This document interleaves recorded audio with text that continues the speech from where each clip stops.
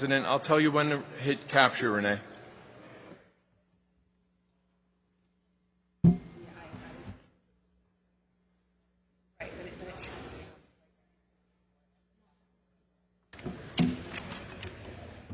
Rich, that Brian really helped me try to. Hey, Renee, hit capture. That the Courthouse project at the park. He's really paid attention. Good morning, everyone. Good morning. This is a regular meeting of the Jersey City Municipal Council. Today is Wednesday, July 17th, in the year 2019. Oh, we have balloons. The scheduled start is 10:10 a.m. Happy birthday. President roll call, Councilperson Ridley. Zeri? Here. Fagiano? Yeah. Yun? Yeah. Solomon? Robinson? Here.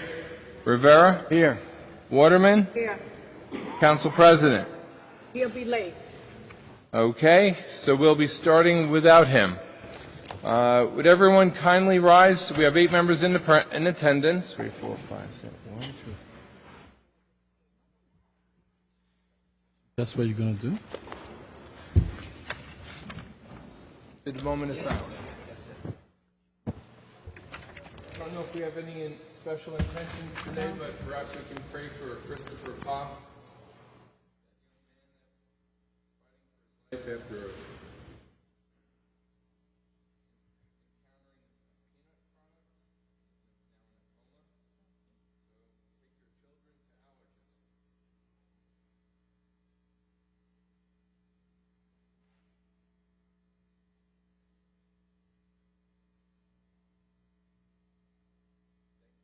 remain standing for a salute to the flag. I pledge allegiance To the flag of the United States of America and to the republic for which it stands, one nation, under God, indivisible, with liberty and justice for all.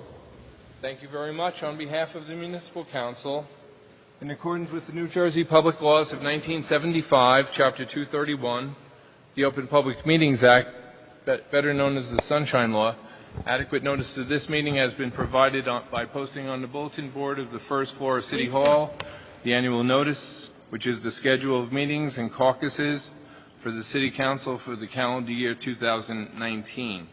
In addition, at the time of its preparation, the agenda of this meeting was similarly disseminated on Thursday, the 11th day of July, to the Mayor, Council, and Business Administrator. Let me do one thing before we go further, and that is to load media into our computer here.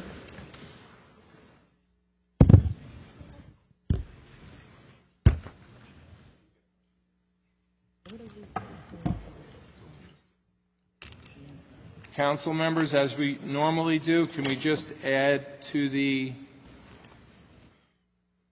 agenda the items that we added? No resolutions, but we did add resolutions. motion That's to going to be add. 47 Second. to add resolutions.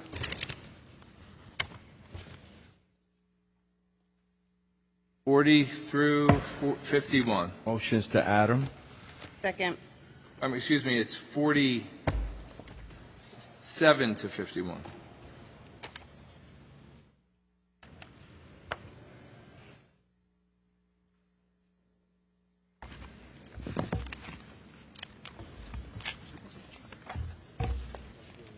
All right, we have a motion by to add these items. Councilperson Ridley. Prinzeri. Aye. Fagiano. Aye. Yun. Aye. Solomon.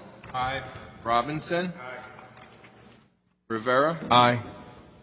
And Waterman. Aye. President will announce his arrival when he gets here. So that's an 8-0 vote to add 1047 through 51.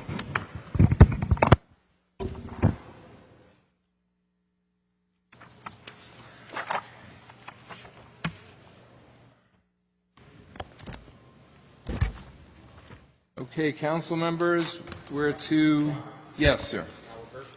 Oh, yes, please, let's do something pleasant. Before we start the day.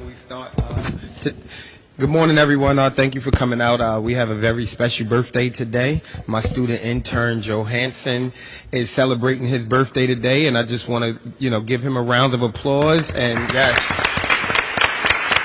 you guys want to take a picture?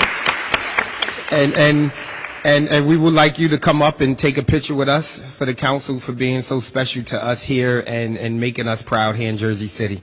So thank you.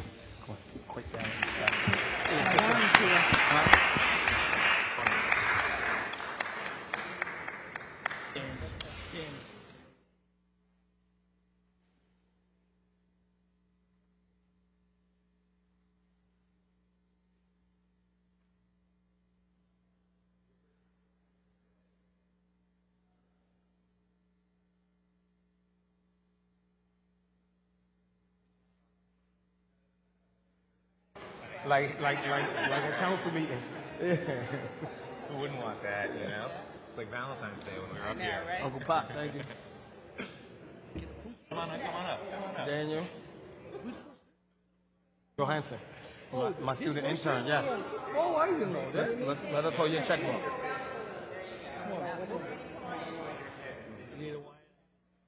Danny, okay. Keep smiling. Good morning.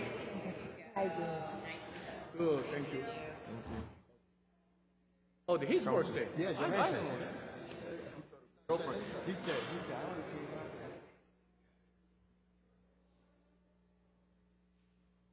I didn't have a set of, I went and took a set off that table of the things that, they're all second reading. What's this 4.3? So give this out to I know, right? Is they when they have their end date, we should file a party. But they don't have this? Okay. So we can get all these dang on papers together.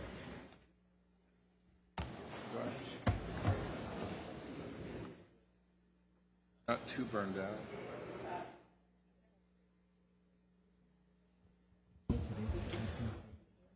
Crazy on second read.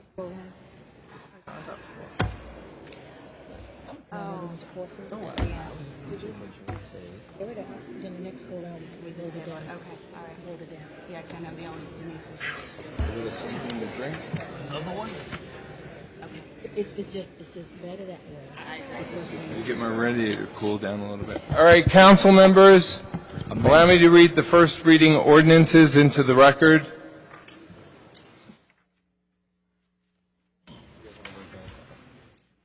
(3.1) City Ordinance 19091, an ordinance authorizing the City of Jersey City to execute a lease with the Garfield Avenue South With the introduction. Block Association for the use of Block That's what's the name. 3003, Lot 45, What is this one? more commonly known by the street address of 81 Garfield Avenue, Jersey City, New Jersey. 2 has been withdrawn. That's City Ordinance 19092. 3.3, City Ordinance 19093, an ordinance amending Chapter 3, Administration of Government, Article 6, Department of Administration, to require that the Office of Diversity and Inclusion review all requests for proposals, RFPs, prior to the award of a contract. 3.4, City Ordinance 19094 is an ordinance approving a 20-year tax exemption for a market-rate mixed-use rental project to be constructed by Wave Urban Renewal LLC, an urban renewal entity pursuant to the long-term tax exemption law, New Jersey statutes annotated 40A:20-1 et sec. 3.5, City Ordinance 19095, an ordinance of the Municipal Council of the City of Jersey City adopting amendments to the Journal Square 2060 redevelopment plan to amend the zoning regulations for Zone 4B bonus corner lot regulations for the property located at 96-110 Tunnelly Avenue. 3.6, City Ordinance 19096, an ordinance supplementing Chapter 332, Vehicles and Traffic, Article 9, Parking for the Disabled of the Jersey City Code, designating, amending, or repealing a reserved parking space at various locations throughout the city. 3.7 is City Ordinance 19097, an ordinance supplementing Chapter 332, Vehicles and Traffic, Article 3, Parking, Standing, or Stopping, creating Section 332-28 Electric Vehicle Charging Areas, designating parking for electric or plug-in hybrid vehicles on Marin Boulevard. 3.8, City Ordinance 19098 is an ordinance amending Chapter 157, Entertainment License, to 1, clarify the definition of entertainment, 2, limit the number of entertainment licenses within the historic downtown special improvement district, and 3, supplement the application notice requirements. 3.9 is City Ordinance 19099, an ordinance amending Chapter 242, Peace and Good Order, adding Article 8, Section 242-11, prohibiting specified actions constituting a breach of the peace. 3.10, City Ordinance 19079 is an ordinance authorizing the conveyance of Block 16901, Lot 17, Block 22601, Lot 36, and Block 11401, Lot 13, more commonly known by the street address of 51 Crescent Avenue, 324 Martin Luther King Drive, and 174 Newark Avenue, respectively, to the Jersey City Redevelopment Agency. And 311 is City Ordinance 19100, an ordinance supplementing Chapter 332, Vehicles and Traffic, Article 8, Parking, Standing, and Stopping, Section 332-31, Parking Restrictions for Street Cleaning Purpose, repealing the east side of Grove Street, Grand Street, Marin Boulevard to Hudson Street. Council members, are we ready to vote on? Council President, can reading. I have just a couple quick questions. First, just for the clerk, for 3.8, I had made a commitment after introduction that we wouldn't do second reading in August. We would postpone that to September. Is there any formal thing we have to do in terms of voting just to make sure that that gets... On 8, you want to be entertained at the night meeting in September? Correct, as of now, yes. Okay. The vote from the council will be, and my direction will be to advertise for our next meeting, which is right on the cover of the agenda. We have Labor Day is early, the 3rd, 5th, I think it's the 12th. All right. Yeah, I believe so. All right, advertise for September 12th. We can do that. Okay, great. I have a question. Are we forming a committee to work on this, or we're just going to talk to the residents? Because I would love to sit on a committee, being a bar owner. It's not a formal committee, but I will include you, as long as it's not more than 3, Councilman Rivera, Councilman Robinson. There won't be, as long as it's less than, it's 3 or less, we can all be included in those meetings. Okay. So, the second question for the business administrator, for 174 Newark, we had, I don't know if there have been other concerns with other council members, but, I wanted us to have some clarification before we transfer that property to the JCRA over what we're doing with the money with a potential land sale. And can you sort of offer any clarification for us right now? Obviously, we would like to see that property developed while maintaining or increasing the parking. Yeah, we can definitely work on language to codify that separately, but I think the idea of reserving at least a part of this revenue that we generate for improvements to the pedestrian mall area is a great idea. I'm happy, more than happy to do that. I'm not sure exactly how we would get that in writing at this point, but we can work on it between first and second reading. The only concern we have is we introduce now, if there would be any substantive changes, then that obviously creates, would further delay. And I don't know how the rest of the council feels about the other properties on this list, but that my worry is that you would end up delaying. Yeah, so let us, my request would be, let's let it go now. If there's an issue, we can then, I think maybe this is an action through the JCRA that they would have to pass from their board. I just would like to talk to everybody about that, and we can, if at second reading it becomes an issue, we can always remove that piece of it and then move forward with the others. But, Council President, can I add to what the Councilman James Solomon said? Go ahead. Because this one is the second time to try putting that as a first reading. Because since the first time and now, it's the third time, was it? No. Second time. Okay, yeah. So second time, they're nothing provided any information what this city council asked. They keep You know what? the first reading, they withdraw, they put it back again, So this is just, when I look at it, just play the game. First things, I'm not going to say, there were two pieces. One at the Martin Luther King Drive piece, one is a Newark Avenue. Newark Avenue is a piece. So we ask them, this worth is almost $2 million, I think $2 or $3 million in land. I mean, more than that probably. At the total was a $10 million land. When we move that, change ownership of, it's $1 million of land to JCRA, at least this city council know what and where they're going to use for land. And also another problem is that they say they're going to sell the land, they're going to share the profit, not the profit, I mean revenue. But they didn't tell us how they're going to share the revenue. Going to be 40, 60, 80, 20. They never say anything, just they want us to land. Right. Okay, right. So a couple things. I know some conversations have been had with separate council members individually about this property and the other properties as to what exactly the plans are for those properties. I apologize if no conversations were had with you. We can talk after this. We have lots of information to share. The other piece of it about sharing the revenue, the rules of the redevelopment authority require them to provide the money to us for all these sales. It's just a question of how and what we do with that money, and there's another piece of that Councilman Solomon has requested that we can definitely work through. So before we transfer land, those kind of things as a transparency, they're going to tell us, where they're going to purpose of the land going to be used, Yeah. and revenue, how they're going to share. If they deduct expensive, what kind of expense is deductible, not deductible.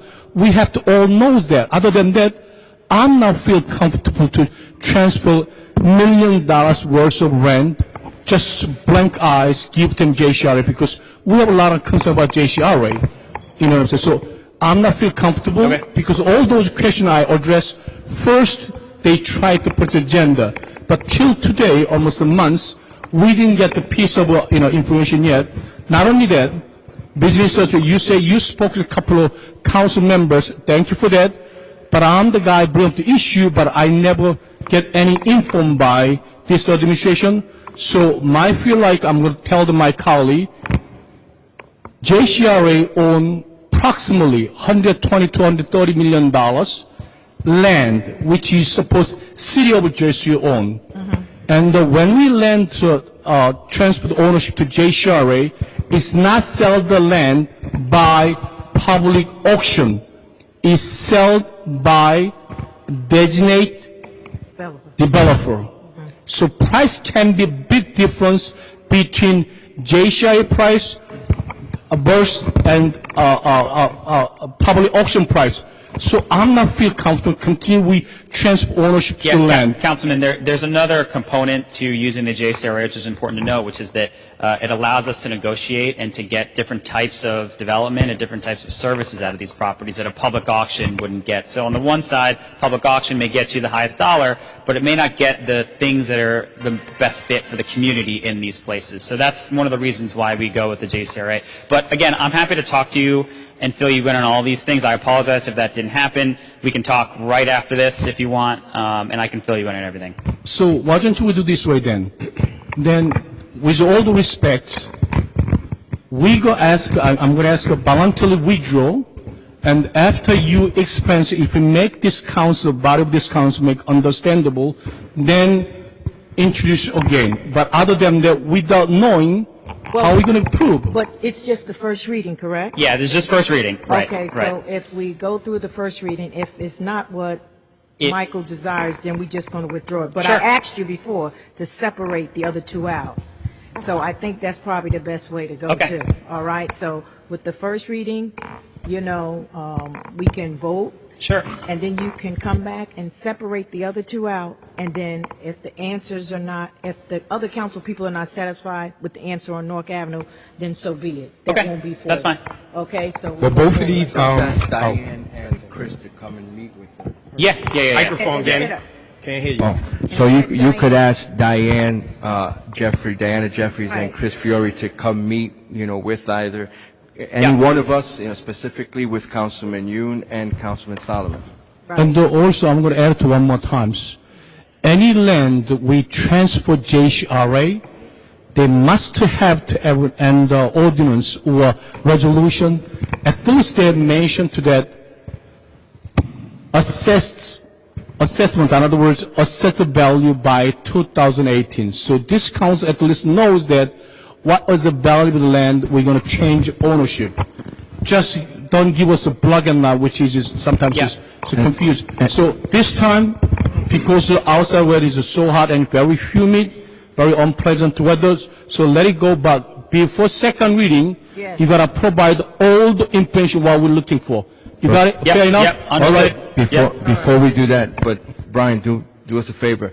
Let's not wait until the last minute to ask Diana and Chris to come, so we can I'll do it maybe today. so Sure. they can either see them this week or Monday. Sure thing. And I guess just one quick comment. These two of the properties are in Ward F. I've had extensive conversations with the BA and the administration and JCRA. I've had a few meetings. I was one of the reasons that it was pulled last time, and I understand Councilman Yoon's point about what needs to be done in the paperwork, but at the same time, I understand the JCRA's point as saying we can dictate what goes on this land. So if we have something that goes on this land that ultimately helps the community, then the land value is less than what it would be at a public auction. But at a public auction, someone can do whatever they want. We have a developer that we have no idea is going to do it. So for us to have some type of say in this matter to make sure that, the community gets something back from this is really important for me. I mean, myself and the BA, we've had plenty of conversations about this.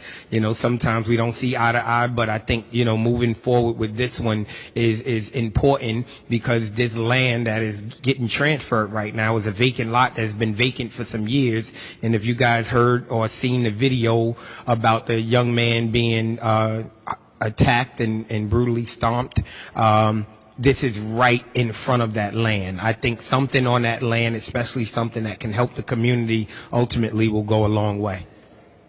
Okay. Okay, Robert. Okay. 3.2 is withdrawn. My direction is to advertise 3.8 for it's actually, I looked up on the calendar, it's September 11th, 2019. Let me call your attention also, council members, to the replacement ordinance we have for 3.9. The change was requested at the caucus that this section, Section 8, Article Sure, 8, why not just Section redo that? 242. Robert, You gotta make sure. just to clarify, we'll also advertise 3.9 on the September meeting as well as 3.8. And it does, Councilman Rivera, I don't know if you saw that it changes, it had the language change that you had discussed at caucus.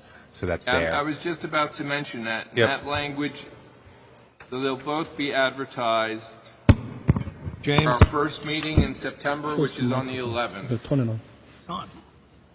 So 3.9, the change is clarify that the nuisance code does not apply to city festivals and public events, including sporting events. Okay.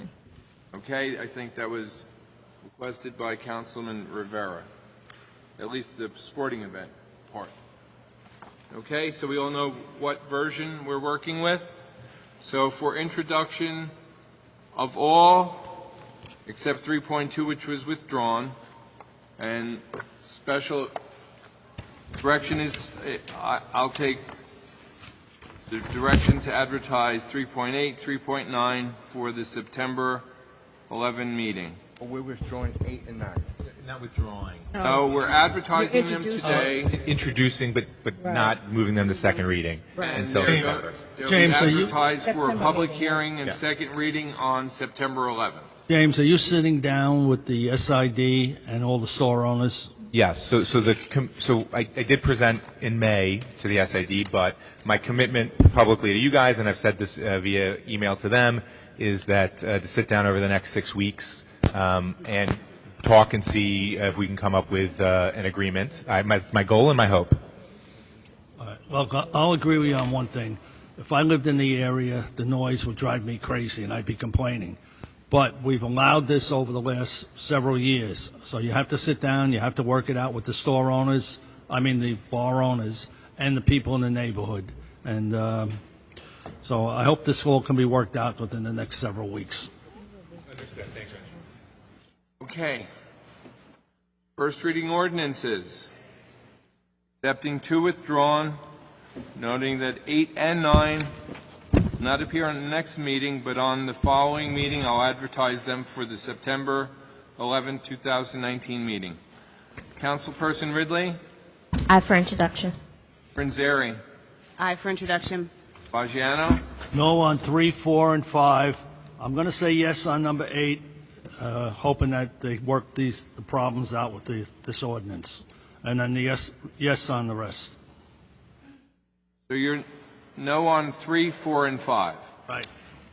Councilperson Yun, Well, I'm going to vote for aye, except 3, 4, to just consider as a first reading. The number is way, way off than what we expected.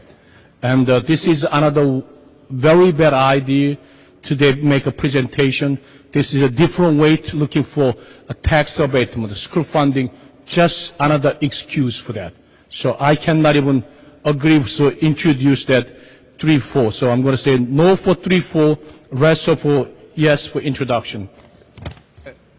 Can I ask Councilman Boggiano? So 3, 5 is your district. Are you opposed to that moving forward right now? I think planning should have sat down with people in Ward C and explained this more. We're having problems with these corner bonuses. Last night, we just had a meeting here in City Hall where one building is allowed 17 stories because it's a corner bonus, and it's ticking off a lot of people in the neighborhood. And I think I want to know more about it before, Oh, 5. Oh, I'm sorry. I'm going to change the 3.5 also no. Yeah, I want to, as I said, to allow 17 more units because it's a corner lot. Yeah. And they're giving money to the county is wrong. They got to come to the community. I'll be honest with you too. We're drawing up a petition now to put a halt on the 2060 plan because it's absolutely destroying the communities in Journal Square. So Robert, 3.5, I'm going to say no to. I understand. I have your vote recorded no, Councilman Yun. Okay.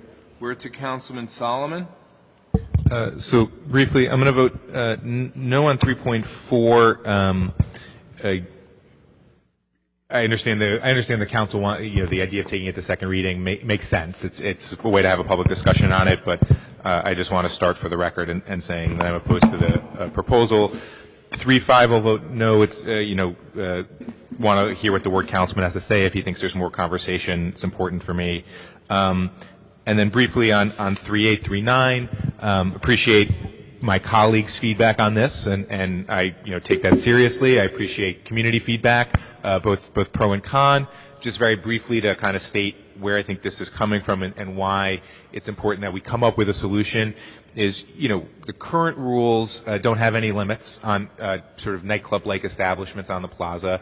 Those nightclubs were not initially included in the zoning. There's sort of been a way around it, but it was not in the zoning to permit them originally. And we have seen pretty serious increases in quality of life problems, and we want to find a balance. Right? We don't want to shut it down. We don't want to stop it. I do have residents that ask me to close the bars earlier. I have residents that ask me to shut down the rooftops. That's not what we want to do. We want to find balance. So the goal is to sit down and find that balance, and I can't promise the balance is going to make everyone happy, and I can't promise that every single person will come to an agreement, but I'm committed over the next 6 weeks to sit down with the Sidon business owners as well as the residents in Harsmus Cove and Van Voorst, who have, all three have seen the proposals already, and sit down with them and see if we can work on some modifications to bring back to the council for our September meeting. So with that, no on 3.4, no on 3.5.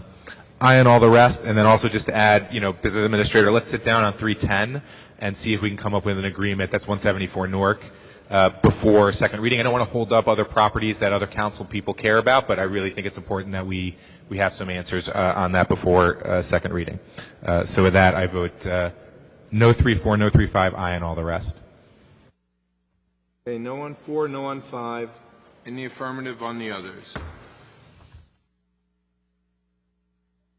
Councilman Robinson?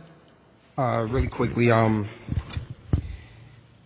don't often agree with Councilman Yoon. We have our love-hate relationship, but number 4 is the numbers are absolutely wrong, and it's not wrong because of any numbers that we see as far as numbers, but it's the zero that I see as far as 0 affordable units that's on a waterfront, which means there's still going to be the tale of two cities. We've been fighting for a long time to make sure that all of the properties and all of the affordability is spread throughout the city, not just on the south side of the city. So that 0 is a big number that is way off, and we've asked to have some affordable housing included in that, and I don't believe that right now the developer is even considering it. They said they had something on Monday. They said they had something at the that they were going to do later down the road that they may be considering affordable housing. I just don't think it's enough for the people that I represent on the south side of the city. And so with number 4, I'm going to vote no. Number 5, I believe that they should have sat down with the councilman from Ward C and talked to him and got his input and approval, and the neighbors up there, which he said they didn't. So I'm going to vote no for 5. Number 8 and 9, Councilman Solomon already talked about it, and being able to, bring that just for a conversation so we can get this thing right. As a bar owner, as a real estate owner here in the city, I know exactly how much it costs to make one of these projects. And if you're going to put $2 million into a building expecting to be able to make your money back, then I think you should have a right to, because we gave them that opportunity, especially if you are a business owner down there. So I'm going to vote yes for 8 and 9 because we're going to sit down with Councilman Solomon in the neighborhood to make sure we get this thing right, and it's aye on all the rest. Have you voting no on 4 and 5? 5. And in the affirmative on the rest? Robert? Yes. So I just want to address the council about 3.5. It was my understanding that meetings did occur between the councilman and planning and the developer and the community. It sounds like there's a miscommunication here, so I think the administration would like to withdraw just to make sure that we're all on the same page with this, if that's okay. I know the voting already started. If the council members want to withdraw their votes on 5, Yeah, 5, would you withdraw? I'm comfortable with that. Yeah. okay. It's fine by me. Yep. Okay, so 5 is withdrawn. No council member has a problem with deferring their vote. We'll just Rich, you need to get on the same page. They keep saying they met. They met with him.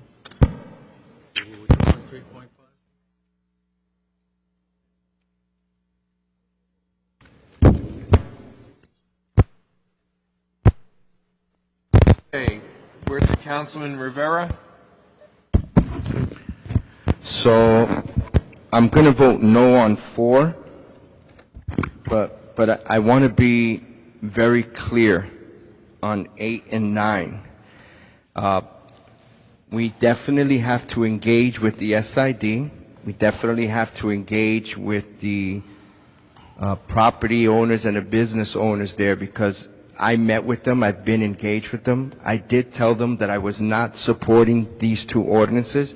So the fact that we can create a committee, not at the 9th hour, ASAP, because if we don't do that, I can't support this, next when it comes back up. So I'll vote aye on it, aye on the rest. You're voting no on 4 and aye on the rest. Correct. Council Pro Tem Waterman. You know what? I've always took the stand that I've always voted yes for the introduction, and the reason why, because it's given me an opportunity to hear what people have to say concerning an ordinance.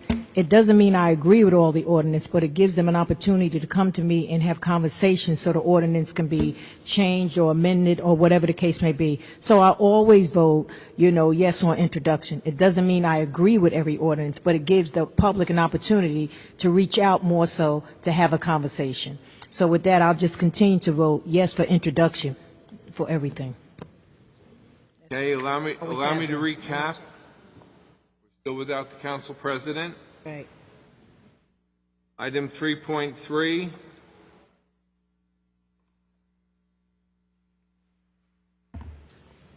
Is 7-1.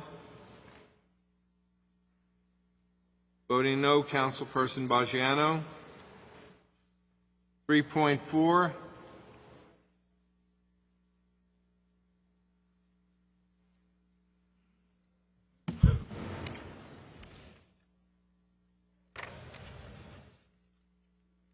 Fails to be introduced.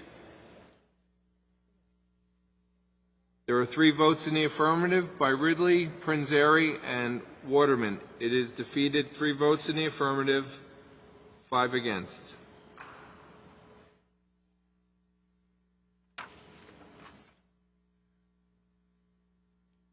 Councilperson Waterman, were you going to make a motion to defer? That was to 4.2 and 4.15? Yes, correct.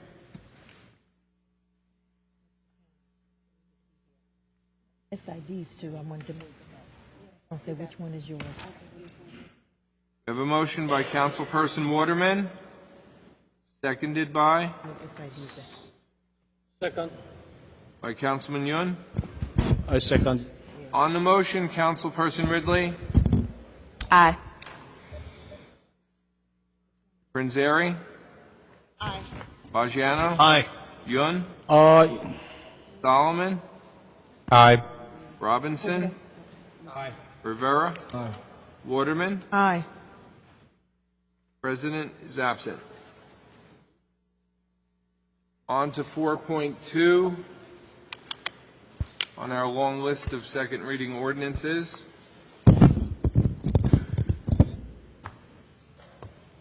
Four point two is City Ordinance 1907T. It is an ordinance of the Municipal Council of the City of Jersey City changing the designation of the redevelopment entity responsible for carrying out the construction of the county courthouse complex pursuant to the Journal Square 2060 redevelopment plan from the City of Jersey City from the Jersey City Redevelopment Agency to the Hudson County Improvement Authority. This is a public hearing on the ordinance. Are there any members of the public wishing to be heard? Motion. Second. We have a motion by Councilperson Rivera, County people. seconded by Councilperson Waterman. Let Craig go into the beach. Close the public hearing. Councilperson Ridley. Aye. Prinzeri. Aye. Bajano. Oh, did you want to speak? This is to one close Oh, the no, pu- no, it's closed. It's closed. It's closed. It's closed. I'm sorry, it's closed. I'm not, in the process of voting. Councilperson Yun. I'm going to thank the Councilman Rich Bojana. He worked so hard. We're Close, closing. I'm going to vote for Aye. yes, aye. Rich. Solomon. Aye. Robinson. Aye. Rivera.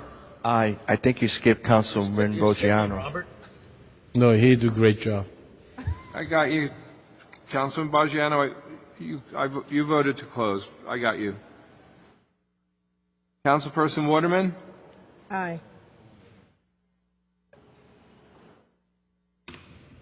We have an 8-0 vote to close the public hearing. For final adoption of 4.2, City Ordinance 19070, Councilperson Ridley. Aye. Prinzary.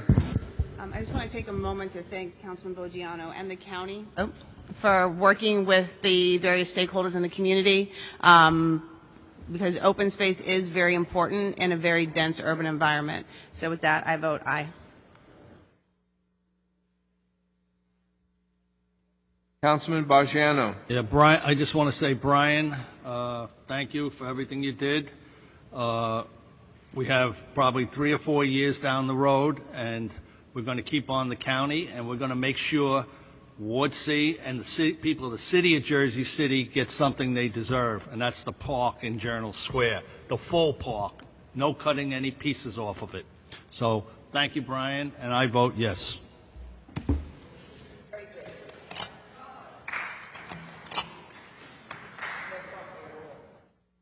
Councilperson Yun.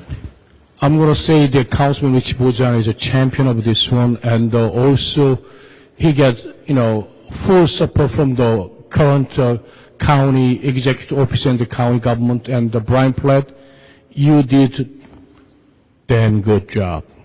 Really, you did very good, and really appreciate it. Every parties that cooperated together to create more open space in Jersey City. I'm thankful for that. So I'm going to vote for aye with pleasure. Councilperson Solomon. Vote aye. Robinson. Ward C should be proud of you, Councilman Bogiano.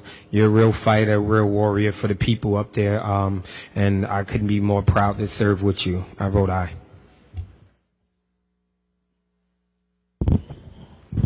Councilperson Rivera.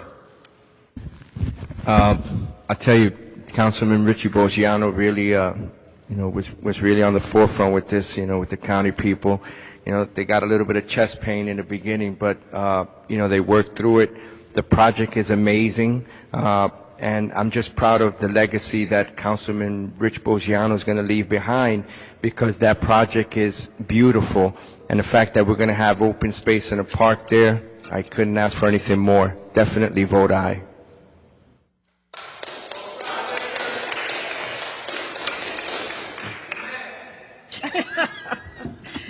That's all right. What is it? Amen? He said amen. The man. Who? Rich? Councilperson Waterman. Aye. Okay, we have an 8-0 vote for the adoption of item 4.2, City Ordinance 19070. Councilman Lavaro, we're expecting him to vote later on.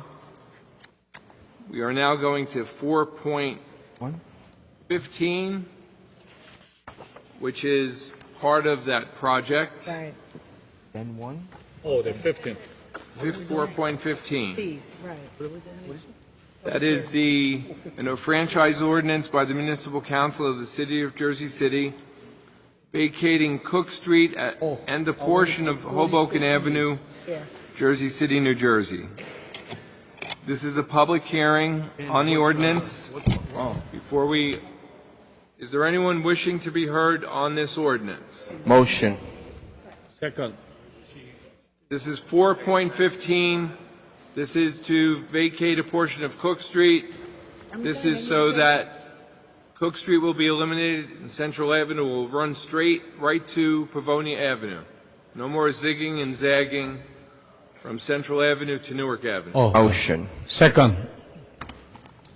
Motion. We have a motion by Councilperson Rivera, seconded by Councilperson Yun.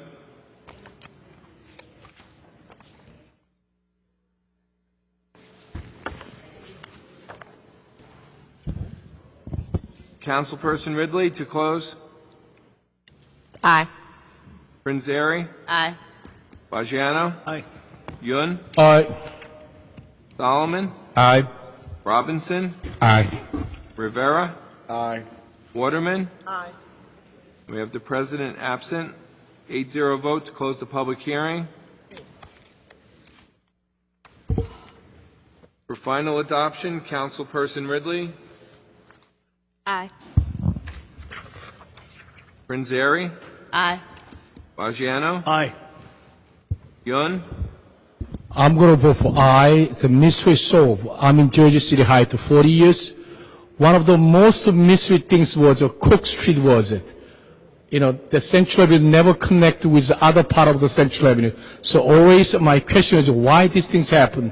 Now finally, Central Avenue connects transportation hub with Journal Square. It's one of the most great things that can happen Central Avenue in the Heights. So I'm going to vote for aye.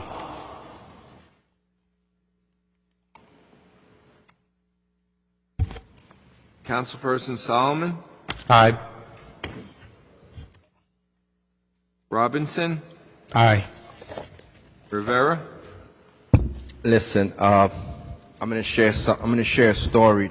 It's probably gonna make a couple of you guys laugh, but I'm gonna be very honest with this.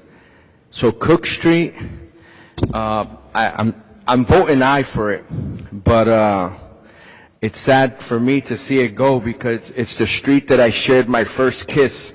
What was? It was a very dark, street, and the Jersey City Police Department kicked me out just when I first got my driver's license. So passionately, I hate to see it leave, but I definitely vote aye. Good job. sweeter memories. Did you tell your wife? Did not tell my wife this. Oh, God. The people will just, will we find the Councilman Daniel Rivera at the street, somewhere benching?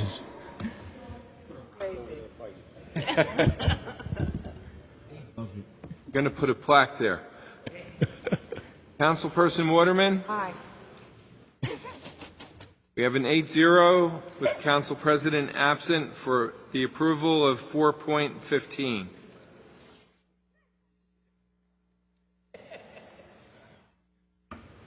One second, council members. Danny.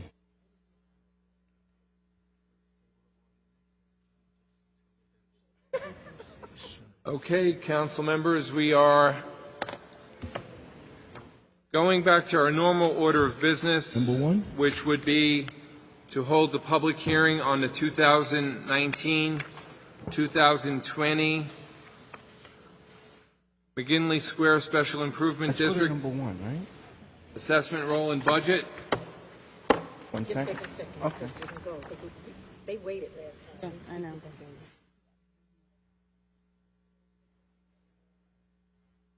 This is a public hearing. Our office, the McGinley Square Special Improvement District budget, was approved by the council at a meeting in May.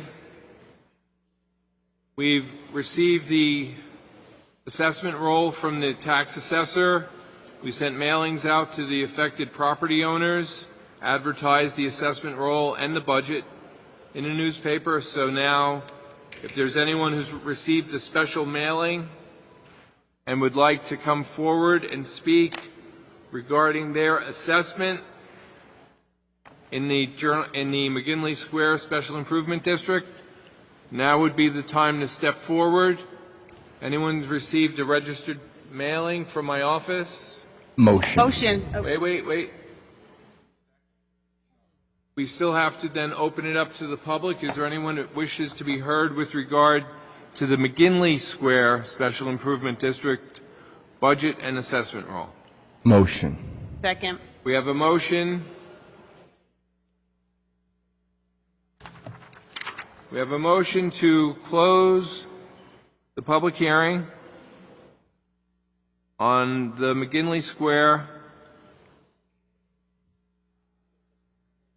budget and assessment roll.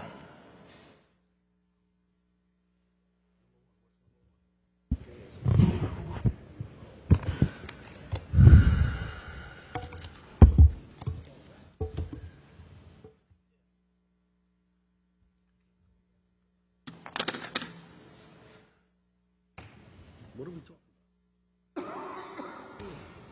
SID? Can you scale? We're closing. That's a close to public hearing.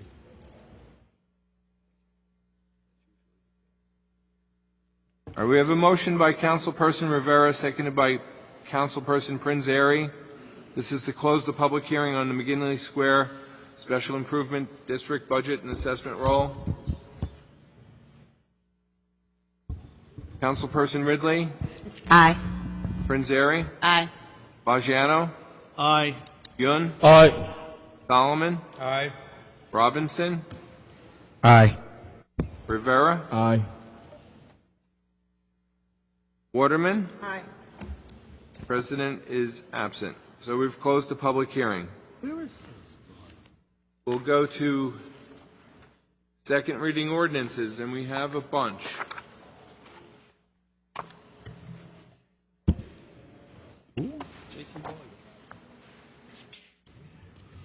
Council members, Then we should vote on the resolution. we're going to have to be amending a couple of them.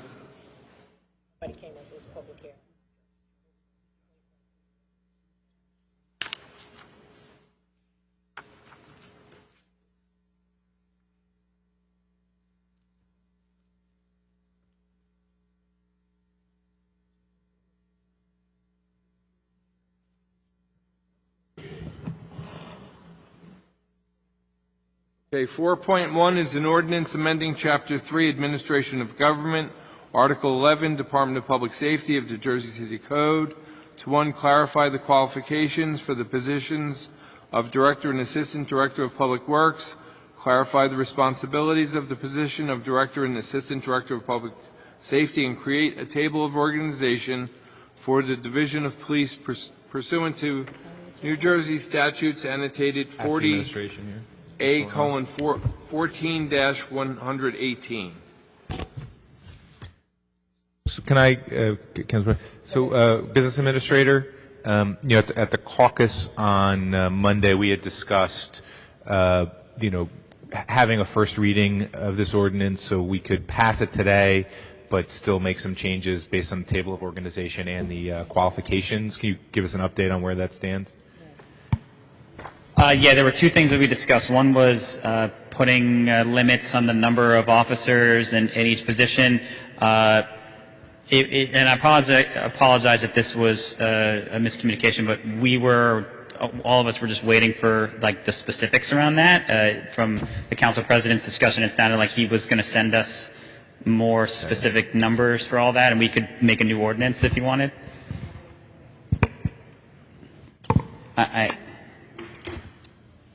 I don't think he was going to send numbers. He just came up, he was just giving an example. Okay. Pretty much, nothing definite. Sure. We can definitely have some discussions and think about a first reading for the next meeting in August, if that's the wish of the council, and we can send a draft around and just see where we are with it. But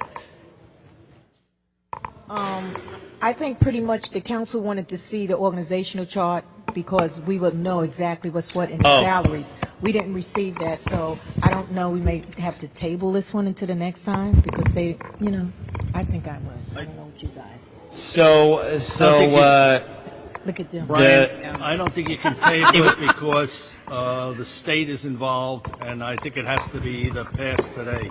yeah, I apologize. We only had one work day in between. I thought the table of organization had come through before at the first reading, but it didn't. So we'll work to get that hopefully sometime today. I'll make some calls right now. But So to Councilman Boggiano's point, so this is civil service related, correct? Yes, And that's the absolutely. reason why it's required by the state, and Yep. so we can move forward. And Okay. this is the table of organization.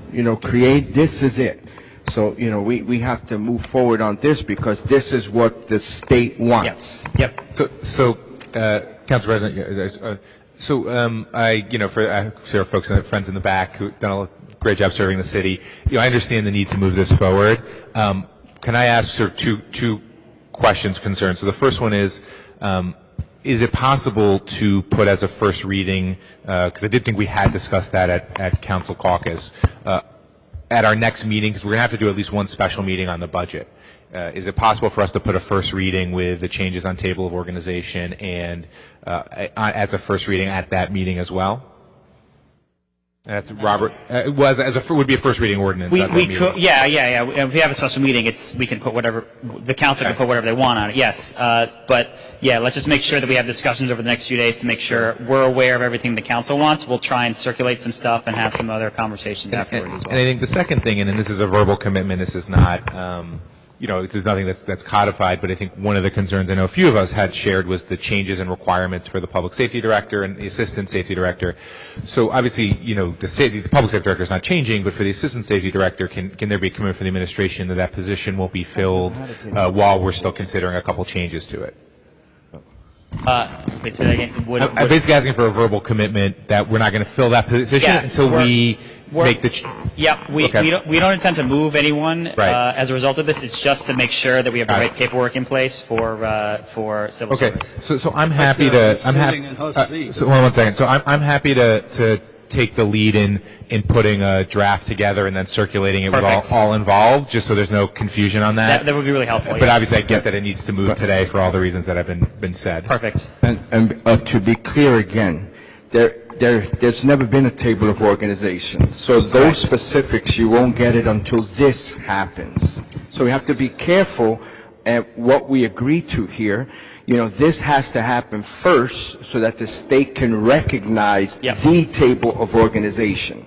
So this has to happen. So Correct. Again, you have to be, I understand what Councilman Solomon is saying, but we have to be careful when you agree to something that you're going to do when there's nothing on the table now. Yep, agreed. Okay. So what it is, we talk a lot. I know they're going to move forward with it because civil service standard. Right. Yeah. And if there's anything that needs to be With the understanding that we'll have additional legislation coming forward, yes. Okay. I got it. Are you happy? I'm okay. I'm okay. Okay, Robert. Ready? Yep. Are we advertising? Do we do Okay. public hearing?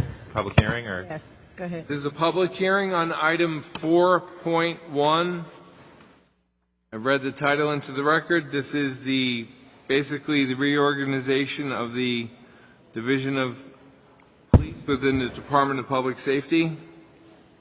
Are there any members of the public wishing to be heard? Vern Webb. Go ahead, Laverne. Where's her hat? I was waiting on the city clerk to look up. Hey, lady. How are you? Could be better. My point about this, we need to do more information. If you guys, as council people, don't understand the procedures that's been going on with our police department, our fire department in the city, the protocol force. When you fool around and hold up stuff like this, when we got stuff going on in our city, when a man could get beat up on Orient Ocean Avenue, MLK, on Randolph, a block where I live, kids could get shot in the butt, where a person like me communicates with every official back there and can talk with them and get better help in this city and in this community. We need better representation. We need where these guys can recruit more Jersey City cops and put these people in position where they can help this city, where we can have a better quality of life here. We come here and now we keep postponing stuff that we should have done. Laverne, Yes. we're not postponing anything. This is about the organizational chart of the police department. We're not postponing I'm anything. talking about the organization of it. You know I what I know. mean? But we're not But postponing what I'm saying to anything. you is that this should have been better organized. It was organized. We had conversation in the caucus. Okay. We asked for certain things. So Good that's job. what we asking, okay? We didn't do All right, anything, because all right? I need help out in my community with these guys that I Okay. know. They're Motion. good folks. We have a motion by Councilperson Rivera, seconded by Councilperson Solomon.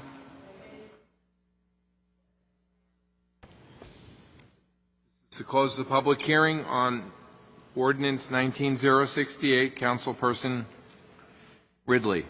Aye. Prinzary. Aye. Baggiano. Aye. Yun. Aye. Solomon. Aye. Robinson. Aye. Rivera. Aye. Waterman. Aye. 8-0 to close the public hearing. For final adoption, Councilperson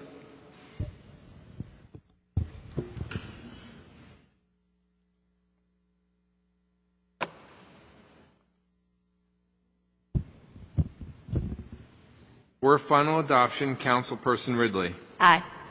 Prinzary. Aye. Baggiano. I think I had all of you in the police academy and trained most of you, and you're all good guys. I vote aye. Yun. Well, there was some concern about this ordinance, but this council, we didn't get any report the way that other council members mentioned that any financial impact report was studied for this promotion. But if you see the numbers of a supervisor level, it's pretty higher than normal condition. But by this promotion, if we're able to boost the morale in the police department and keep the crimes down, and this promotion make Jersey safer, I'll support it. Now, so please keep the good job. This is unusual. Both for yes, but I will say public safety is the number one concern. So whatever we can, whatever you guys can do it, please to us to make this city safer. So that's the reason I'm going to vote for aye. Councilperson Solomon. Based on the prior conversation, we'll move forward, but for now, vote aye.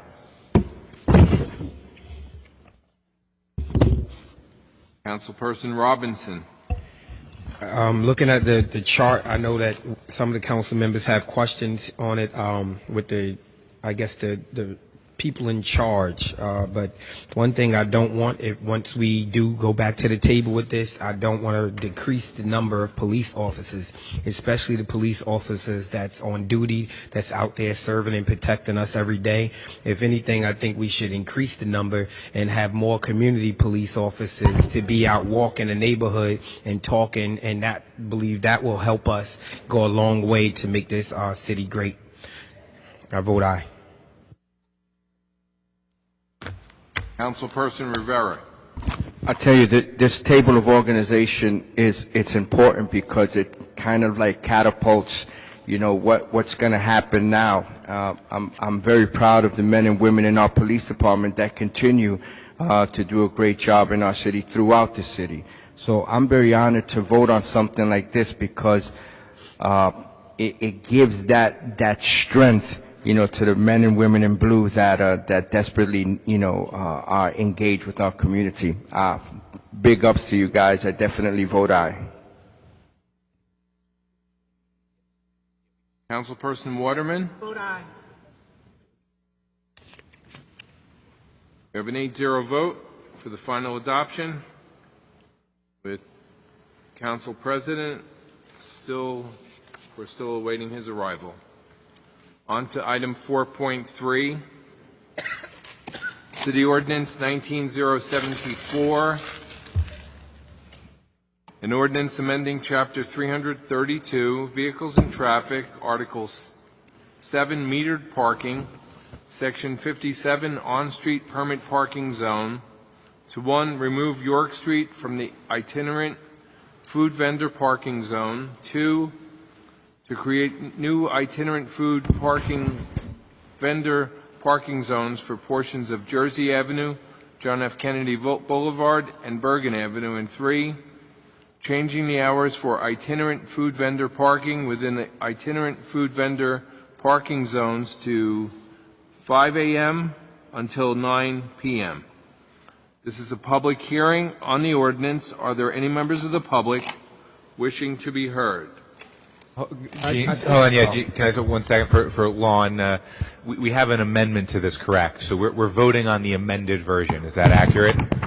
We So- will be voting, after we hold the public hearing, we have a section that needs to be amended. Is it worth doing a public hearing if we're going to make substantial changes and return this back? What are we doing? Is this a substantial change? Yeah, there are. It is? Yeah. Okay, I wasn't made aware of that. Okay. All right, so I just, what procedure should we make a vote to amend? A vote to amend, and then, Robert, I believe this goes to first reading. This becomes essentially first reading today, and we advertise for the August meeting, right? Correct. We'll keep the ordinance number static, but it'll bounce to Okay. the next meeting in August. Okay, great. Okay? So, Robert, just procedurally, when I make the motion to amend, do you want to read the language into the record, or what's procedurally? That's exactly what I'll do, sir. So we'll make the motion, and then you'll read the language? I will, sir. Okay, so I will make a motion. John Hallinan it has a copy of the language that James we've been going back and forth on. I don't know if he should be on his way up I here in a have minute. it on the replacement. Yeah, so that replacement actually is missing one section, so Then we'll move on to another and come back to this? we can do that. That's fine. There's no public He's hearing, correct? down. He should be up here any minute. Because So. it's going to change substantially, Gene, okay? Okay. What's that? So this is different? Right, let me just take out my anticipated. So Jersey Avenue wasn't even in Okay, so we're going to come back to 4.3. 4.4, City Ordinance 19076, an ordinance amending Chapter 160, Fees and Charges, Section SS, Chapter 332, Vehicles and Traffic, to establish fees for itinerant food vendor parking within the itinerant food vendor parking zones.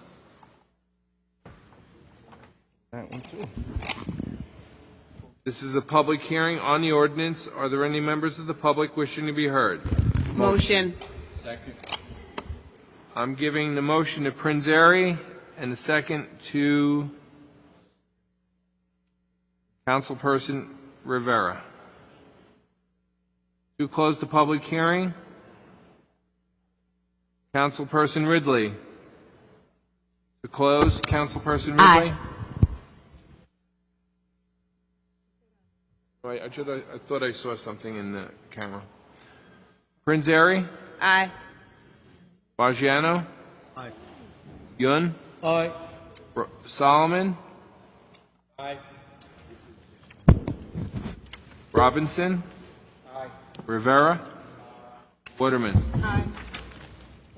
We have an 8-0 vote to close the public hearing. To consider the final adoption of City Ordinance 4.4, Ordinance 19076.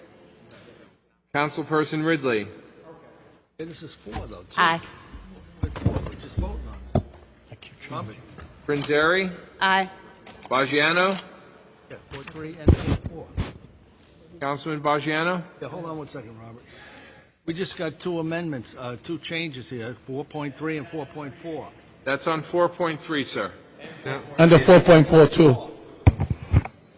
Amendments, 4.4. Oh, okay. Let me explain that. Sorry. So, because we're amending the Name changes. because we're amending the streets, we have to amend the fee ordinance as well, which says what the fees are on those streets. So Right. that's the only change in this one.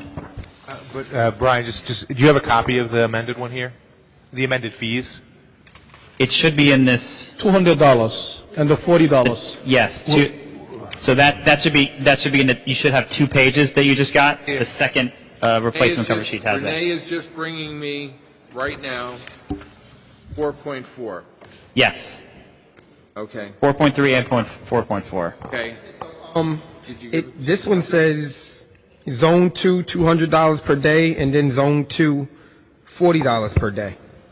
Hold on. I think that looks like what was added in, right? But so it says Zone 1, Zone 2, and Zone 2. Should one of these be a Zone 3? Or maybe I'm looking at it wrong. Yeah. Look on. No, you're right. Yeah. Stand by. Stand by, stand by. Renee? Yeah. So the amended, Brian, The amended 4.3 lists a Zone 1, a Zone 2, and a Zone 3 per Councilman Robinson, but the amended fees make a mistake and they list Zone 1, Zone 2, and then they keep it as Zone 2. Zone 2, right. So that should be changed. Right. That is correct. All right, so we'll move, Yes, 1, 2, and 3. close the public hearing on 4.4. To make the proper amendment, we'll have to, but it's a day meeting.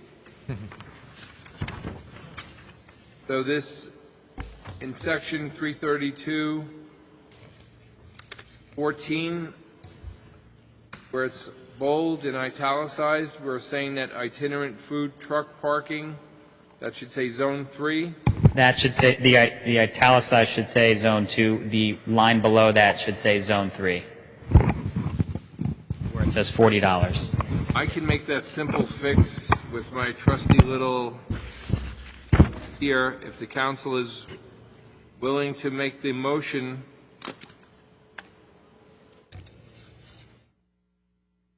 It's like more like a typo.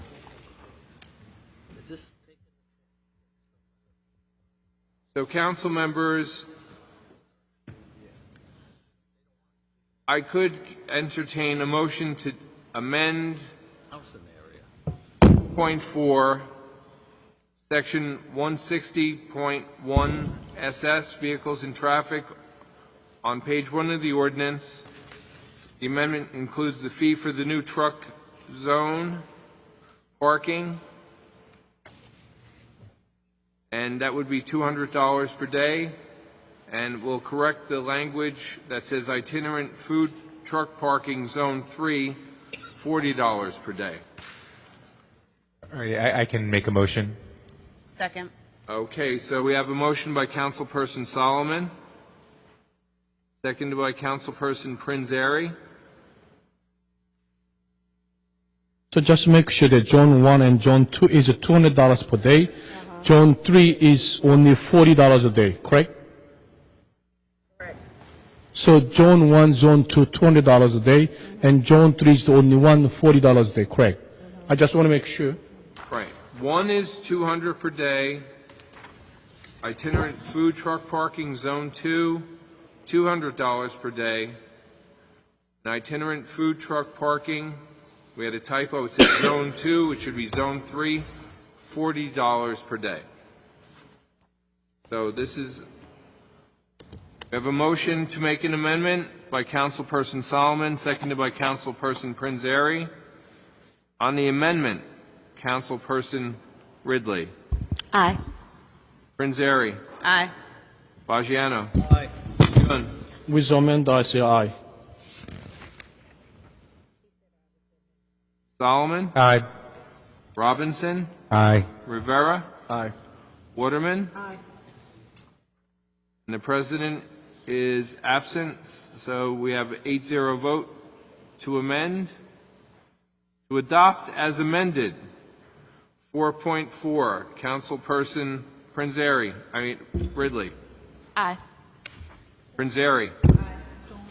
Bagiano. Aye. Yun. Aye. Solomon. Robinson. Aye. Rivera. Aye. Waterman. Aye. And we have Council President Lavaro absent. All right. Yes, they were.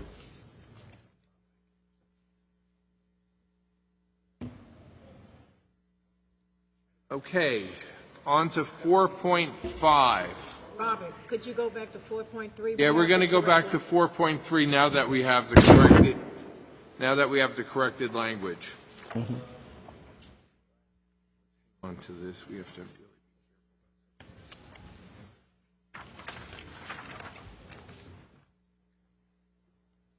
All right, council members, we're grinding gears and going back.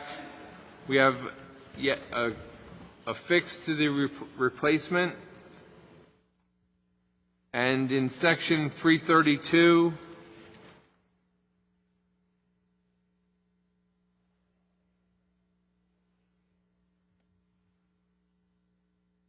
Is this, can I, you know what I would just suggest, council members? if we could, there's so many amendments, and it is substantial, correct? James.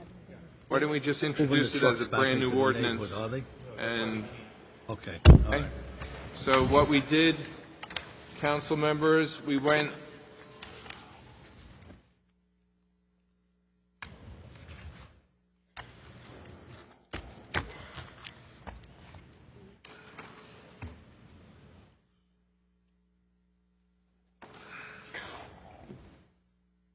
this would actually be 3.12.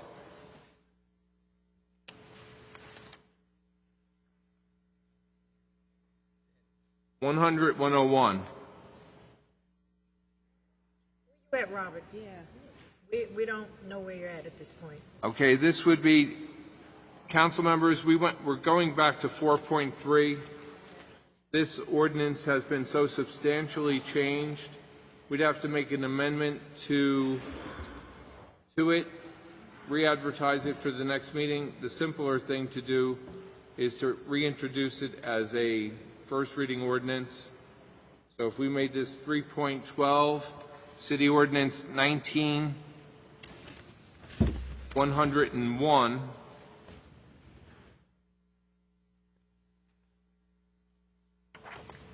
that would probably be the best way for us to handle this.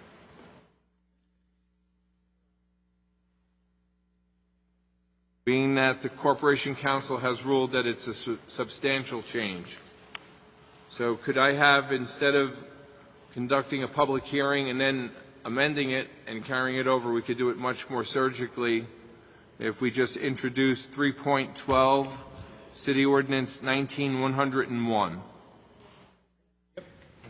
Okay, great. Councilperson Ridley. Do we have to make a motion, Robert? Sorry, sir? Don't we have to motion to introduce it? Yeah. Michael, what's 3.12? The audible game. Or we can just vote on introducing it? That's fine. Yeah, we're just going to introduce it. 3.12, 19-101. It's going to be considered a first reading. Well, it'll have the net effect of amending it and saving us a little bit of time. Councilperson Ridley? Aye. Prinzeri? Aye. Baggiano? Aye, and I'm glad they listened to the people in the community over there on these food trucks. Councilperson Yun? Aye. Solomon? Just briefly for those may or may not be interested, what the change is it the ordinance we were potentially going to vote on had authorized food trucks on Sussex Street for 2 blocks between Green and the waterfront. This removes one of the 2 blocks, so it's now authorized in this draft that we're voting on between Hudson and the waterfront, and it moves 1 block on Montgomery Street on the south side between Hudson and Green, but the intention there is to only have the first half block or 100 feet used as food trucks there. So still roughly the same amount of space as we had prior intended, but just a little bit of a shift based on the community feedback, and appreciate the administration working on the amendment. So with that, I vote aye.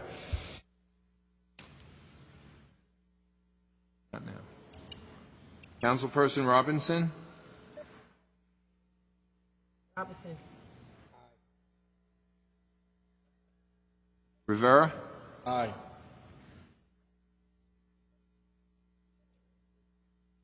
Councilperson Waterman? Aye. Okay, so we have 3.12 and 4.3 is being replaced by that ordinance. So that's the end of that one. On to 4.5.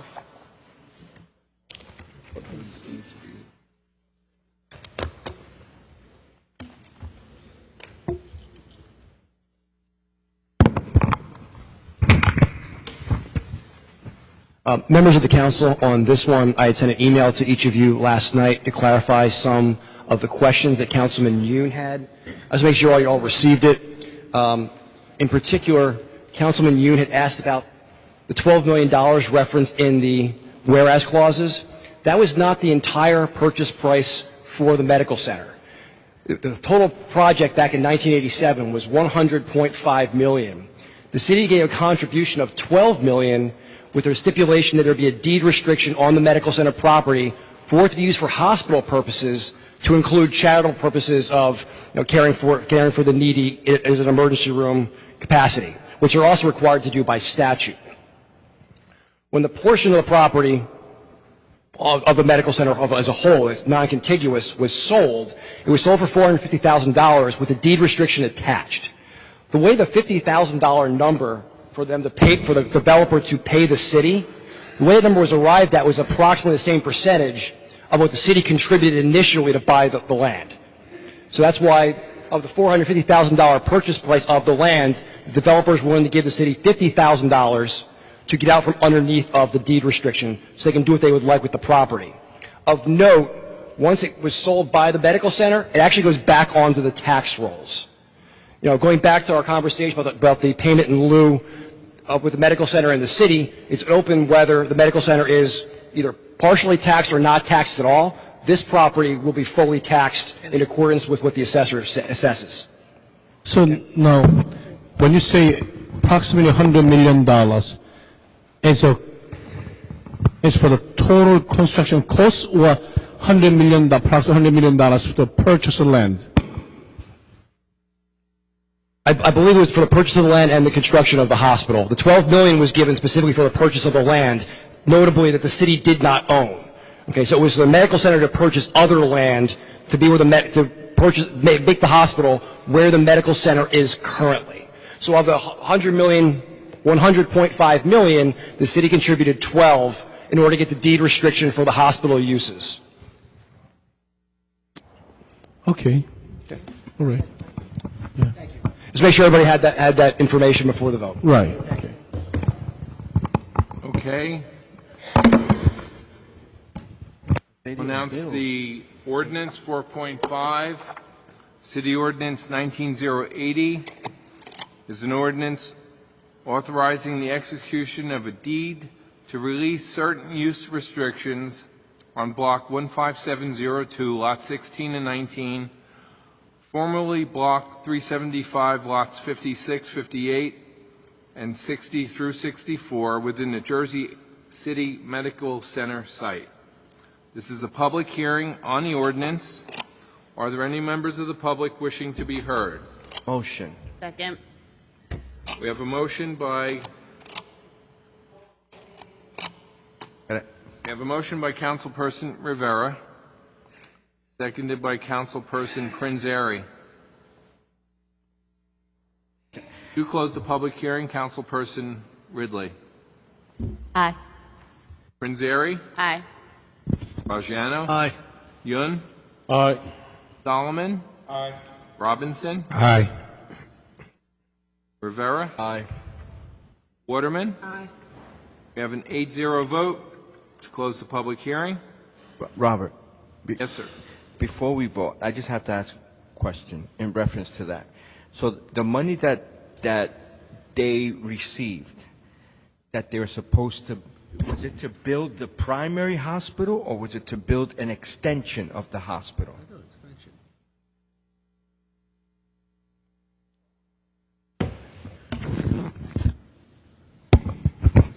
It was the 1987 project, so Primary. So I believe it was the primary hospital. I know there was a second iteration years later, but my understanding of the history of the project was the 1987 was the initial medical center in its current location. So we're talking about the primary. Members of the council and Robert might actually know better than me as a historical issue, but Yes, seed money.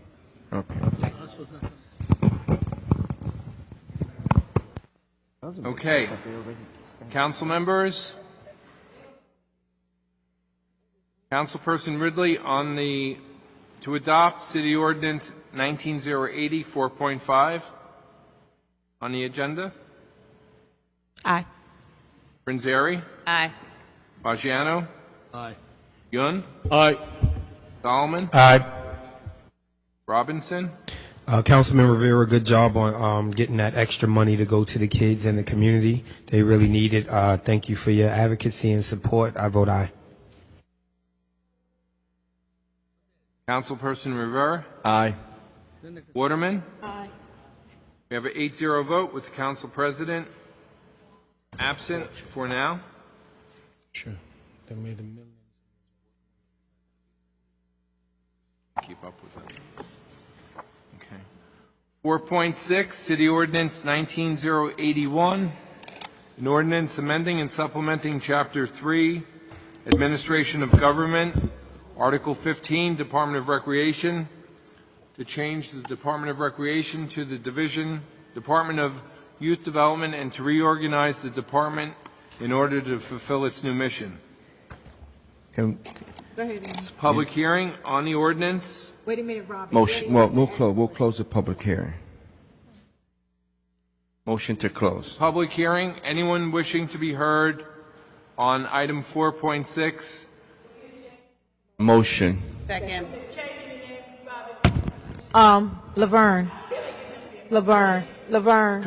Laverne, could we handle our business? You'll hear it, okay? Just calm down. Just calm down. No, okay. Up and ask the question.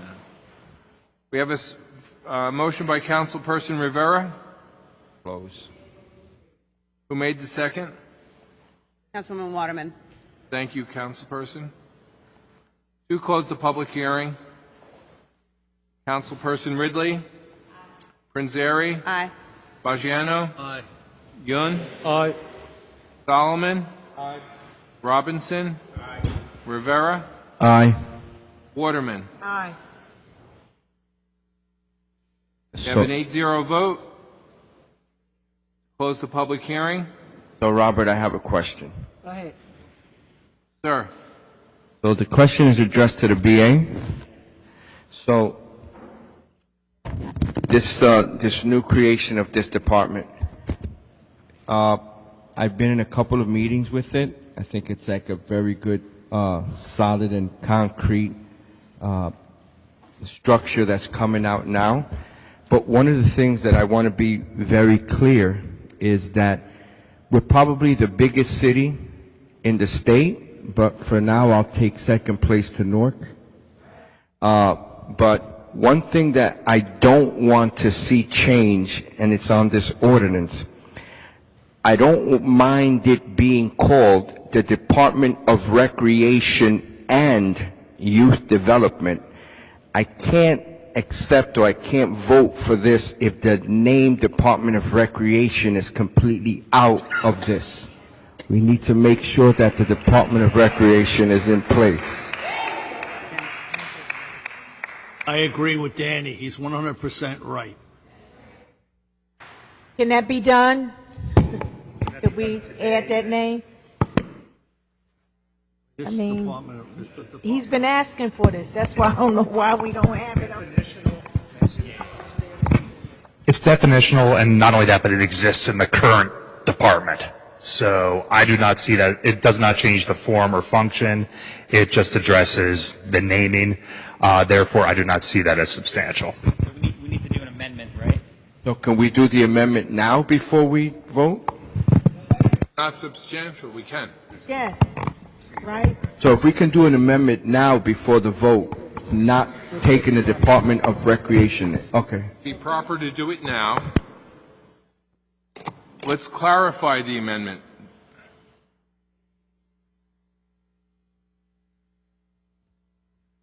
What you want, if I'm getting you, you want to call it the Department of Recreation and Youth Development. Correct, not taking out completely the name Recreation because it's not good. Department of Recreation And Youth Development.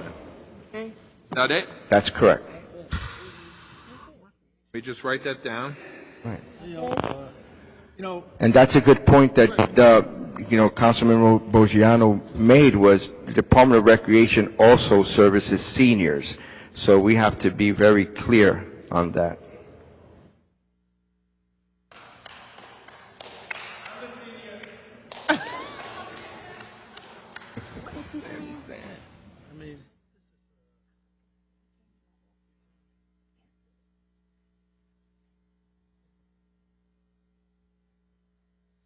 Then what's the name? The business administrator? Can't you answer my question? It's what the Councilman Daniel Rivera says is a very good idea. It's a very valuable idea. But if we see that the department organization, they have two division. One division, a division of recreation, and Division of Enrichment. So then the other one, Division 2, also maybe change to, Or youth services incorporated. yeah, Division of Youth Service is maybe better. Same thing. So Yeah. Division of Recreation and Youth Services. Yeah, because we already changed the name to Recreation and Youth Development, then we should be, when you go to division, we should have a division of recreation, division of youth development is maybe better, more opposite, you know what I'm saying? Yeah. But other than that, name and the division doesn't match at all. Will that be a problem? I don't think so. It's not the substantial, change. Substantial change in the. We gotta make a sense, you know what I'm saying? We'd like to use a lifeline, if that's okay. What is it? Not the divisions. Not the divisions. So in other words, I tried to, Yeah, we have an answer. limit of the confused by public. Come up front, Lucinda. You have I'm up front. Yeah, All put right. that mic, Put that mic give down. that, yeah, and come to right the up and testify at the podium, please. Sorry. Right? Doesn't make sense. Please identify yourself for the record and for the public. Good morning, Council and the public. My name is Lucinda McLaughlin. Council people, while the overall title of the department to be Youth Development and Recreation, I think would be sufficient and acceptable given the mission of the department and the clarification of the mission of the department as we're establishing here.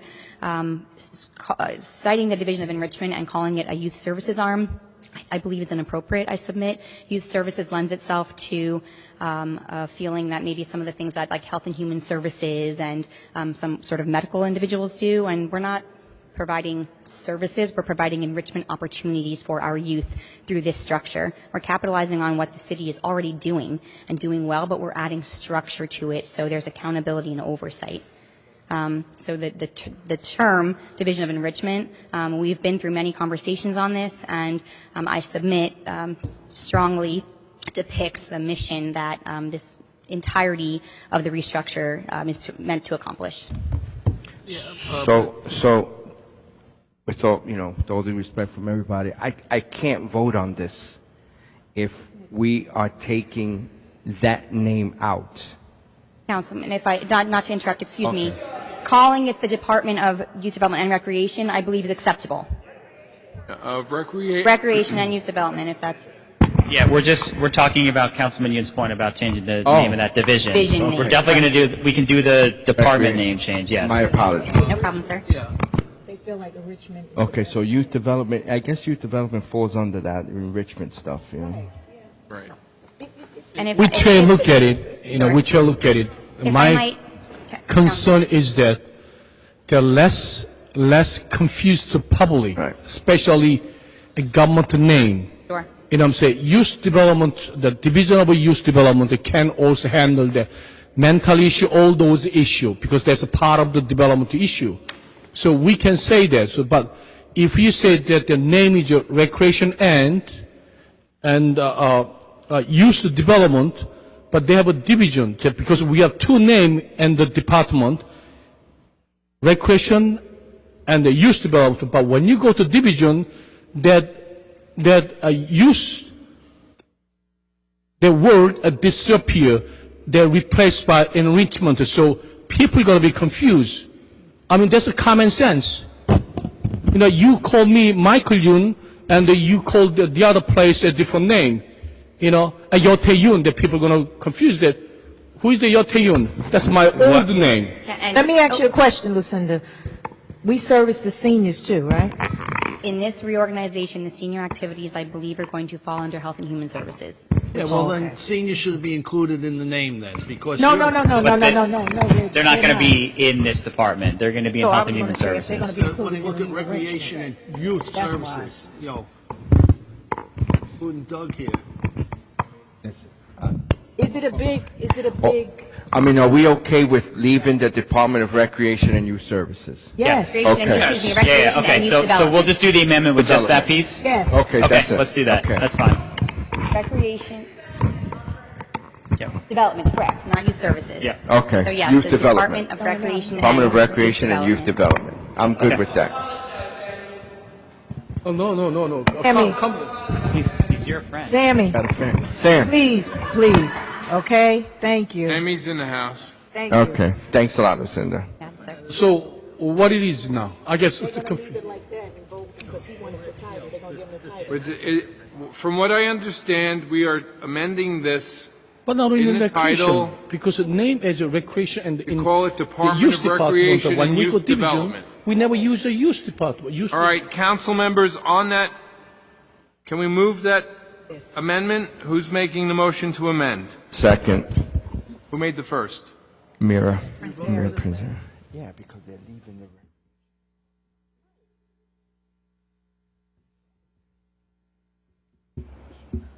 Okay, on the motion to amend the ordinance, to call it the Department of Recreation. Recreation and Youth Development. Youth Development.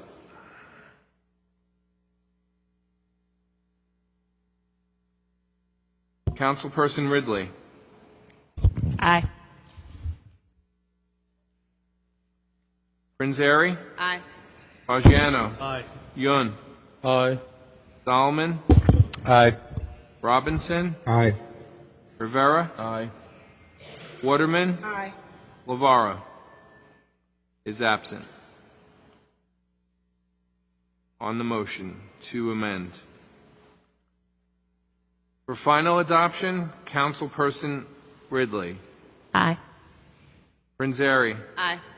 Fagiano. Aye. Yun. Aye. Solomon. Aye. Robinson. Aye. Rivera. Aye. Waterman. Aye. Lavara is absent.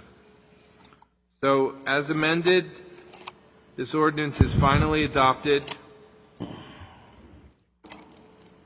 and it is to reorganize, to change the Department of Recreation to the Department of Recreation and Youth Development. That's how it's going in the books, or in the code book. 4.7, I think we're amending this one as well.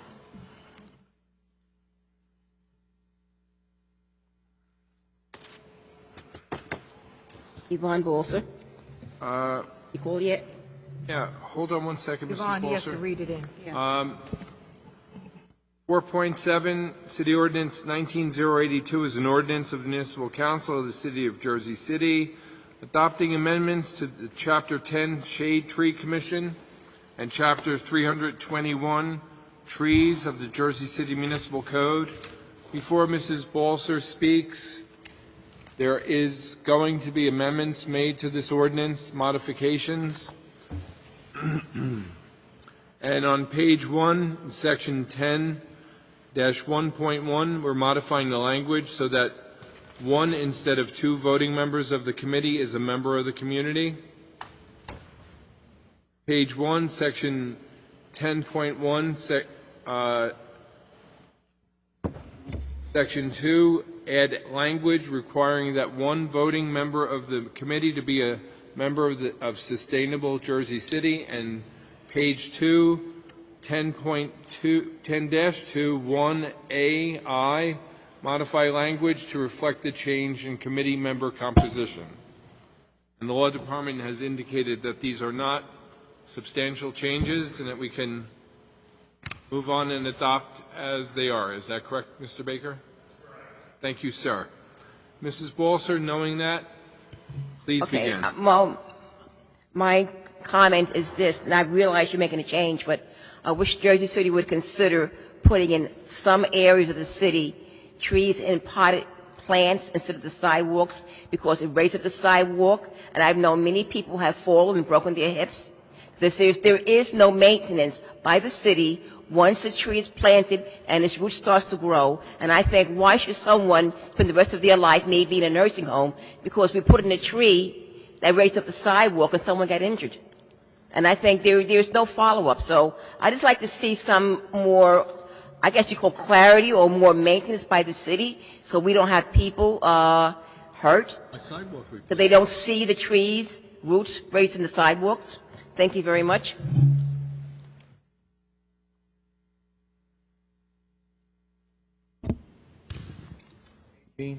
How's it going? You? All right. Okay, Ms. Daly, please begin. Hello, my name's Jean Daly. This department has always kind of troubled me a bit because, all right, I grew up in the woods. I'm very familiar with trees and when you plant them, when you prune them, when you cut them, whatever.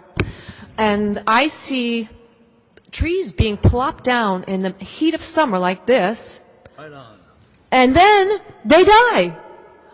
I think I would really love to see some type of measure to accurately count or have a reference for every single tree, new tree that's being put in, and if this darn thing is surviving or not.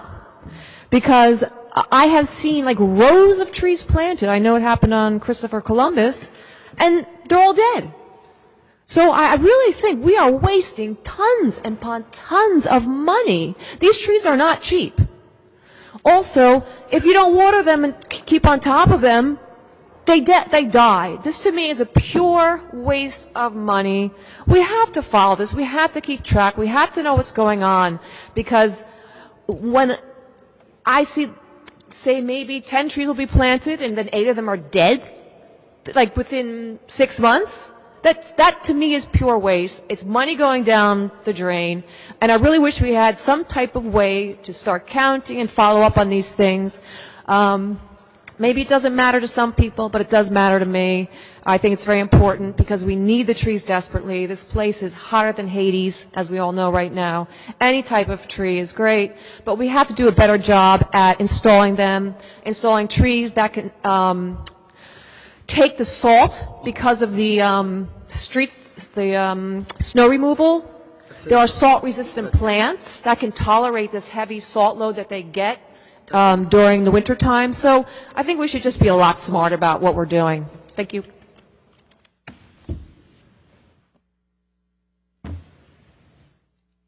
Public hearing. Anyone else wishing to be heard? Motion. Second. Is this a good idea? We have a motion It's not fair. by Councilperson Waterman, seconded by Councilperson Prinzary. What, 3 readings? And this would be to close the public hearing. Councilperson Ridley, Aye. Prinzary, Aye. Bagiano, Aye. Yun, Solomon, There's no extra council. meeting. Robinson, No extra council meeting. Danny. Rivera, Aye. Waterman. Aye. Council President is absent. It's an 8-0 vote to close the public hearing. Would someone offer to make an amendment to this ordinance? Motion to make the amendment.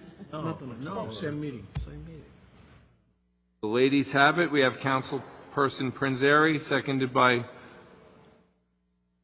Council President Pro Tem, Councilperson Waterman.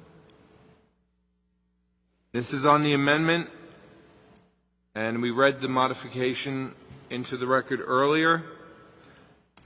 On the amendment, Councilperson Ridley. Aye. Prinzary. Aye. Bagiano. Aye. Yun. Aye. Solomon. Aye. Robinson. Rivera. Aye. Waterman. Aye. Hey, hey. The amendment is approved 8-0 to adopt as amended. Councilperson Ridley. Aye. Prinzary. So briefly, Jean, for your information, the city finally has a watering truck, and that watering truck is going out today, which I'm very excited about. But As we're reminded on days like today of the importance of trees within our community and the shade and the relief that they provide. Currently, the tree canopy at Jersey City is around 16%. A city of our size should be at least minimum 24. So I'm looking forward to the work the committee is going to be doing with Department of Public Works, Parks and Forestry, and planning to strengthen our tree forestry standards, improve the tree canopy, and make sure that the right trees are going in the right place and increase it for the health and well-being of all of our residents. Yvonne, I will take that suggestion back to the committee once it's formed. So with that, I happily vote aye. Maggiano? I also think the city should be responsible when they plant these trees and a person's sidewalk gets uplifted, the city should be replacing it, not the homeowner. And, Gene, when I was walking the dog this morning, we had trees planted around by St. Joseph's 3 weeks ago. A couple of them are already dying because of lack of water. You're absolutely right. So, but I'll vote yes. Councilman Yun? First things I'd like to give some good credit to Jersey City. They're working very hard with my office and the council president office to create this ordinance. I thank you for that. Really, it's about time we have some committee to pay attention to the shade of Jersey City. So I'm going to vote for aye.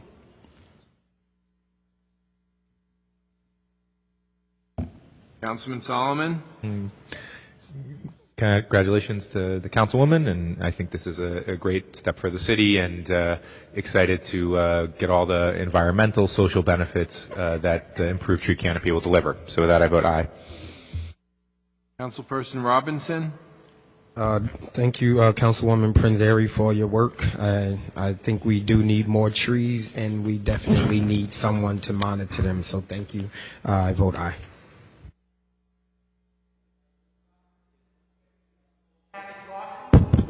Sammy, please. Chill. Okay. Chill. Councilperson Rivera? Aye. Did you really just vote no? Chairperson Waterman? Aye. We have an 8-0 vote for the final adoption of 4.7, City Ordinance 19082. Which one? 4.8. Yes, Yeah. it's withdrawn. Oh, it is withdrawn? Yeah, 4.8 is withdrawn. I don't have it. It's withdrawn. We discussed that. Yeah, it's So- withdrawn. Is that right? Well, we can't take any action at the meeting. Why don't we just make a motion to delete this from the agenda? Could the clerk, can we take one quick second? So in addition to 4.8, we had also discussed 4.11, because 4.11 has yet to go to the planning board. But I want to make sure if we delete these from the agenda, they have the ability to come back at the next meeting, correct, clerk? Let's do one at a time. Let's Okay. let's Sure. do 4.8 But first. I think his intention is to have it come back at the next meeting, but I can't speak for him, yeah. I don't know. He just told me he was withdrawn. I don't know. So should we table it? With withdrawn, we have to vote down. Table it without a public hearing, it's a nullity. Right. Go, you had to vote it down. Yeah. Want to vote it down? Yeah. I didn't Vote want it to. I down. wanted to So withdraw. it'll come back as a first reading? Can we, I think, could we then just defer on this until the council president comes? No, he said withdraw it. But withdraw is different than defeat. I know, but he said withdraw it, so I'm only doing what he asked. So in other me words, to he's do. not interested. Right. Well, my understanding is he's interested in bringing it back, but he wanted to have further discussion on it. That's my understanding. Now, of course, it could come back as a first reading, but, We defer to, Right. sorry? defer to. Yeah, we withdraw it. It would have to be deleted. It can't be withdrawn except by the administration, and it's too late because it was introduced. So do we have a vote to delete? Withdraw it. We'll withdraw it. Delete 4.8? Yeah. Who's making the motion? Motion. Second. We're deleting it from the agenda without, I mean, can I just ask, I just believe council president's coming at some point, so is there a rush? Can we sort of wait for him to come No, before I'm it's doing it his? now. I'm not going back. I'm not the one. I understand. I understand. I mean, I will vote no on the motion to delete just because I think it's his ordinance and I would like at least him to have that conversation with it. But that's just my take on it. Council President in the building? Sorry? It just comes off, and then if he So- wants it, he can ask for He it. said he's coming later. I don't. He had a family thing. Chairperson. I don't know. Good. So, Council President, this is his bill. Right. This is a second reading, but he texts to you, he like to have a withdrawing. So the second reading, order to withdrawing, we have to defeat it. No, delete it from the agenda. Delete it. It could come back at the next Yeah. meeting. Okay, It so- could be reintroduced. Okay. And continued So then in delete it. September. Can I just clarify one thing you said, Robert? When you say delete it, does it come back at the next meeting as a first reading, or does it come back at That's second the reading? council president's wish. It will. It will come back at second reading. It'll come back as a first reading. Right. How would it come back as a second reading? What I'm I think asking is, the yes, question. exactly. My question is there a way to get it to come back at second reading, or do you have to go back to first reading? We could make a motion to delete it from this agenda, and I could advertise it for the next meeting, which would be, what, August? But the question August is 16th. are you advertising it as a second reading or as a first reading? It would be a second reading. Okay, that's Okay, then. So can I mean that's my understanding of his request, but I could be wrong.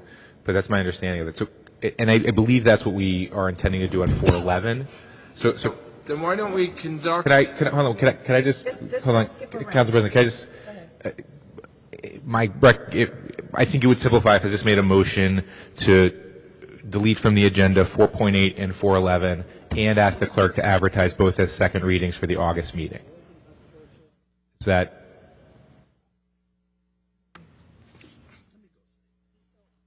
I understand what you said, but I'm Right. only going by what he said. He said he was going to withdraw. All right. it. Okay. Then he was going to talk to us, so that's. And I why. know he's out, but this is his ordinance. This is Right. his second reading ordinance. He should have been here.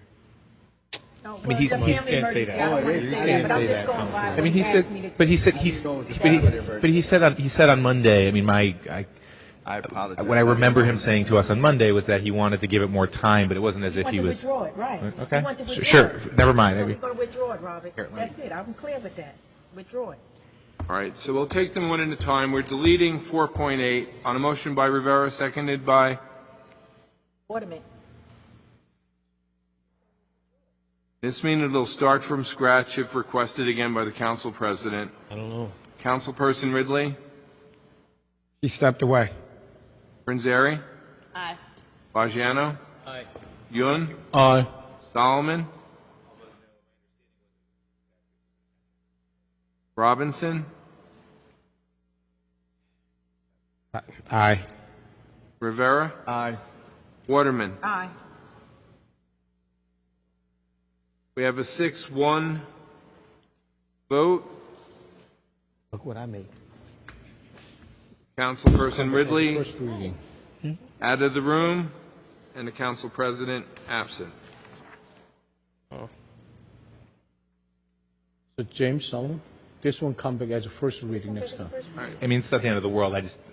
My understanding of what he wanted was to. You have one but- understanding, know. I have That's another true. understanding, And- and she has another Understand. understanding. He has another understanding. And for the record, I didn't know he had a family emergency. I would have never said that, but. So everybody has a different understanding, but right now, he told me he was going to withdraw. Okay. Welcome back, Tracy.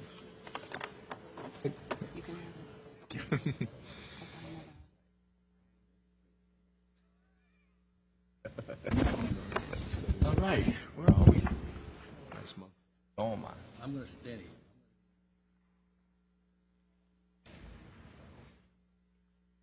Okay, 4.9. We are up to 4.9, City Ordinance 19084. It's an ordinance supplementing Chapter 332, Vehicles and Traffic, Article 3, Parking, Standing and Stopping, amending Section 332-22, Parking Prohibited Certain Hours on Columbus Drive. This is a public hearing on the ordinance. Are there any members of the public wishing to be heard? Motion. Just briefly.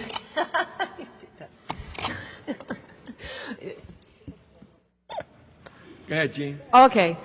My question, where on Columbus Drive is this pertaining to?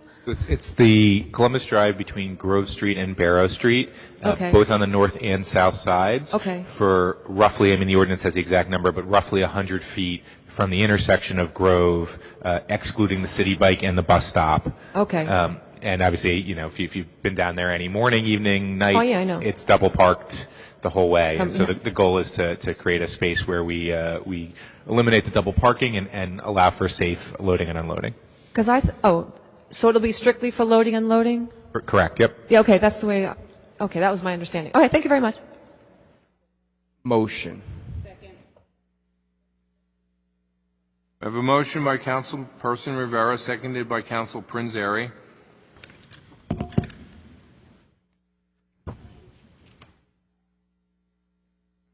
This is to close the public hearing. Councilperson Ridley. Prinzary. Aye. Baggiano. Yun. Aye. Solomon. Aye. Robinson. Aye. Rivera. Aye. And Waterman. Aye. You have a 7-0 vote to close the public hearing. For final adoption, Councilperson Ridley. Stepped away. Prinzary. Aye. Baggiano. Aye. Yun. Aye. Solomon. Aye. Robinson. Aye. Rivera. Aye. Waterman. Aye. President is not present, so we have a 7-0 with council members Ridley and Lavaro not voting yet. Do we expect the council president at all? He said he was coming late. I don't know what time. Okay, well, hope everything's okay. 4.10, this is another ordinance that's going to need an amendment. And I'll need help from the law department on whether or not this is a substantial change. This is an ordinance amending Chapter 3, Administration of Government, Article 10, Department of Housing, Economic Development, and Commerce of the Jersey City Municipal Code to create a revolving relocation assistance fund pursuant to New Jersey statutes annotated 20:4-4.1a and creating the Office of Tenant Relocation to administer the fund. Now, Mr. Clerk, just so the change there is going to be just the elimination of that language establishing the relocation fund. There's nothing in the content of the ordinance that's addressing that. We're merely changing the title. That was remaining from a previous version, so that is has no effect whatsoever on the ordinance itself or the program, and is not a substantial change. Okay, so we are just substantially changing the title, but not the... Okay. So let me read the new title into the record then. It's an ordinance amending Chapter 3, Administration of Government, Article 10, Department of Housing, Economic Development, and Commerce of the Jersey City Code to require... the word require shouldn't be there, to create a revolving relocation assistance fund pursuant to New Jersey statutes annotated 20:4-4.1a. And that reference is hereby deleted.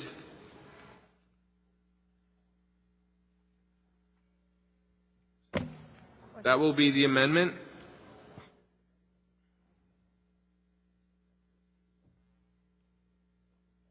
But Laverne, were you testifying on this? Okay, this is a public hearing. Motion. Please begin, Jean. I think this is a terrific idea. I'm just curious, I think, if I could be mistaken, that there are state laws governing this, that if landlords, if their buildings are condemned, the landlord has to pay for the tenant relocation?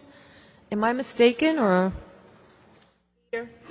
There are laws that address that. There are state laws. The ordinance that was drafted and prepared here comports with all of the state laws. What this does, if they are unable to, one, get the funds immediately from the landlords, it provides for, so there's no gap. So if you have an indigent tenant who cannot pay for a hotel or pay for an alternate housing, they would get this funds, and then the city can essentially go after the landlord, put a lien on, or there are several mechanisms to replenish the fund based on that. Correct. Yeah, no, because I did think that the landlord was responsible for the tenant's relocation under these types of, but okay, thanks. Okay, this is a public hearing on the subject ordinance. Any members of the public wishing to be heard? We have a motion by Councilperson Rivera, seconded by Councilperson Waterman.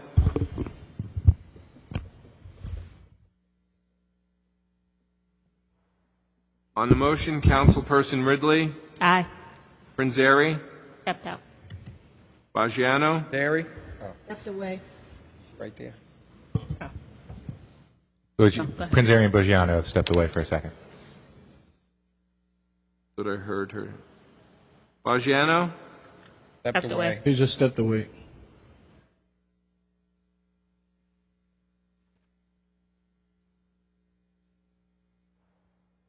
Close the public hearing. Councilperson Yun. Aye. Solomon. Aye. Robinson. Aye. Rivera. Waterman. Aye. All right, we've closed the public hearing.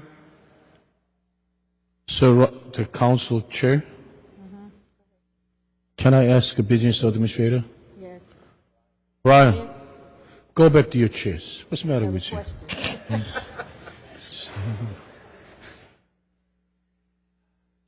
So, today is one of those days we have a lot of amendments, so yes, study confusion. Yes. So now, just to make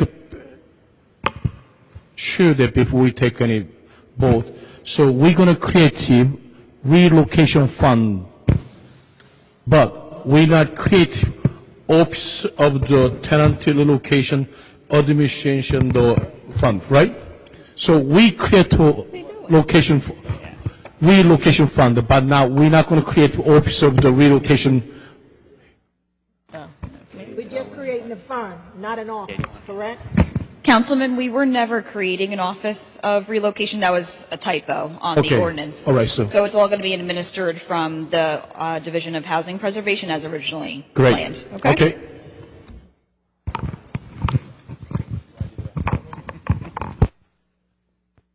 Sit down, relax. Okay.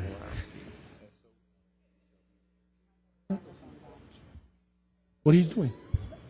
Okay, council members, yet we need another motion to amend, and that's to eliminate the language and creating the Office of Tenant Relocation to administer the fund. Motion.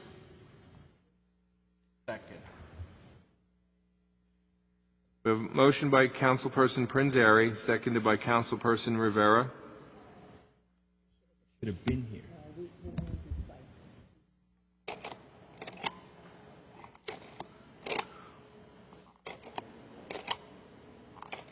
And this is to, on the motion, on the amendment, Councilperson Ridley. Vote for yes. Prinzeri. Aye. Good. Baggiano. Aye. Yun. Aye. Solomon. Aye. Robinson. Aye. Rivera. Aye. Waterman. For what? We have an 8-0 vote to amend the ordinance, to consider the final vote. It's a very good one. The amendment carries 8-0 to consider the final vote as amended. Councilperson Ridley. Aye. Prinzeri. I want to thank the Office of Community Development and Housing Preservation, the administration, for creating this fund. Just want to thank the various stakeholders for creating this fund. It's going to go a long way to help residents when they are in crisis and in time of need. So thank you, guys. Councilman Baggiano. Aye. Yun. Well, about time, he says, we started too late, but it is about time. It's a good actions taken by this administration but I'm going to add to, I'm going to vote for I, but we should be liable to step to New Jersey. We should be changed to $4,000 per house as a below the market price. So even though we help the $4,000, actually it's not easy to even get their one-bedroom house in Jersey City. They're only above the two-family house. They should be included one-family house because a lot of one-family house in Jersey City they rent the, operate by tenants. So we should be included one-family house. Also, the dollar amount should be liable to state to change the numbers a little higher. Okay. With that, I'm going to vote for aye. Councilman Solomon? I vote aye. Robinson? Aye. Rivera? Where'd that come from? So we had a ventriloquist. Councilperson Waterman? Aye. We have an 8-0 vote. The Council President not present. Hope he'll be able to join us. 4.11, an ordinance of the Municipal Council of the City of Jersey City adopting amendments to the Neighborhood District of Jersey Avenue Light Rail Development Plan that includes an affordable housing provision. So Robert, this is co-sponsored by Councilman Waterman and Council President Lovarro. My understanding when it had been introduced is that the intended second reading was to occur after it goes to Planning Board, and it is going to the Planning Board on July 23rd. So I think the goal is to table this today and have it come back as a second reading at a minimum in the August meeting. Of course, we can always amend it at that meeting if we have provisions that we would like to amend. So can we make a motion to do that? After the public hearing? I do not want to do the public hearing because before public hearing. Because I think that the goal, as I understanding, was not to come for second reading today because it was always supposed to come for second reading after it was heard at the Planning Board, and it's being heard by the Planning Board on Tuesday. Correct. Okay, we have the Council President now. We'll record him present. If someone could ring my phone, I'll find it. Here it is. We have the Council President here at 12:16 p.m. It'd be hard to catch up quickly, Council President, but what we're talking about right now is item 4.11. It's the ordinance adopting amendments to the Neighborhood District of the Jersey Avenue Light Rail Redevelopment Plan. We're going to table that without public hearing. Correct. Table it without a public hearing. But the goal being that it comes back in second reading at the next meeting, correct? Yes. Yeah. With advertising it for return on August meeting. Pending the review of the planning board. I'm not going to be a September and October. No, I'm just kidding. Don't tease us like that, Michael.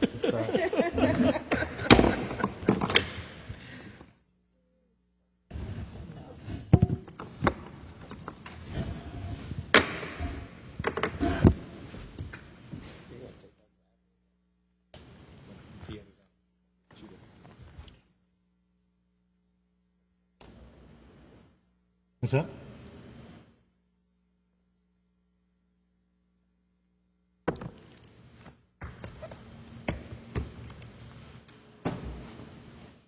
Okay, I have the motion, and this is to table 4.11, 19-086, prior to the close of the public hearing, and advertise this for a public hearing on August 14th, 2019. The motion is made by Councilman Solomon. I make the Solomon. motion. Sorry. Second. By Councilperson Waterman. On the motion, Councilperson Ridley. Aye. Rinzeri. Aye. Agiano. Aye. Yun. Aye. Solomon. Aye. Robinson. Aye. Rivera. Waterman. Aye. President. Aye. Okay, 4.11 is done.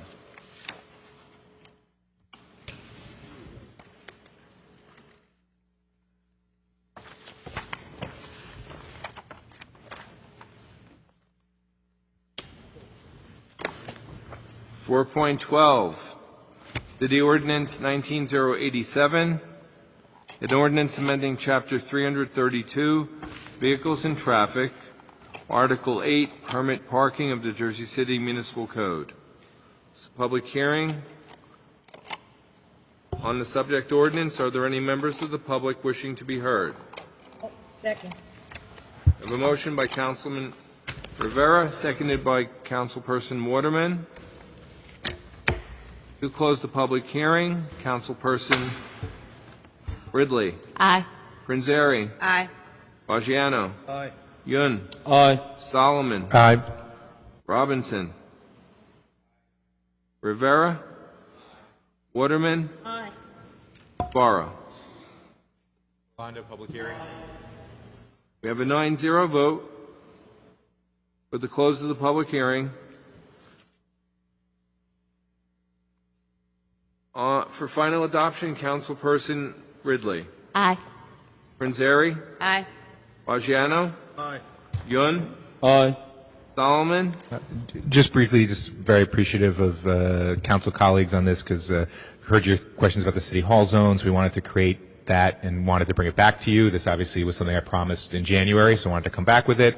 And then we got constituent feedback that asked for some small tweaks to the original proposal passed in January, so we're making them here and appreciate the administration working with us on delaying a little bit to get these tweaks done and then moving forward with implementation.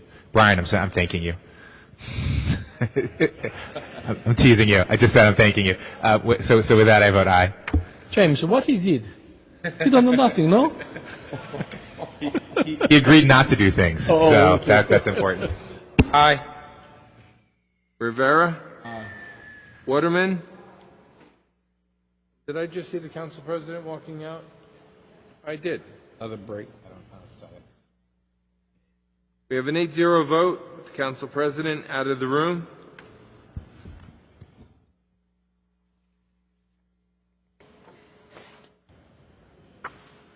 Only two more. 4.13, City Ordinance 19088, an ordinance amending Chapter 3, Administration of Government, to create the Department of Finance.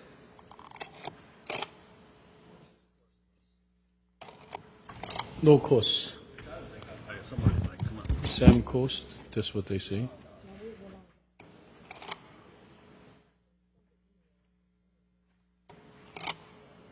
Okay. Walser. Okay, I didn't want to speak before my time. I remember when this department was kind of shoveled out, so why are we bringing it back? Not that I'm against it, but I'm curious why it's being brought back.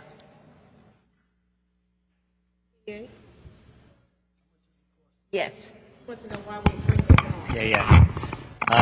I'm not aware of the circumstances under which this department was dissolved. However, we're trying to streamline the oversight and management of all of our fiscal operations across the city. So right now we have fiscal officers within each department who have varying levels of training and also different degrees of oversight from the citywide perspective. We think that bringing all of these staff members and these divisions and offices into the same place makes sure that there's a single point of contact for everything, that we have overlap in training and professional development, and also the management of that staff. Who will be in charge of this particular department? What's that? Who will be in charge of this department? A department director, which we have not picked yet. We didn't want to put the cart before the horse and say that people are going to be where they're going to be without having a department in place first.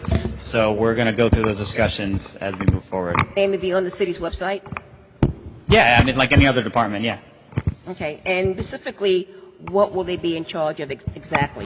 All of the fiscal management operations of the city. Every payment that we, every dollar that we receive, every dollar that we send out is going to be overseen by this department. They're also going to be doing some of that higher level strategic analysis of what we're doing to make sure it's efficient, to make sure we're collecting every dollar that we need to collect, doing forecasting and budget analyses to make sure that we're putting the right amount of money in the budget in the right places, but also understanding the impacts of those dollars long term. Will they be making sure that we get money that we should be getting money from, let's say, parking, which in the past there was a problem. We're not getting that money from tax abatement. There was a lot of money that was not being collected. I was trying to say that, not trying to blame anyone, but I'm trying to say those things have happened in the past. Yep, absolutely. And one of the challenges we face now is finding staff to do that. Because we have fiscal staff in the departments, they're only thinking about one department. We think there's an efficiency from putting everyone into the same place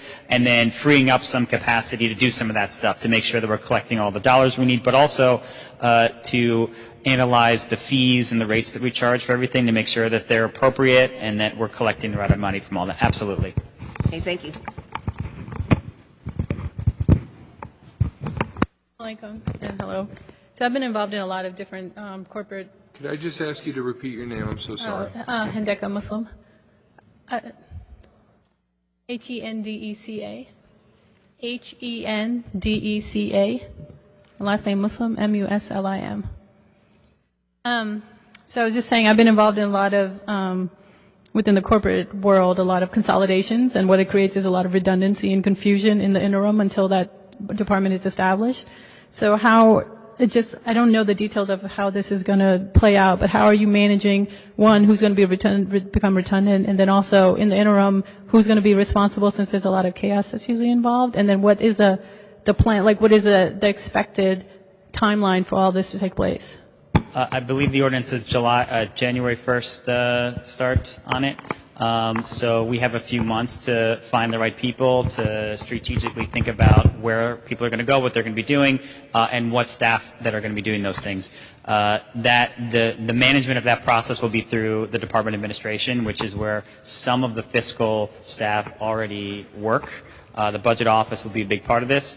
We're going to include some of those divisions that do fiscal operations, like accounts and control and payroll, in the discussions as well. Okay, that was a very broad answer. So what is the timeline that you're expecting this to take? Because January 1st is the starting of this department. The start, but how long do you expect it to take to consolidate? Well, January 1st it would take effect, so that's how long it would take. You're expecting from between July and January 1st to have all the details ironed out? Yeah. 6 months or 5 months, whatever it is now.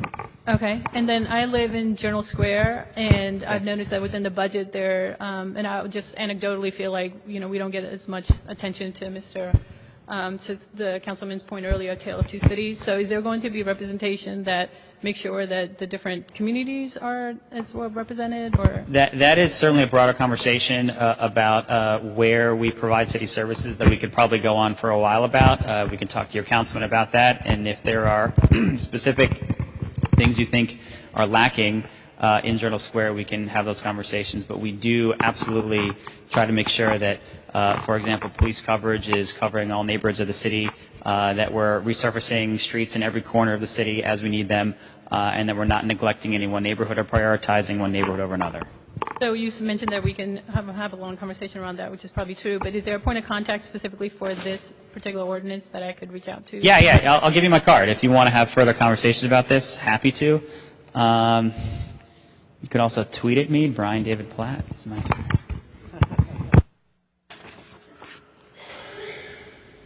Yeah, Brian, I happen to agree with her 100%. Let's close the public hearing. Yeah. Can we close the public hearing, Councilman Bogiano? If there's any members of the public wishing to be heard? Second. By Councilperson Rivera, seconded by Councilmember Prinzary. To close the public hearing, Councilperson Ridley.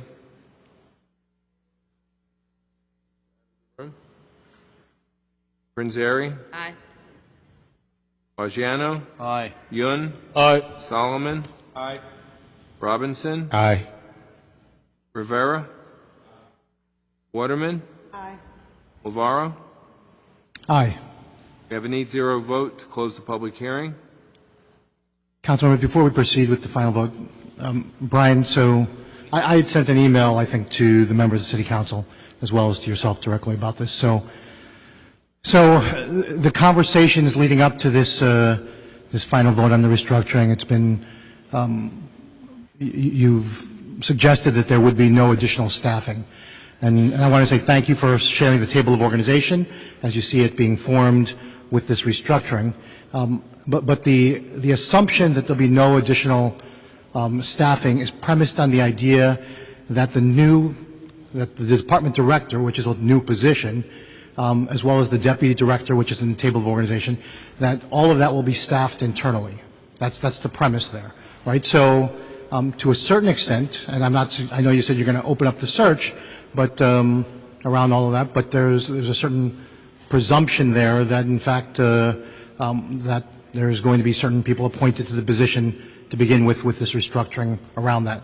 And for my sake, from my perspective, I do think this is a good opportunity. Myself, and I shared this over email, Councilman Solomon went to the Division of Local Government Services yesterday, and they were they also encouraged us to establish a Department of Finance when that subject came up, and they thought that was one of the more critical and important departments for the city.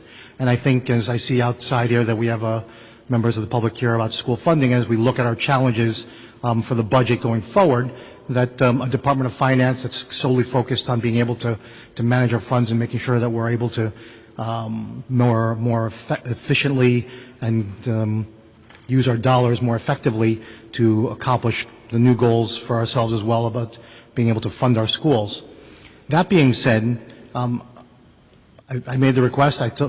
After I've thought about it since we spoke this morning, asked that you consider, the council consider tabling this ordinance so we can have with the idea of re-advertising it with the August meeting, but have that conversation about what potential staffing would look like, because whether folks acknowledge or not, potentially passively we're either endorsing the idea that if we're looking for no budget increase as a result, we're passively endorsing the idea that we're hiring all new positions internally within that. And again, from my part, given the importance of this role, the idea of doing a search and being able to find the right people to head that, who have the qualifications around these sort of things and be able to bring the knowledge and expertise, and that may come internally as well, but we should do an exhaustive search around that. And as we're going to see with the later on with the appointment, we do have a law also that requires kind of Jersey City residency unless we waive that requirement. So that being said, I would ask my colleagues on the City Council to consider tabling this ordinance with the idea of advertising it to August so that we can actually contemplate the potential salary implications and budget implications of this restructuring, because we should be more than ever good watchdogs and protectors of the public trust and the funding in these days. So that's my... I'm happy to respond to this. You may if that's respond. Yeah, so and the lawyers and the clerk can correct me wrong, but the purview of the council is to set the structure of the departments and the funding and the budget of the departments, and it is up to the administration to select the people who go into those positions. That being said, happy to have discussions with the council about who's going to go where. For the most part, as you'll see on that table of organization, not a lot of the people are necessarily changing their role. It's just adding a little bit more layers of accountability and structure in place there. So, as I mentioned to you on the phone this morning, we're not looking to do a bunch of hiring and add a bunch of new people to the payroll. We're looking to do more with what we have. And so that is going to take us a few months to figure out who's going to, if the council agrees that we are authorized to create this department, who's going to go where, and what people are best suited to do the different jobs. So that's sort of the piece there, I guess. I want to make one correction. That for the deputy director, that's fully within, should this ordinance be approved and the department created. The hiring of a deputy director would fall completely under your purview. The council would have no input, but the department director is subject to the advice and consent of the council. And certainly you can make your recommendations around that. But similar to as we get to it later on, the chief financial officer, the exhaustive search around that and making sure that we're adhering to the laws of residency requirements for Jersey City, which for me, that was something that we came into in 2013 with the administration, that we were going to look to make sure that we maintain that, and made an exhaustive search to find local residents in these leadership positions in particular. Yep, absolutely. Okay. Can I? And actually, I just want to point out one other thing. And the other point I made in my email is that the new Division of Treasury, as you've established a table of organization around that, currently no one there has a salary, and I don't know who the director is there, but nobody there has a director's level salary. Yeah, and right. We've talked about in the past the idea that you've established a policy of a minimum salary for directors, division directors at $90,000. Currently, the highest paid individual within that structure of the proposed Treasury division is making $55,000. So we're literally, whether passively or not, I'm just saying eyes wide open, keep your eyes wide open, that when you adopt this ordinance, as somebody from that group, if you're not hiring new, then you're definitely giving somebody a $35,000 raise or more among those staffers, or we're hiring someone new at a $90,000 salary on top of that for the Division of Treasury. I'm not saying that that's not maybe necessary. Well, there's a third option there, actually. Okay, which is there a what we're third gonna do. option? So, Happy to hear the third option. We previously had a treasurer, a separate person. That person has left the city, and we're not going to backfill that person, so there's an empty salary in that position. The CFO, the current CFO role, we're combining to be treasurer and CFO. You're correct about there needing to be a management position there for Treasury. There are people we can move around from other areas to consolidate. So long story short, I say this because you have a number of employees with a bunch of salaries that are in these divisions and in these offices that are coming over to this department, and we're not necessarily backfilling one-to-one all these positions. So we're taking essentially the large pot and making different people do different things, and maybe there's some salaries that get changed with council approval to make sure that we're not spending any more than we have at this point. But we don't actually have the authority to approve any of those salaries, so... The budget. The budget process doesn't allow us to actually change salaries. We can approve the salary wage line for full-time and part-time, but actual individual salaries. Otherwise, there would be plenty of changes, I think, that's fair. that would have been made already. But it sounds like your concern is that you would prefer us to not have any increased costs from this new department. And that is absolutely the intention. My concern here is to have a thoughtful conversation about it and for everybody to be able to have all the information. So as you said, there's a third option. Maybe there's a fourth option there. Up until I got the table of organization, I didn't know that there was more than one option leading into this. So if we can have a discussion about that and then be able to deliberate on that and have the council people debate that and discuss that as a policy decision as to which direction we want to go there. I've already said right here on the record that I'm prepared, and I think it's a good idea to move towards the Department of Finance. I think taking it a step further, all those fiscal officers, we discussed this as well, who are in various departments, to consolidate that, centralize all of that, so we have more accountability among our fiscal officers and how they go about their procurement processes and things of that nature. I think all of that is good with the right leadership and being able to have the right structure in place with the right goals and objectives for those folks to be able to have their charge, essentially. So I'm going to turn it over to the other members of the City Council. Councilman Young. Can I? Yeah. Actually, Council President pointed out a very good point, but also my office actually contacted with your office many times. These things to be done 2013, many years ago. We created the Department of Finance. It's like we bring up the mother at the city hall, city government, to look out every dollar we spend it. Because if anybody see that the city budget and the finance understand, I'm really telling you, it's out of control. About time, bring up the qualified person to the Department of Finance, oversight, and bring up accountability that finance the taxpayers' dollars, really. And this is one of the steps, actually, we, city, able to collect a lot of outstanding debt. We're not able to do it because they have accountability and some missing overworked work. And even we talk about the excess of profit, it's that effort is not put it all the way to collect extra dollars. It's a lot of issue we have. Not only that, Even bond issue, if we manage the bondage right, we don't have to spend that unused bond for pay interest principal itself $1 million a year. So we move the right direction, and we should not delay in action as soon as possible. But also, I have a different opinion, Council President.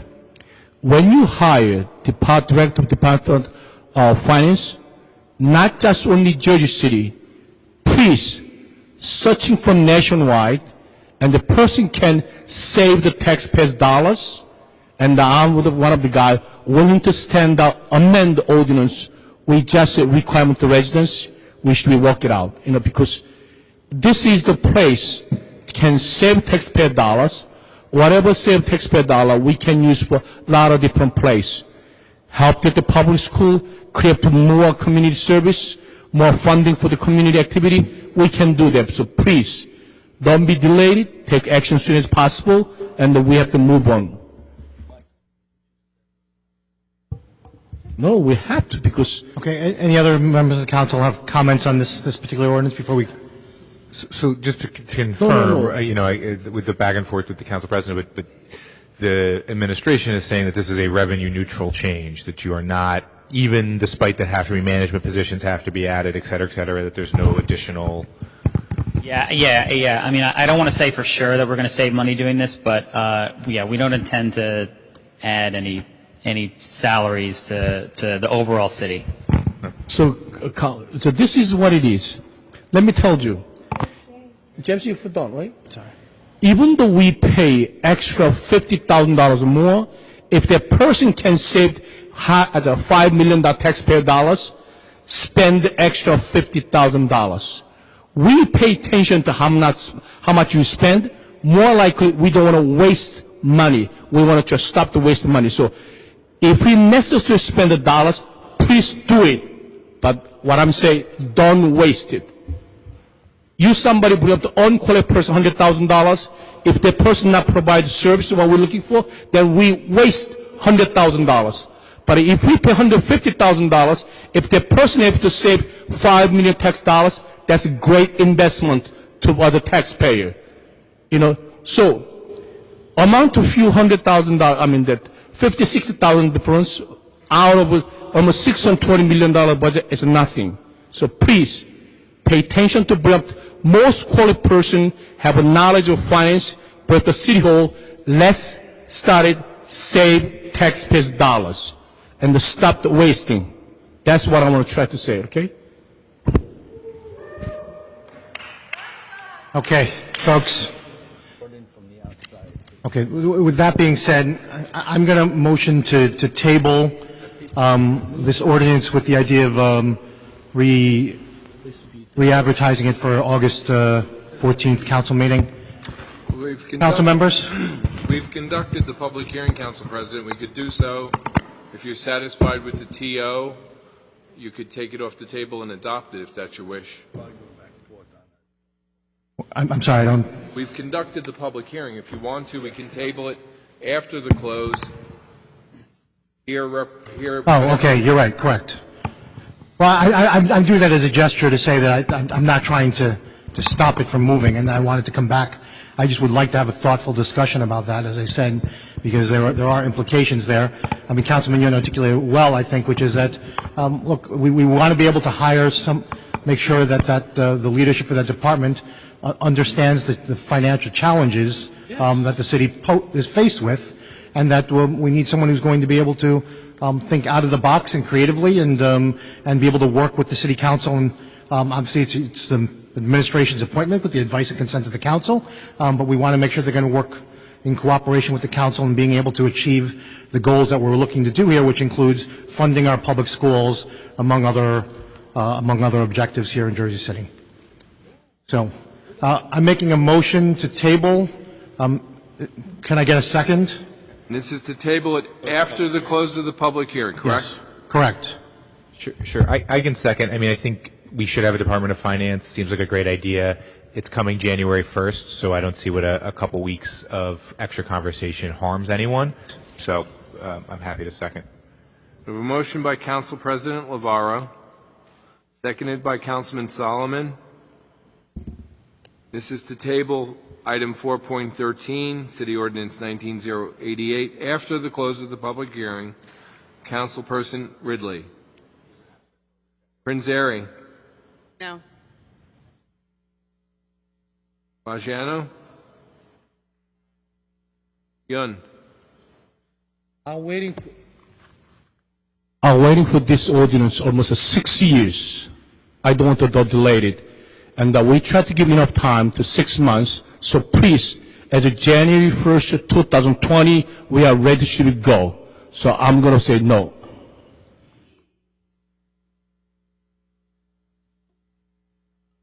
Councilman Solomon. I'll vote yes. Robinson. Rivera. Waterman. President. Yes. Okay, we have a 2-6. Motion is defeated, 2-6. Solomon and Lavaro voting in the affirmative. Councilperson Ridley absent. So this ordinance stands for adoption at this time. Councilperson Ridley.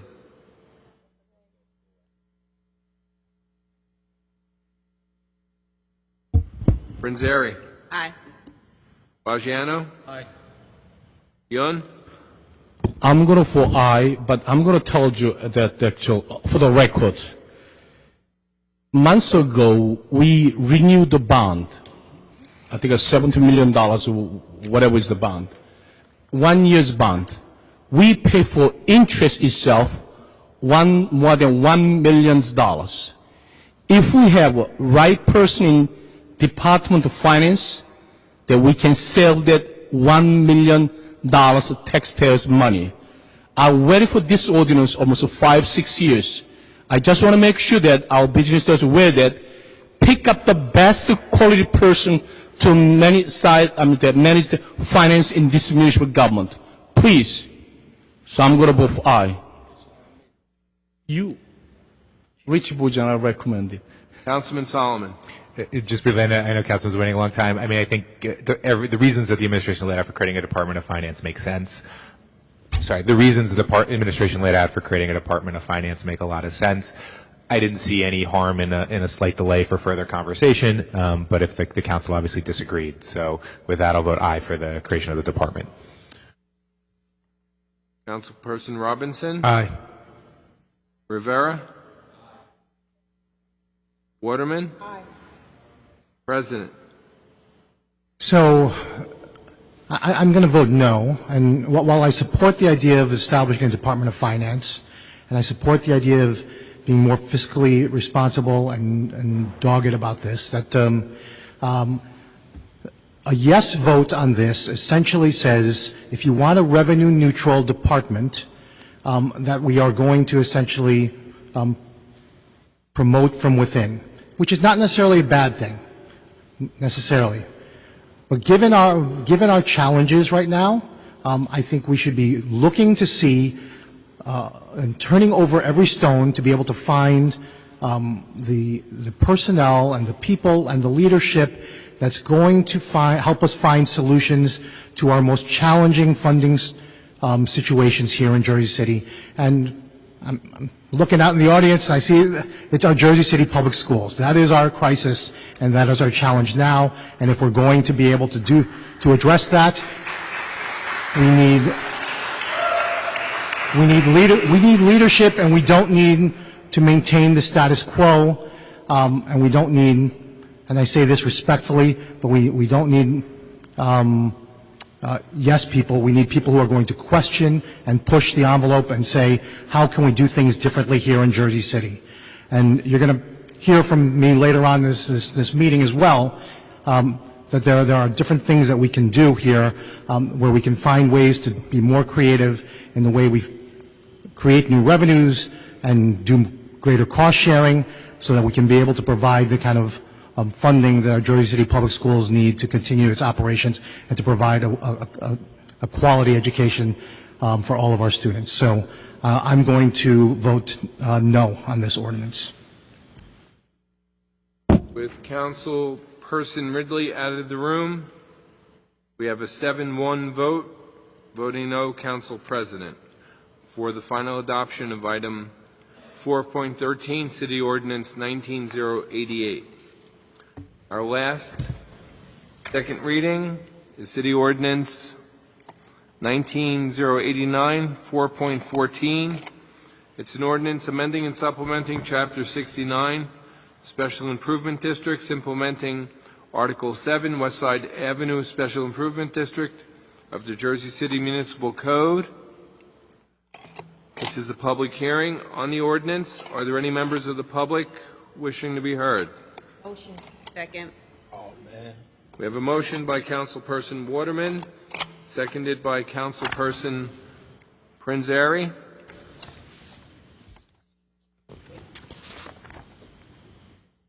To close the public hearing, Councilperson Prinzary. Aye. Bajano? Aye. Yun? Yun? Stepped away. Solomon?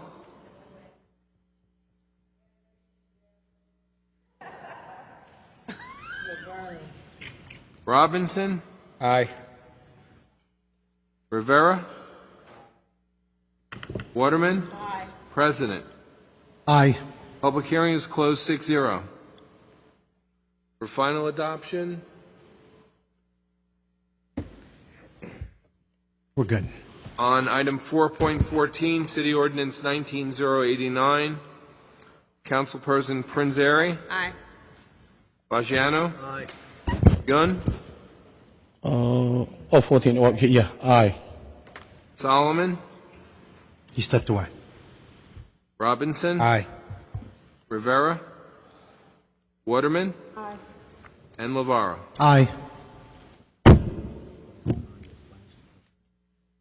That has a 7-0 vote with Ridley and Solomon out of the room.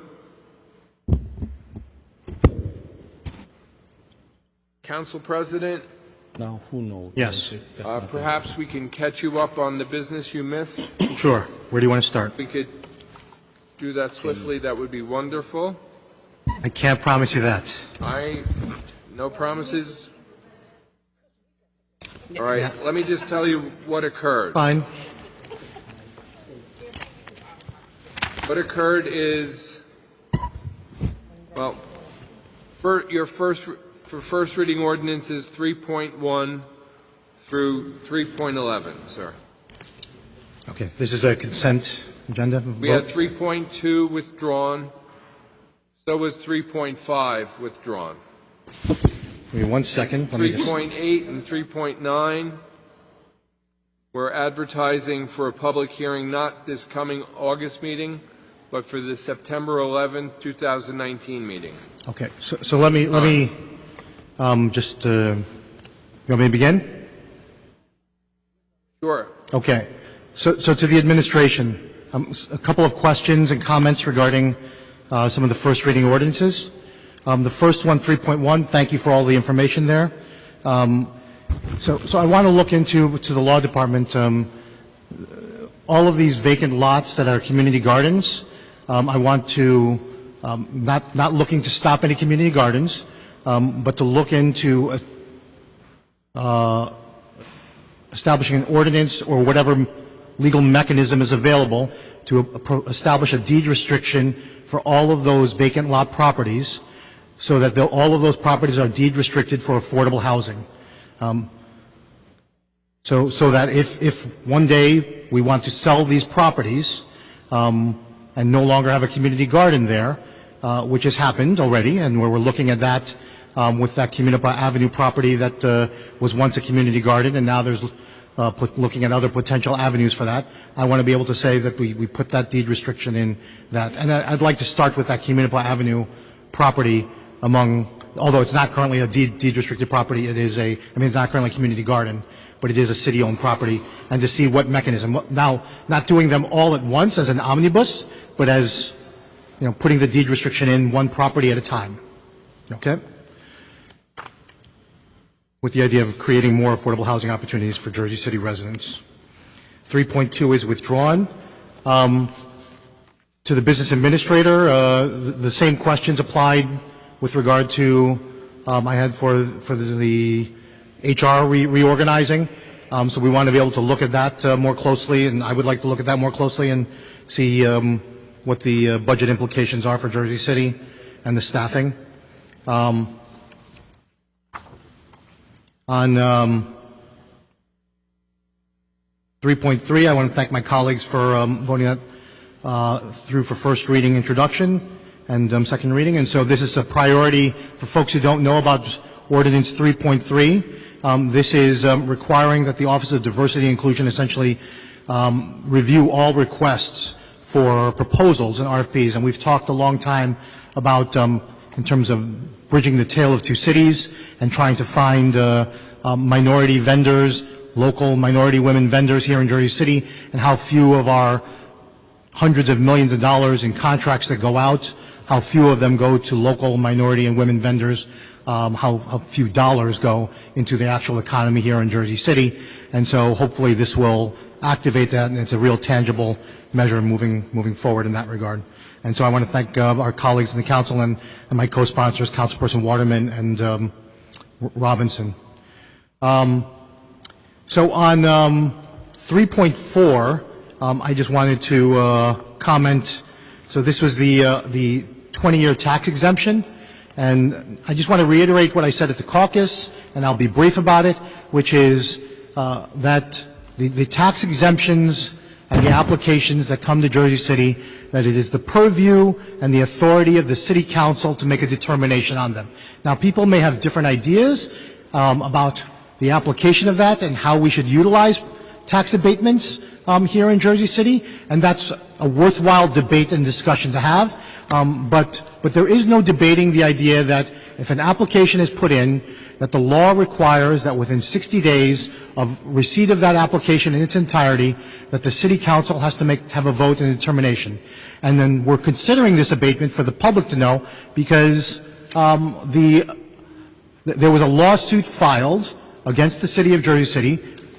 We had to pay for legal counsel for the City Council to be represented because we wanted to make sure that our authority and our legislative powers were recognized separately and distinctly in that lawsuit, and that ultimately a consent order was determined where the courts agreed that in fact the City Council did have the authority there and did give the applicant, the developer, in this case Wave Urban Renewal, the opportunity to have it presented.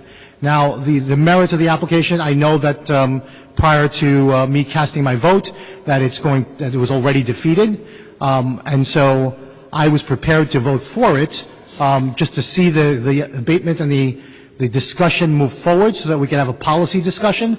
And for my colleagues who did vote for it, I think that I would say that they weren't necessarily voting to see the abatement get passed, but they wanted to have a healthy debate and discussion about tax abatements, and I'm going to ultimately support them when I make my final vote here on that as well. But we need to have that discussion, and the discussion that's also part of this, which I think is of interest to our people here today in attendance, our visitors, is that the question as to whether or not we should be looking at future tax abatements as an opportunity to use 95% of those dollars, up to 95% of those dollars, to be dedicated to the Jersey City Public Schools to bridge the gap and the inequities that we're going to see over the next 7 years, and using this mechanism and tool, which has worked for the City of Jersey City, to be able to achieve that. I'll have more to say about that going forward, but I wanted to put that out there in this conversation. The ordinance 3.5, I understand, was tabled. Let's see. 3.5 was withdrawn, as was 3.2. Withdrawn? Which was? And 3.2. Yeah. 3.2 and 3.5 Correct. withdrawn. I got it. So I just want to speak on Ordinance 3.7.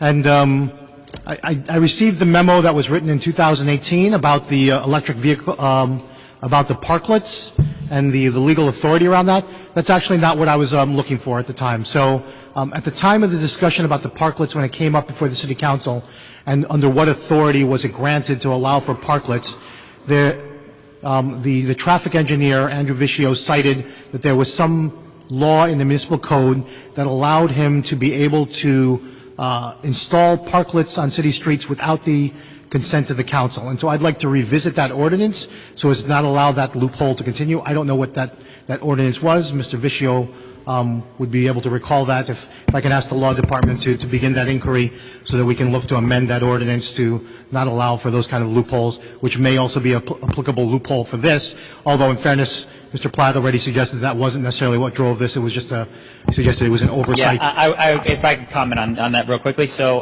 the parklets, we did this under a temporary no parking designation that the city engineer can, or the traffic engineer can issue on a temporary basis for the parklets as a pilot. But we can definitely have more conversations about. And I expressed, okay, so you didn't mention that on Monday. So I expressed when the parklets were done that I found that completely unacceptable, that you put in physical infrastructure, like you've actually installed I mean, I don't think many members of the city council are going to disagree with electric vehicle charging station at the end of the day. Yeah. But the fact that the council is being asked to just simply vote for it after the fact, after it's been installed, and the council is not actually involved. Now, it can be a more serious issue, which we've already dealt with, which is the Newark Avenue pedestrian plaza, in which a similar rationale was used to extend the pedestrian plaza and, in fact, to do the initial pedestrian plaza. And so I would like to look at that law and be able to make amendments to that part of the code so that we can change that and eliminate that loophole, because clearly, whether you're going to admit it or not, it's clearly being abused, and you're subverting the authority of the city council. And this is not a dictatorship, this is not an autocracy, and that the city council is a co-equal branch of government, and we're going to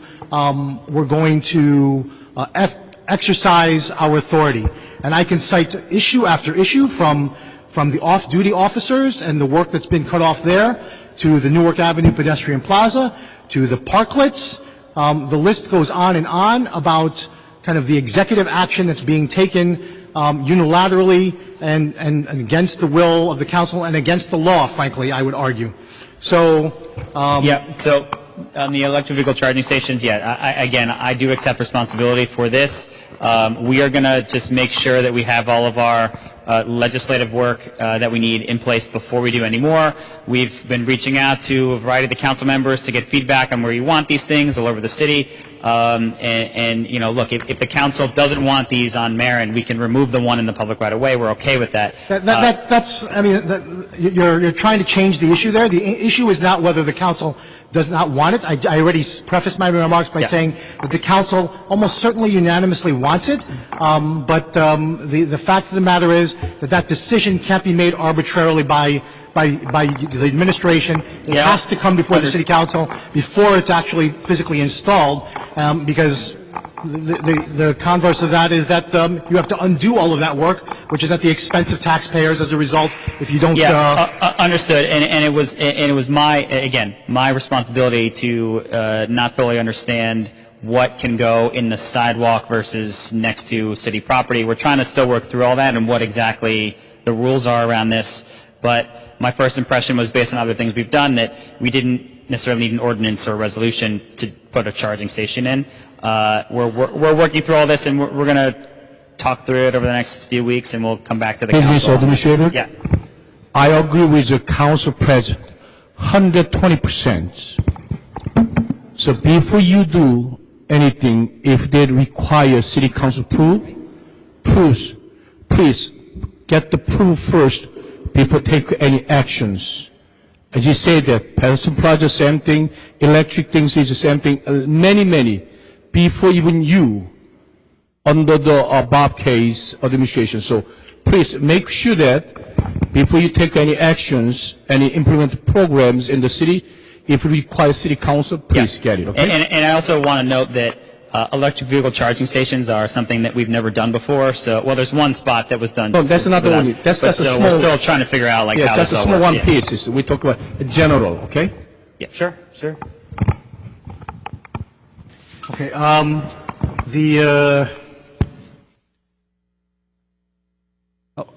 Since I'm on that subject in terms of notifications of the city council, it occurs to me, and that this issue will come up later, but with the appointment of the tax collector, if we can look into the legality of that as well. It's my understanding that for appointed positions with the advice and consent of the council, that while the administration can hire someone on a temporary basis, that notification has to be made to the city council on that. And as far as I know, when the tax collector was hired, which is also another required approval by the city council, and the tax, and now this chief financial officer, I did not receive notices of that and was surprised to learn of the appointments. And I don't know if the other members of the city council received notices, but it's my understanding that there's a requirement to appoint on a temporary basis pending advice and consent of the council, and that those notifications have to be made out to the city council as a result. If I could get the law department's legal opinion on those appointments and temporary appointments without the advice and consent of the council.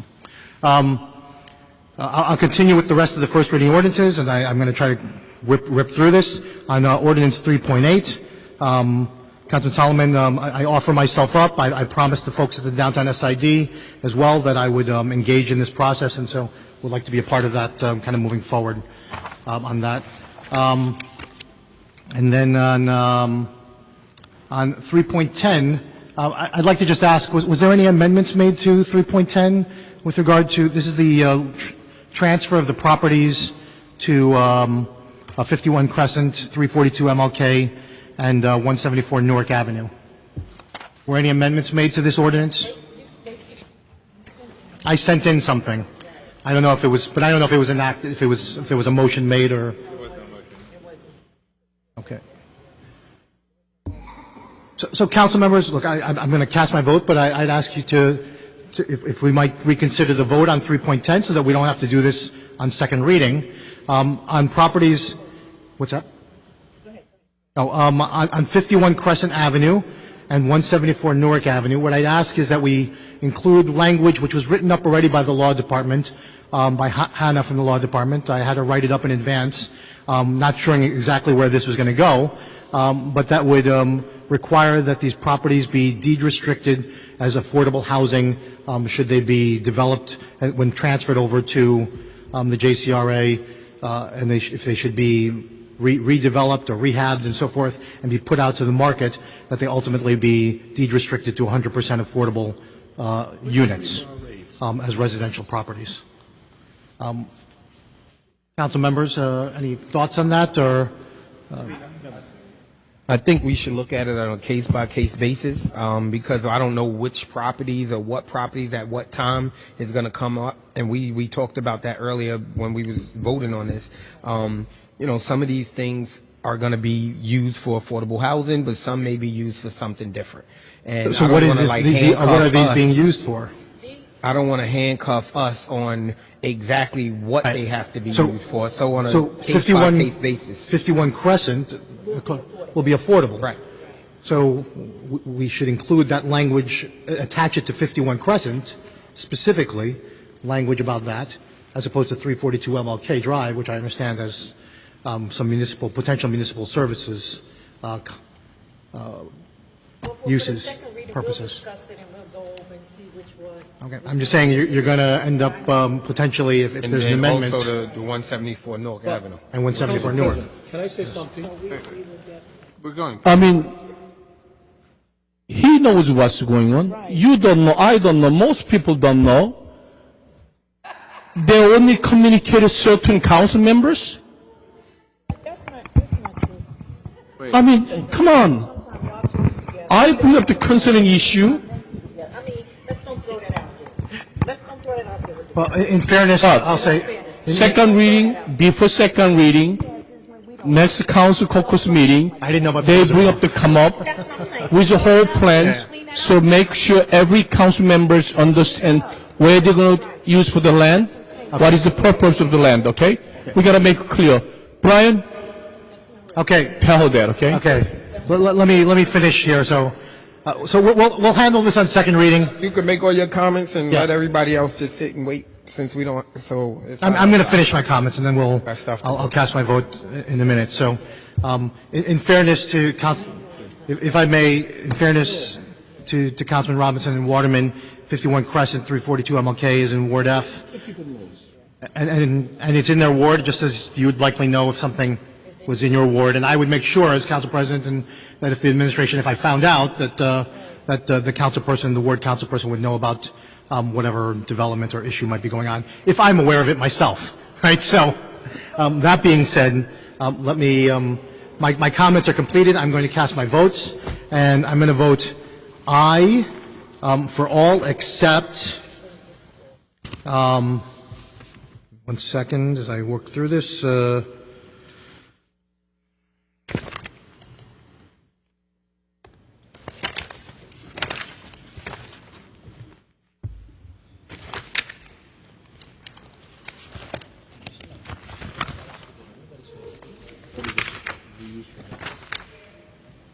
Except for 3.7. That's not right.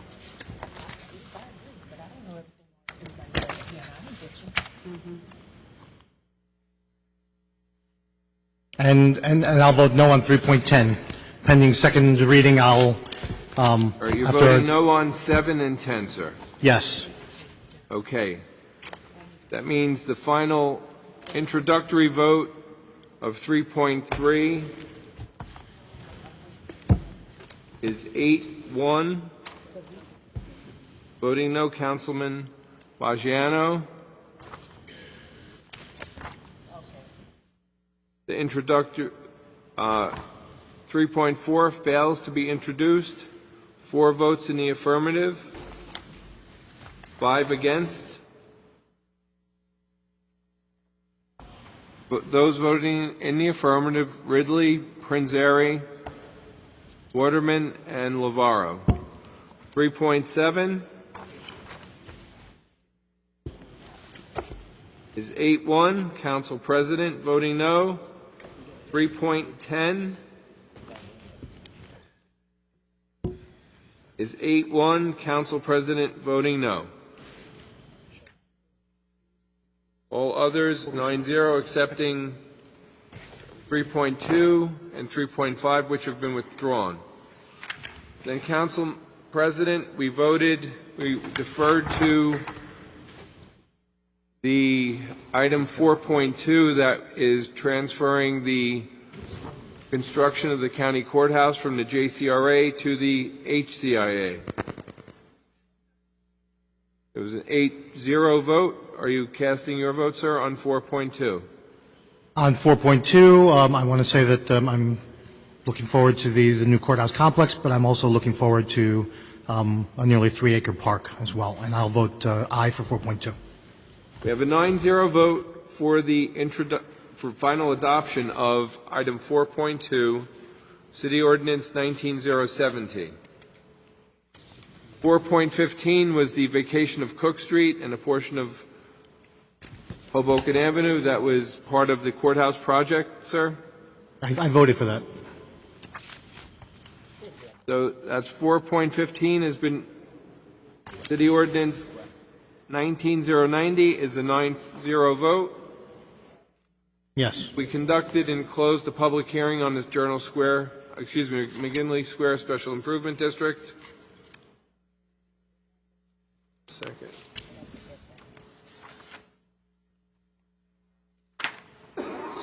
All right, in order, 4.1, that is the table of organization and the clarification and qualifications of the positions of Director and Assistant Director of Public Safety, City Ordinance 19-068. What's that? Item 4.1, sir. Okay, 4.1. So I don't believe Brian, I don't believe I received the table of organization here. I'm sorry, not the organizational chart, rather, from the Department of Public Safety to date. That being said, what are we going to do about the amendments? Did we make the amendments to the qualifications?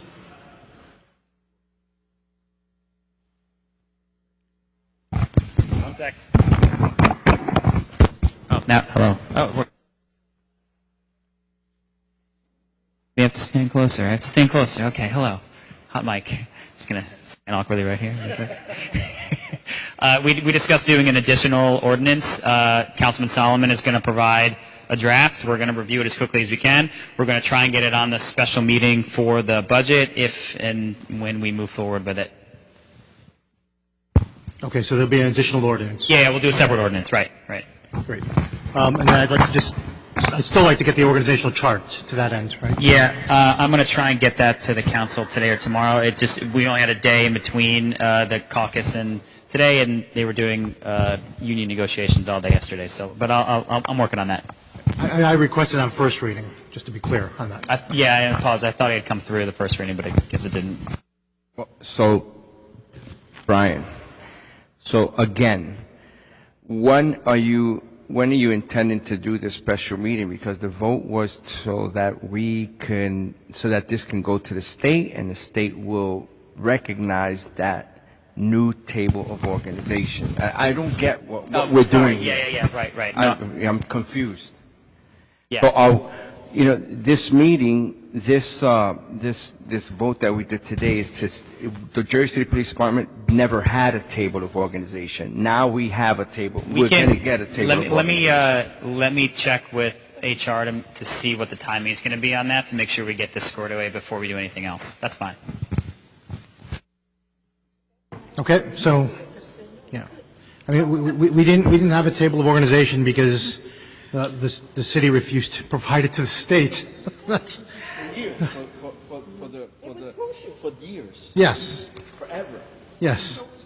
It's not us. It was always been like that. Okay.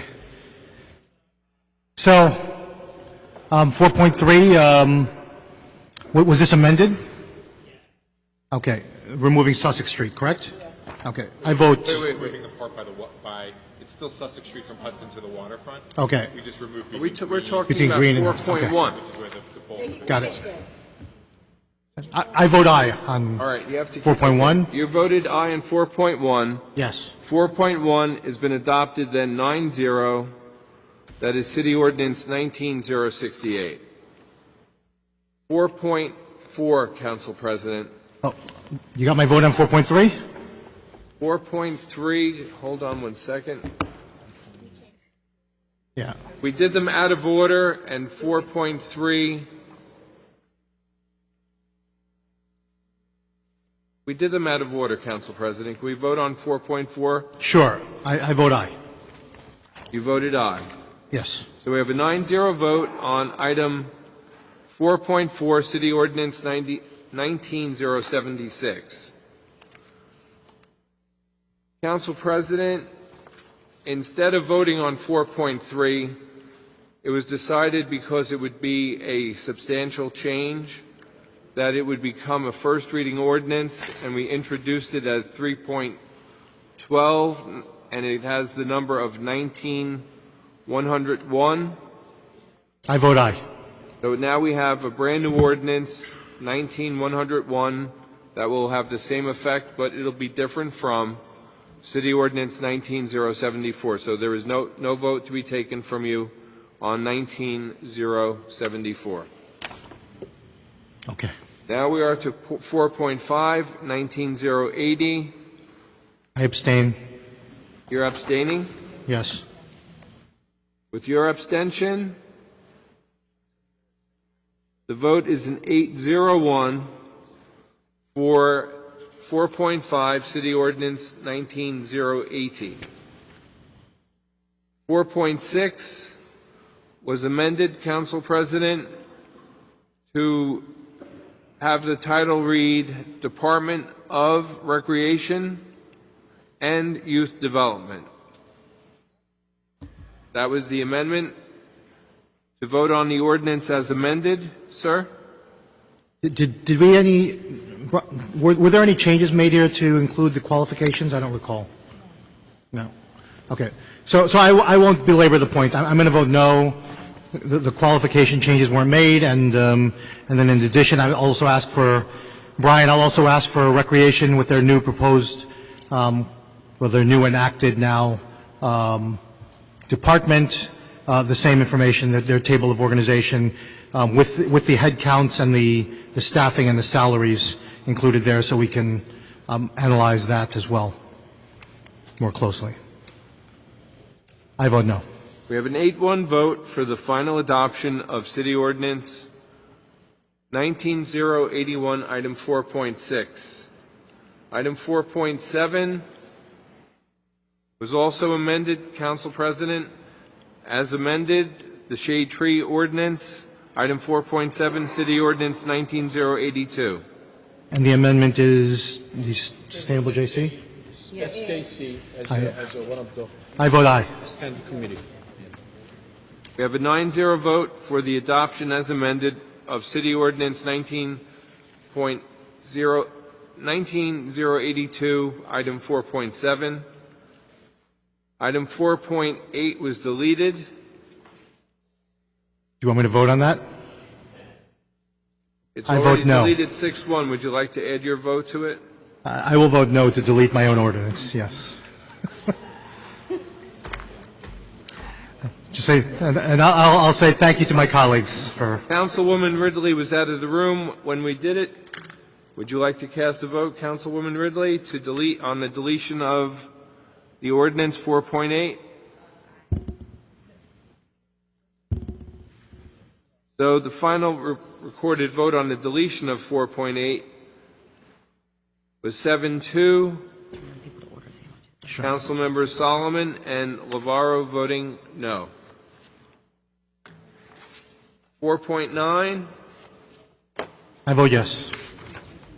is 19084. That is amending Chapter 332. I vote yes. Columbus Drive. Thank you. We have a 9-0 vote. Councilperson Ridley was out of the room for that as well. Would you like to cast your vote on 4.9? Aye. Thank you. So the final recorded vote, 9-0 on item 4.9, City Ordinance 19084. 4.10.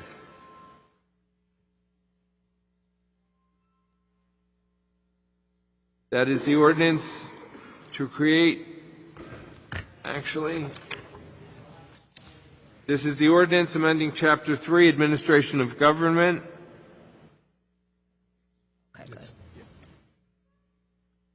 And that is to create a revolving relocation assistance fund pursuant to the statute.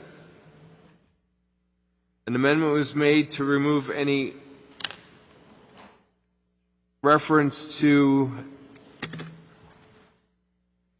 a division within the department.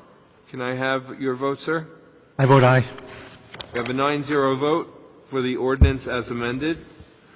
And that's 19085, item 4.10. You were here when we tabled 4.11.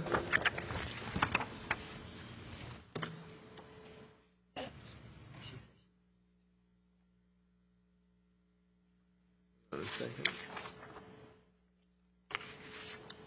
4.12, I need your vote on the permit parking, 19087. I vote aye. We have a 9-0 vote on item number 4.12, City Ordinance 19087. Hey, Robert, do you want to get us all caught up together, or? You voted on that, Councilperson Ridley? Did I? We tabled 4.13 after the close of the public hearing. No, we didn't. Excuse me, the motion was defeated. I apologize. To record your vote, Councilperson Ridley, on 4.13, City Ordinance 19088. Aye. Final recorded vote will be 8-1 on item 4.13, 19088, with Council President Lavaro voting no. Lastly, 4.14, City Ordinance 19089. This is the West Side Special Improvement District. Absent from the room at roll call for final adoption were Ridley and Solomon. Councilperson Ridley? Aye. And Solomon. Aye. We have a 9-0 vote. We are to the speakers.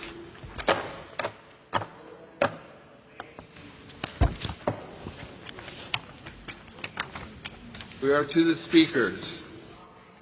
Laverne left us? Excuse me. It appears the microphones are out right now. 10.32 did not have the appropriate attachments, the resolution, so I'm passing out what should have been attached to it now for I review. think they were handed out with the council. Everybody has them? I don't think so. I didn't think so.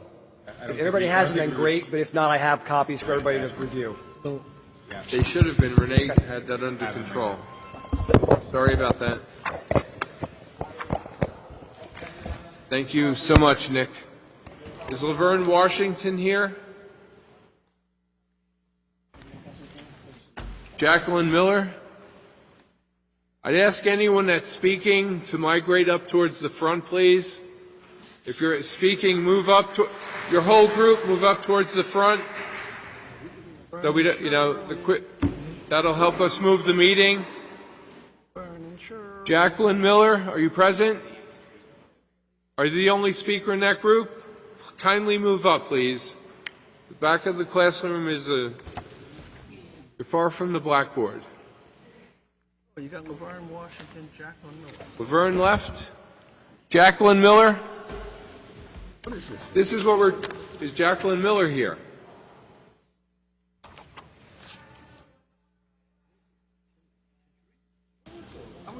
Sam Gutierrez? He's left and he's gone. The Zacardis aren't here. Mrs. Balser, it's your turn, and please begin. Please pardon my absence. I've been waiting a few hours to attend to something personal. I'm going to read an email from Bob Miller. He said, on May 4th, I had a medical emergency situation at street level on Exchange Place. Took the MCA, Jersey City Medical Center ambulance over 30 minutes to arrive due to street closure.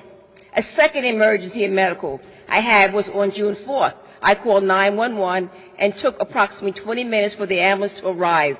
I was on the sidewalk just outside the White House Castle, a restaurant, at 4 p.m. I thought Philip said emergency response was 6 minutes or less. Well, I'm bringing this up because of all the silly work that's happening in the street, and whether or not it's a street closure or these bicycle lanes out there, which reduces traffic and people can't get through, you're going to end up making people like Bob Miller die because the street is not moving. And what really annoys me is going back. Bob Miller died? No, Stop it, people stop like it, let's him. not. People like him that could. Oh, you Well, I just want to say one thing.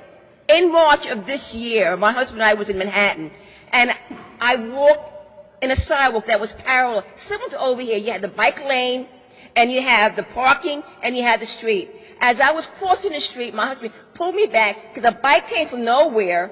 If he didn't pull me back, I would have been knocked down and probably hit my head on the sidewalk.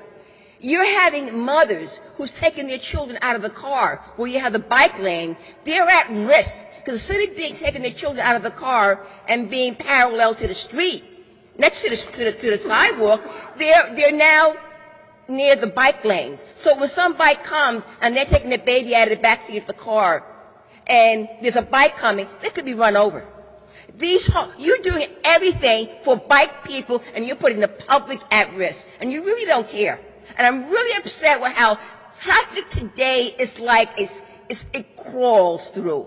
It really crawls through. There is no reason, according to what I read in 2010, now that's kind of old, 4% of New Jersey State residents use bikes to go to work. Yet we have all of this being cut up for bike people. And I have to recommend you about issue, Council President, on the parklets.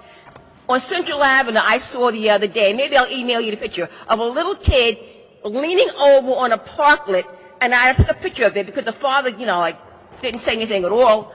No, you have the seating of those parklets, which is parallel to the street. The park, instead of having it near the sidewalk, the bench, it's like near the street area where the cars come by, and the kid's face was like inches from where the traffic is coming. I mean, this is ridiculous. How bad street parking has gotten worse under this mayor. I'm not saying it was great, but it's gotten worse. It really has. And it's something you have to address. Now, I didn't come here to talk about parking. I came here to talk about the school budget. And one of the things I want to bring up is the issue of this, the rumor that they're going to sell the building, the school building. In case you're not aware of this, we paid for that building. It was a deal of like $9 million we invested into. Originally, it was supposed to be $13 million, but I told the city council, this guy feels this tax is so much that we dropped the price. From what I hear, they're supposed to sell it for $6 million. Now, bringing this up because I understand recently that McLaughlin's funeral home, they're selling me a parking lot for $16 million, and we're supposed to be selling this, the Board of Ed's building for $6 million or $5 million. We paid the bonds for that building. If anything, it belongs to us. We went into debt, and every year right now we pay 2/3 of that debt from the school comes out of the city's portion of the budget. It does not come out of the school's budget. Another 1/3 comes from the state. But we pay for that. So if there's any selling of the school building, we own title to it because we paid for it. So that should be checked out very carefully. We should not just be selling off access because we're trying to put money into the budget right away. Mr. Byrne was around during that time. I asked Mr. Byrne to give you all the ordinances related to the creation of the school building there up on Claremont Avenue. This is because the Board of Ed does not have, I don't think they're entitled to it. I think it belongs to the city. I really do. So 5 minutes has passed. I haven't even talked about abatements yet, but I'll be in next month. Thank you very much. And I will email you that picture. I'm going to call Laverne Washington. She was decoyed. She was decoyed during the delayed vote. What happened? Thank you, Robert. First, I want to talk about what's going on in the city with our youth department. And today, this morning, I run a summer camp. And this morning, I sent 100 kids up to Bear Mountain. And it's amazing to me that people don't really know what people do in this city. Because it ain't about us. Kids in my block shooting firecrackers, getting shot in the butt. Then I see a bunch of kids on Orient Avenue, young adults, beat a man out of a car about a hit and run. I ride up and down MLK. I see my babies running up and down the block. Middle age. What happened to we sit here and fuss about a lot of things, but what happened to the quality of life in this city? It has went to the dogs. It has went to the dogs, the quality of life. On Sunday, my nephew invited me to his house. He just moved to Harrison, New Jersey, 15 minutes from here. I went to his house Sunday after church. He had a pool in the ground, a jacuzzi and all that at his house. I went out there and relaxed and ain't hear no noise. I left his house at night, went out of Kearney in 15 minutes. I come back to a hell on my block. I get in altercations with young men, want to smoke weed, want to curse. I got a bunch of kids that I mentor to. What happened to the quality? We fight, and then we don't know the quality these people going through with the children whose parents are working 2 jobs and got fighting to live in Sherlock Court or the Webb Apartments or the projects or wherever. We're not looking at this stuff. We up here talking about abatements and this and that. A developer just left here to help me send 100 kids up to Bear Mountain that's doing a project up in the height on Tunley Avenue. They met with the community. We tabled his project. He helps me with 10,000 school shirts for this community, for kids in these public schools. He gives out 250 bikes at Christmas. He just gave something up there in Howard Gardens for the community. But these big developers downtown here and uptown or wherever they don't do nothing for this city. We don't look at this stuff. I run a program for 20 years. I had developers like the guy, George Philopoulos, that owned the Jersey City Medical Center. That man used to buy Timberland boots, new coats for the kids in this city into the market fell. Small developers help me do what I do when I can have 100 kids in the camp for free. In 2 weeks, I'll be taking them to I Play America. We got the game twisted. We got the quality. People calling me about they can't pay their rent. I called City Hall for 3 people to help them with their rent deposit. Ain't nowhere in this city. They got to go to Union City to help get money for Jersey City to pay for security for an apartment. What are we doing here? What are we doing? And this ain't got nothing to do with African Americans. They all walks of life. People need help. We let these big rich developers come through here and do nothing. Nothing. Small developers are doing more for this city than these big ones. And this councilman right here, in Ward F, can attest to what Laverne do. Was it last year, but the year before we came to your place establishment, we gave out coats, hats, and gloves. I don't get no grant money for what I do.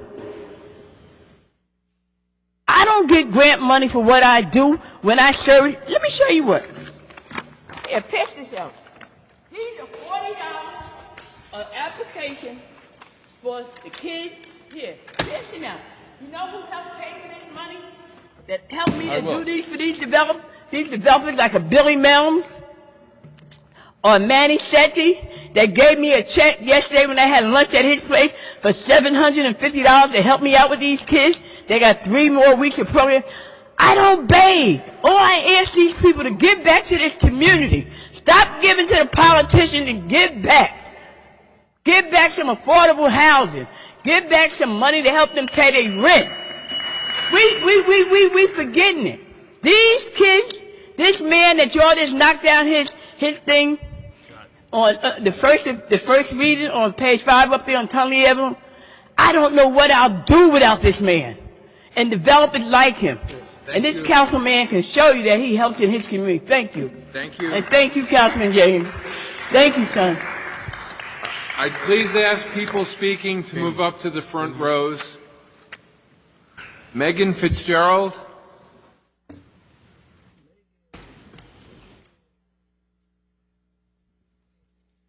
Good afternoon. Please Good afternoon.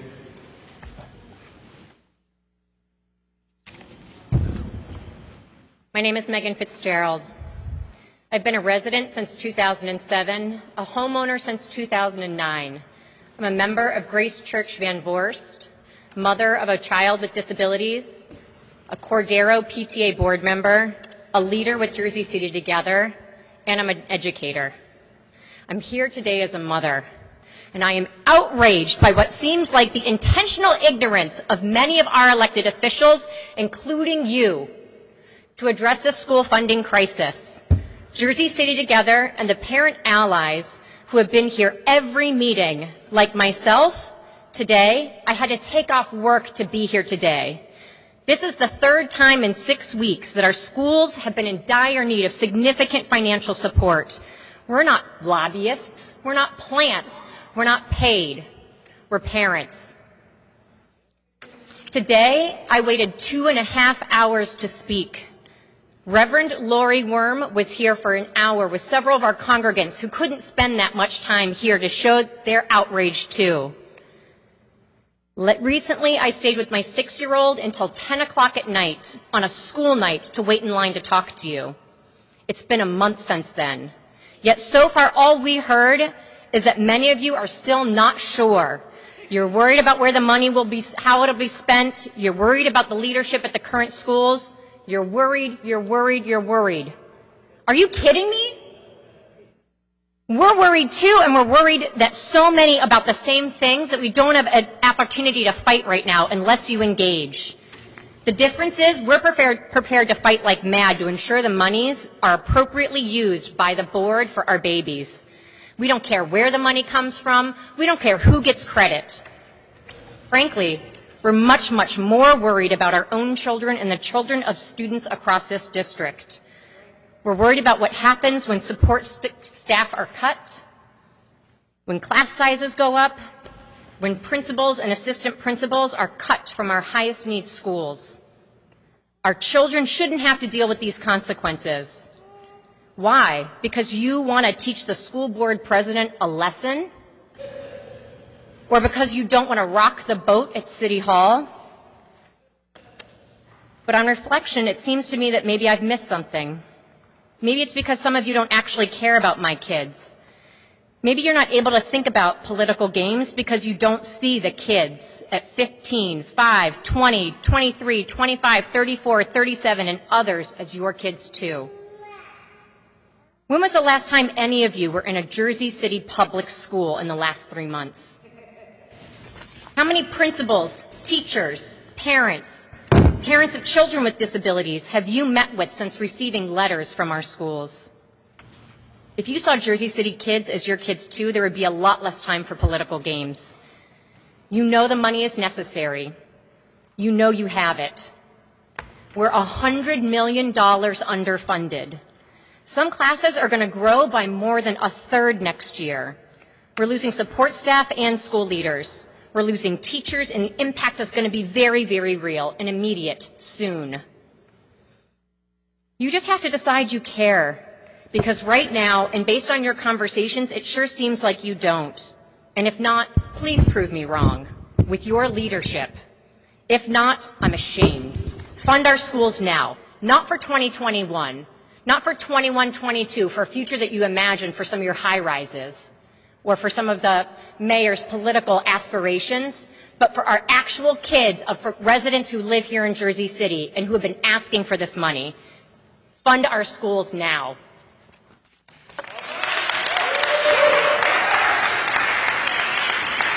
Okay. Robert, before you continue, I'm going to make a brief statement on my part, which is on today's agenda, so you know, there is a budget amendment, or unless it's been changed. Has anything changed? It was in our packet. So it's in our packet. So there's a budget amendment that does not include school funding. We have requested that this not be introduced to the City Council, and that we continue to work on it and make sure that we include school funding. I can only speak for myself, and I know Councilman Solomon has also expressed as much, but I am committed, and I know Councilman Solomon is too, to seeing that we include some funding in this city budget for our schools, and not some, but a significant contribution to help offset. I can't say, I know the number's been tossed around, 16 million, that we can get to that number, but I think there is a significant number. The second thing I'll say is that it was talked about at our council caucus, if you want to watch the video on that, although it was an 8-hour meeting, was that part of the conversation was around school funding, and the idea that the schools, that you said, having come to us and we're not having conversation with them, I want to inform the council that I've reached out to the superintendent and the administration, and they have expressed to me as well directly, and I told them it's now or never. Now is the time. Either we get this done or it's not going to happen. We're up against the rope at this point. And so they said that they were interested and they wanted to engage in that conversation, and they talked about a number, and this is all over text, I will admit. It's of approximately 13 million as a number that they were looking at. So I'll reach out to them again, have a follow-up conversation, engage the council, whatever we need to do to expedite that process, because we are up against the deadlines for ourselves as a city. And so we'll make a commitment I'll make a commitment to do whatever I can. And as I've said time and time again after meeting, that whatever the schools need, whatever we can do, I will do that for my part. Thank you. Next speaker, please. Robert. Okay, the next speaker is John Froling. I saw Mr. Froling earlier, probably left. Nancy Pokler. Bill Young.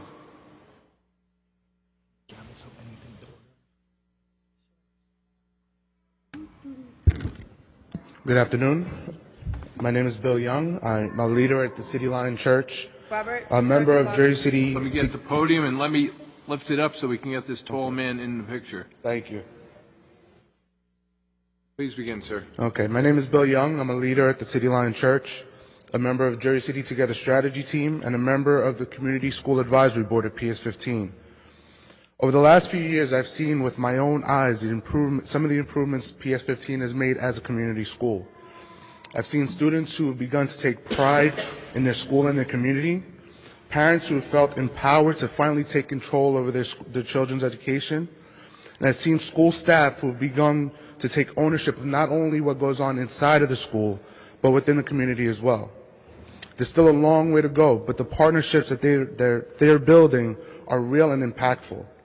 They're bringing social workers in, more after-school programs, and so much more.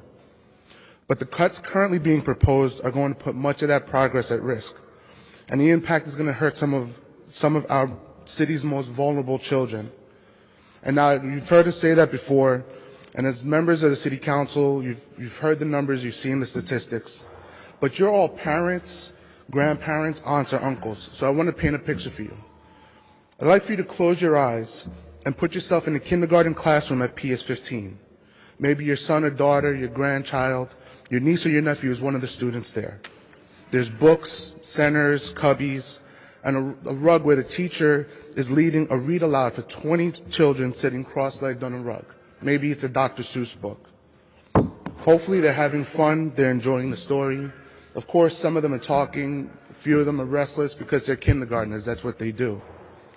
You got that picture in your head. Now that was PS15 in 2017 and 18. Now if you can keep that picture in your mind, 20 kids and one teacher, but I want you to add 7 more students to that classroom. 27 kids, a 35% increase in students in that room. They don't quite fit on the rug anymore, do they? It's harder to keep them focused. And similar things will happen in other grades as well. 27% increase in students per class in first, second, and third grade, and a more than 20% increase in classes in grades 4 through 8. What happens when class sizes go up like that? You have trouble helping the kids who need it most. It becomes difficult for any child to excel. Discipline problems get worse. And as Jill will mention in a few moments, it violates state regulations. Well, while that classroom is gaining students next year, do you know what they'll be losing? Their second assistant principal, Mr. Edward Rubin.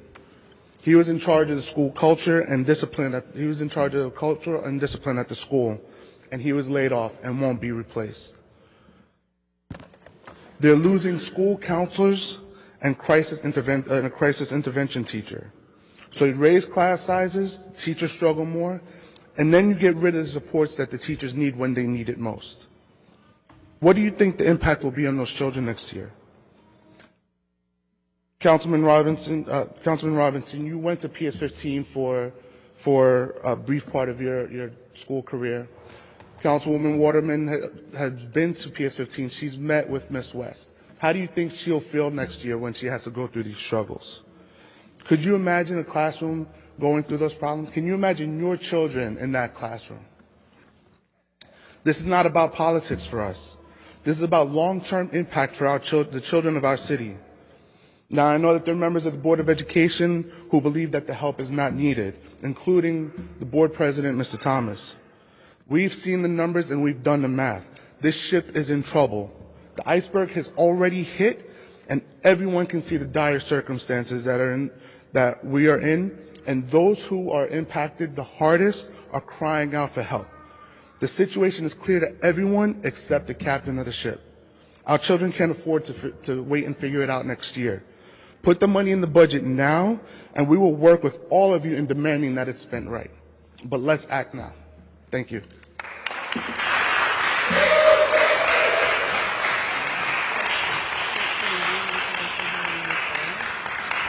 Bill Josephson. Yes, before I start, I want to make sure that every member... Okay.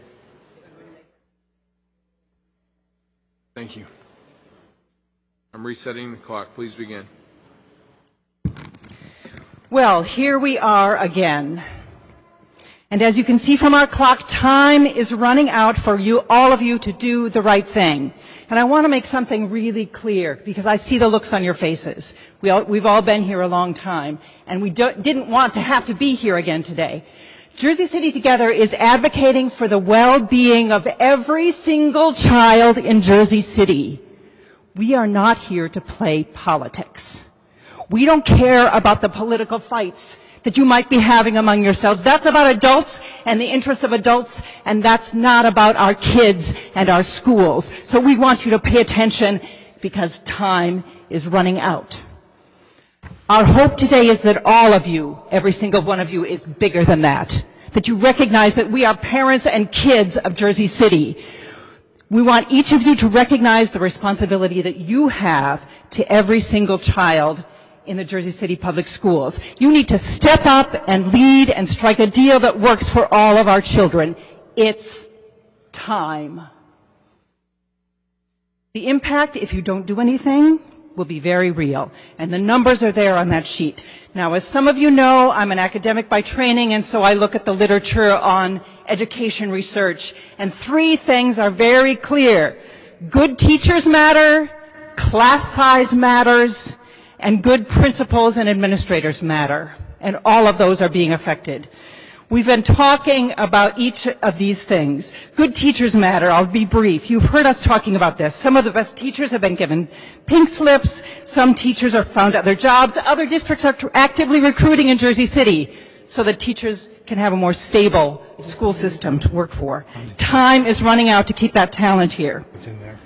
Second, class size matters. This is true across many different kinds of districts. And that means the reason that class size matters is because teachers have time for every single student, time to give them individualized attention. And I know that from both of my sons' experience in schools. My older son, David, was 10 years old, the same age as my younger son, when my family moved from Maryland to Texas. And his teacher quickly realized that he was 2 years ahead of Texas students from the Maryland curriculum. And he would be sitting in a classroom for 2 years not learning math.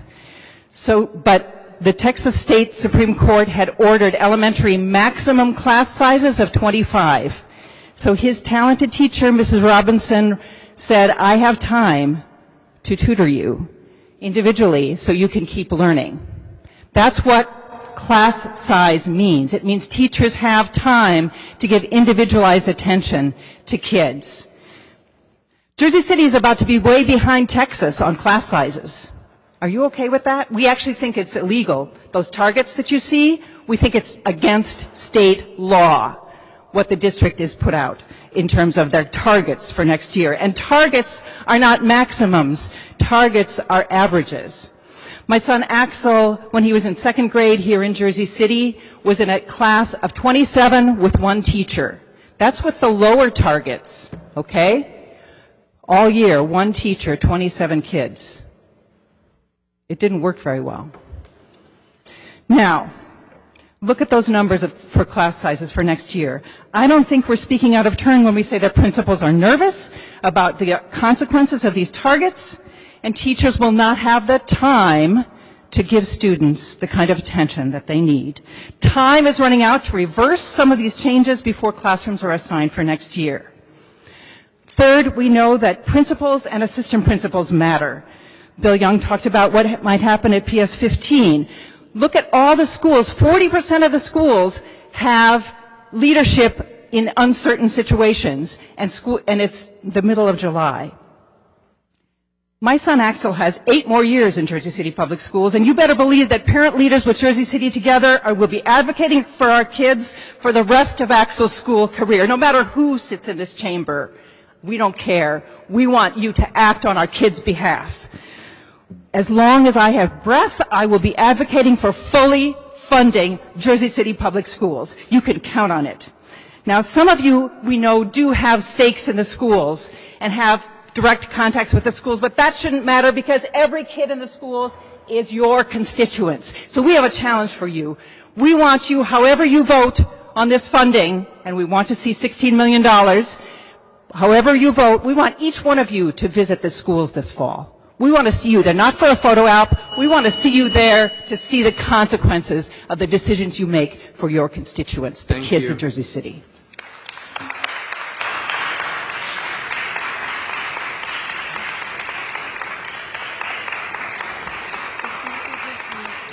Samuel Gutierrez. Steve Cunningham. We're getting closer to your name. Please move closer to the front. Danielle Walker. Are you Steve? I'm Steve. Nice to see you. Nice You to may see begin. you too. It's now or never. You may begin. All right. I'm obviously here to talk about the crisis of funding our children's education. Luckily, my schedule did not allow me to come to the last few meetings. I say luckily because there's only so much of these meetings I can take. I've said this to you guys in emails a few days ago. I give you a lot of credit for your devotion to the city. These meetings are brutal. They're tough. Coming here is not my number one thing I want to do in the middle of the day when I've got a lot of other work to get done. It's one of the odd things I'm really looking forward to when our schools become fully funded, is not coming here for the sessions. I'm sure many people back there really don't want to be here either. I'm dreaming of a day when our schools are funded, and maybe I come once a year. I say, hey, council people, how you doing? You been okay? And that's it. Or send your son. Or, yeah, I'll send my son. Until that day, I'm here. I'm here out of obligation, for no other reason. I'm obligation to the children of the city, obligation to my son, and we have to keep coming until something gets done. I've heard the rumors that we don't need to fund our children's education because the district is not as frugal with their money as we like. I really hope those are rumors. I really hope that's untrue, because if that were true, that would mean we are holding our kids hostage. In the very truest sense of the form, that would mean we're holding our kids hostage so much that I can just picture the movie starring Liam Neeson in it.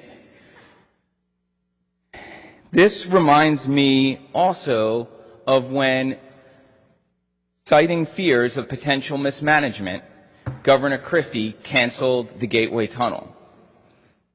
Should there be fears? Sure, of course. But you don't cancel the project. You don't not fund our children out of fear. $16 million to me is a no-brainer. When we're talking about underfunding of $100 million, $200 million, $16 million shouldn't be the debate. That's the starting point. I don't get what happened to the support either. In November, you guys voted unanimously to make a bigger commitment to our children. What happened? That was only 8 months ago. They still deserve this. We have got to do more. We have got to do more, and we're here time and time again because we have you guys to rely on. You're the only ones that can fix this. Please do it. Thank you.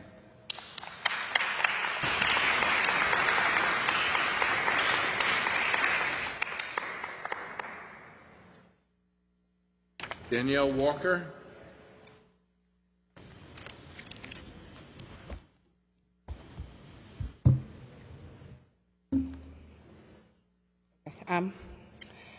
Good afternoon, Council.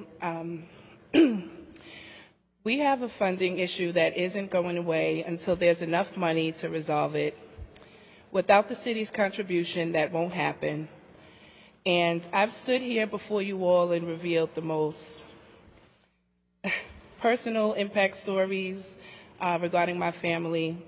And surprisingly, not a decision was made to allocate any funding yet. So I guess my stories aren't as rich as I thought they were. Well, that's a joke, but I just wanted to reiterate that everything that everyone said before me is more than factual and without exaggeration. We do need your immediate assistance to help fund schools. And just a quick reference, the last time I was here and I had my daughter Desiree with me, it was demanded by someone here in the audience that Desiree speak louder.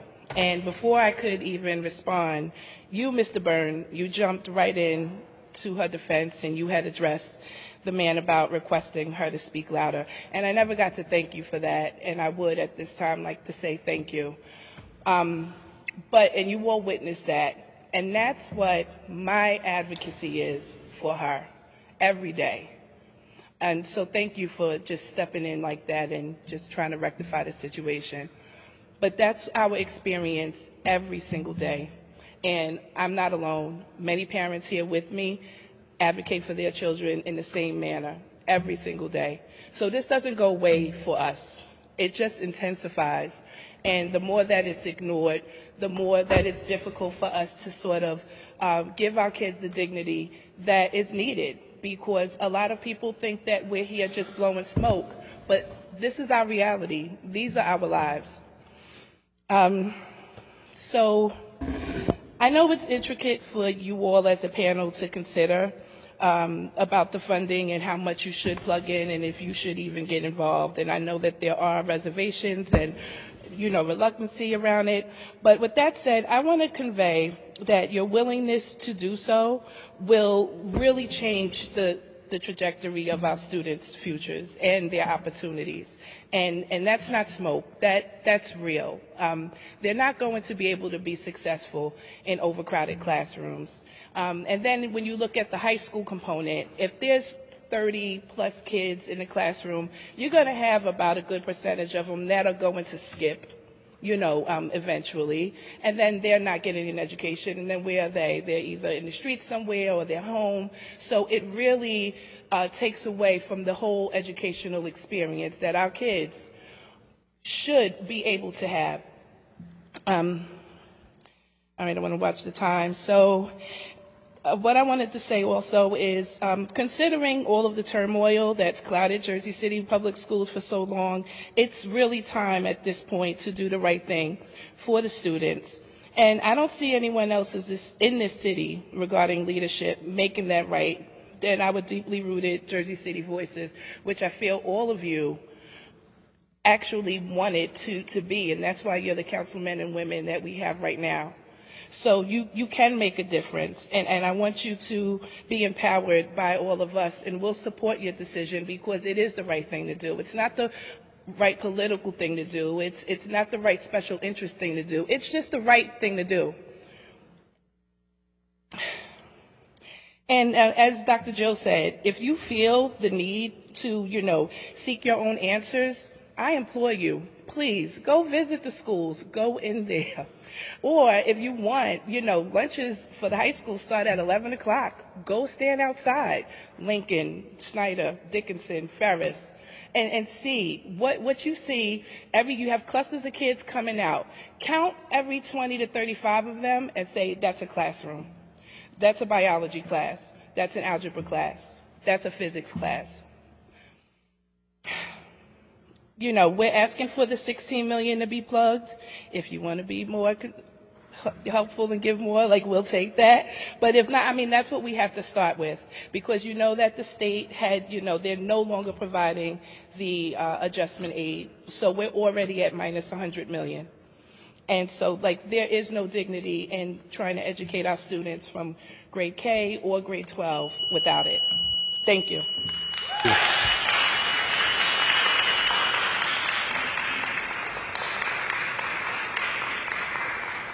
Carolyn Castagna.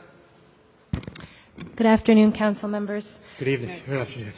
My name is Carolyn Castagna, and like the other parents here, I'm speaking on behalf of all the families of Jersey City, really asking you to support our schools. As a public school teacher for 13 years, I firmly believe that funding our schools needs to be the most important item on your agenda. Having class size is critical to each and every student receiving the attention he or she needs and deserves. There have been times when I've had a difference of 2 or 3 students from year to year in my classroom. I can't imagine adding 6 or 7. Having well-qualified teachers in our classrooms who feel supported and valued is important. Sending out pink slips, I promise you, destroys the morale of a staff. Having funding for academic resources as well as sports, music, and other extracurricular programs can determine whether a child will succeed not just in school, but in life. I am the mother of 2 children attending public school in Jersey City and a third who will start next year. Despite the discouraging news of budget cuts, I still believe in public education. I know that it is the cornerstone of a vibrant community that thrives and that nurtures our next generations. I am asking you to please not wait another minute. It is mid-July and there is no plan in place to properly and adequately fund our schools over the next 5 years. Action needs to be taken now so all of our children receive the best educational experience possible, because just getting by is not enough. Thank you for your time.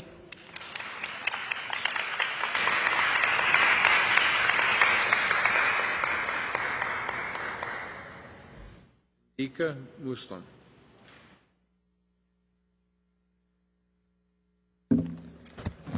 Bismillah. Assalamu alaikum and hello. Good afternoon. As is the case in this room, I'm often the only visibly Muslim woman in a space. And so I have the burden and the blessing of trying to represent our voices. And so I'll say that with the disclaimer that I don't speak for all 2 billion Muslims, but I do represent an often underrepresented group. And climbing, so my background is I'm an engineer, MBA, yoga teacher, and a certified coach. And so climbing the corporate ladder, there have been numerous times where I've experienced Islamophobia. And I don't know how many times I've said, hey, I know I'm the only Indian Muslim woman, or I know I'm the only person of color in this room. And so I'm used to dealing with Islamophobia. What I was surprised and disappointed at was the amount of Islamophobia that I experienced having moved to what the mayor always touts as, quote unquote, the most diverse city in the country. Since I moved here last year, in front of my own house, I was threatened when I asked somebody to move from my driveway, told to go back to my country. I've been repeatedly threatened in front of my own home. I called the police, and because I was recording, because of the state of Black Lives Matters in this country, the police came and said, why are you recording, and left me there. In a state of complete terror, and refused to help me because I was recording them. I'm a product of the public schools, so I completely support the schools. But one of the women that worked there, Tanya Parker, threatened me and told me to go back to my country. And I've asked the Board of Education since then, what are you doing to educate your staff on Islamophobia? I've asked the mayor's office, what is the mayor's office doing to educate your staff on Islamophobia? And I've heard nothing. And it really disappoints me that that is the case. I've lived in over 10 states in this, and over 10 states and over 3 countries. And I've never experienced the amount of corruption, Islamophobia, and just sheer racism as I have in this state, in this city in the last year. And I grew up in this country. And part of it is the political climate, I get that, but part of it is also what are we teaching in our schools? What examples are we setting? What examples are we teaching the police department? And representation matters. So when I did call, all the police that responded were all white men. The people that were here earlier from the Division of Public Safety, they're all, again, white men. So diversity is only convenient diversity unless you actually have people in power that are also diverse. And I have yet to see that with a white mayor, a white police chief, and a white, largely, police department. And so when I do call the police and they don't respond, then that says something to me about whether or not I'm valued as a resident in this city. And so I would pose that to all of the city council as what education is being done from the Board of Education for Islamophobia, what is the mayor's office doing to foster and educate against Islamophobia, and what is the police department doing, and what actions are going to be taking to educate and eradicate Islamophobia. Thank you. Thank you.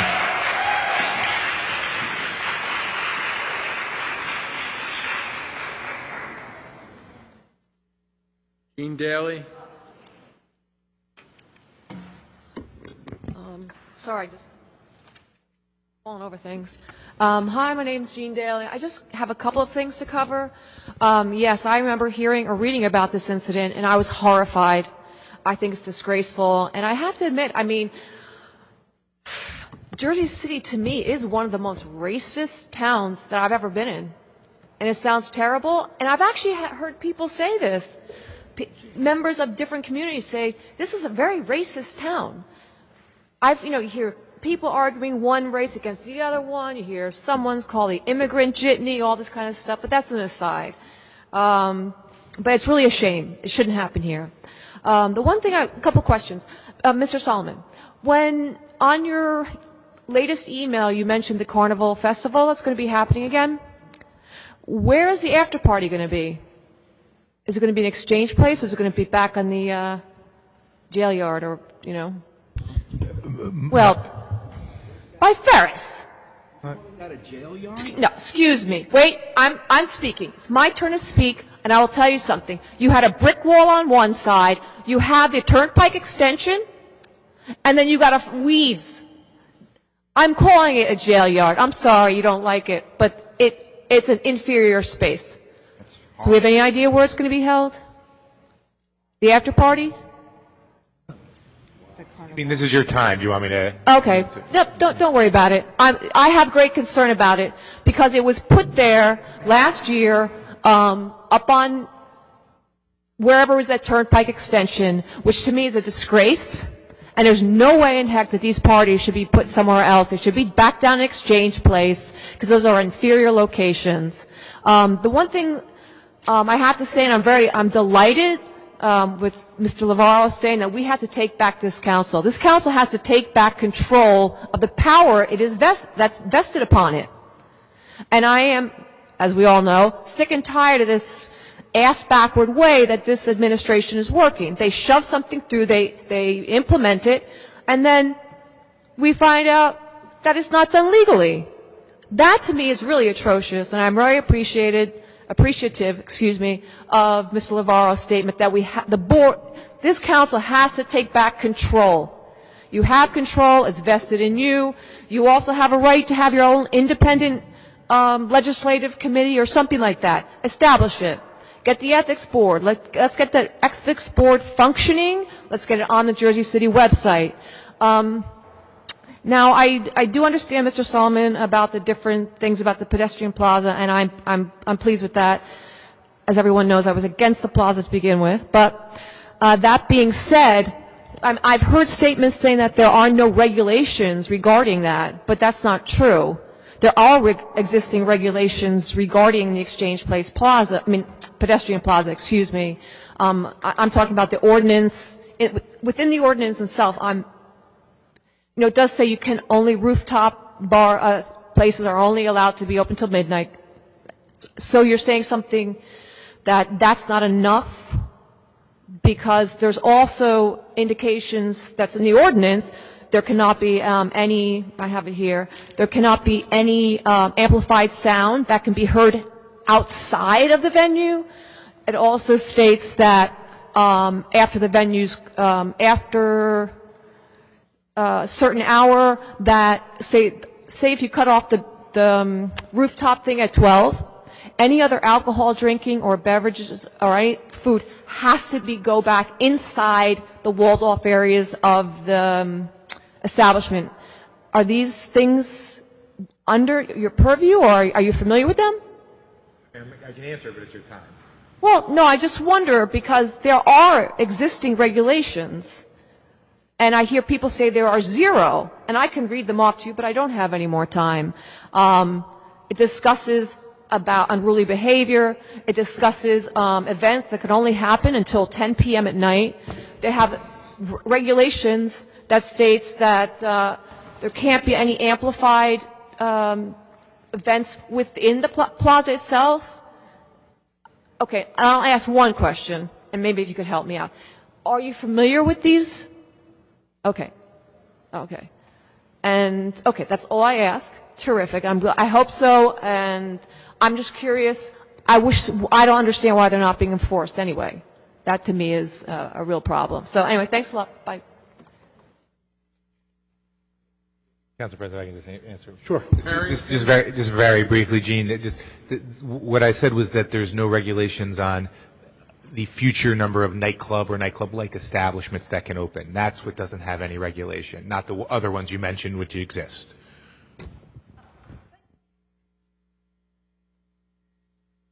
Good afternoon. My name is Phil Carrington. I'm here to make a complaint, ask for some relief, and I have a question that I would like to be answered before I leave here. I have a serious problem again with policing in this town. In this case, it is the enforcement of the fire department. See, I closed, the DP requested I close my business down. After the remediation, then we try to reopen. The normal procedures are, you will call the departments and have them, well, in this case, again, this is the fire department, do what is called a life hazard inspection. In that, you will get O means it's open, U means it's unabated, A means it's accepted. What I got was violations.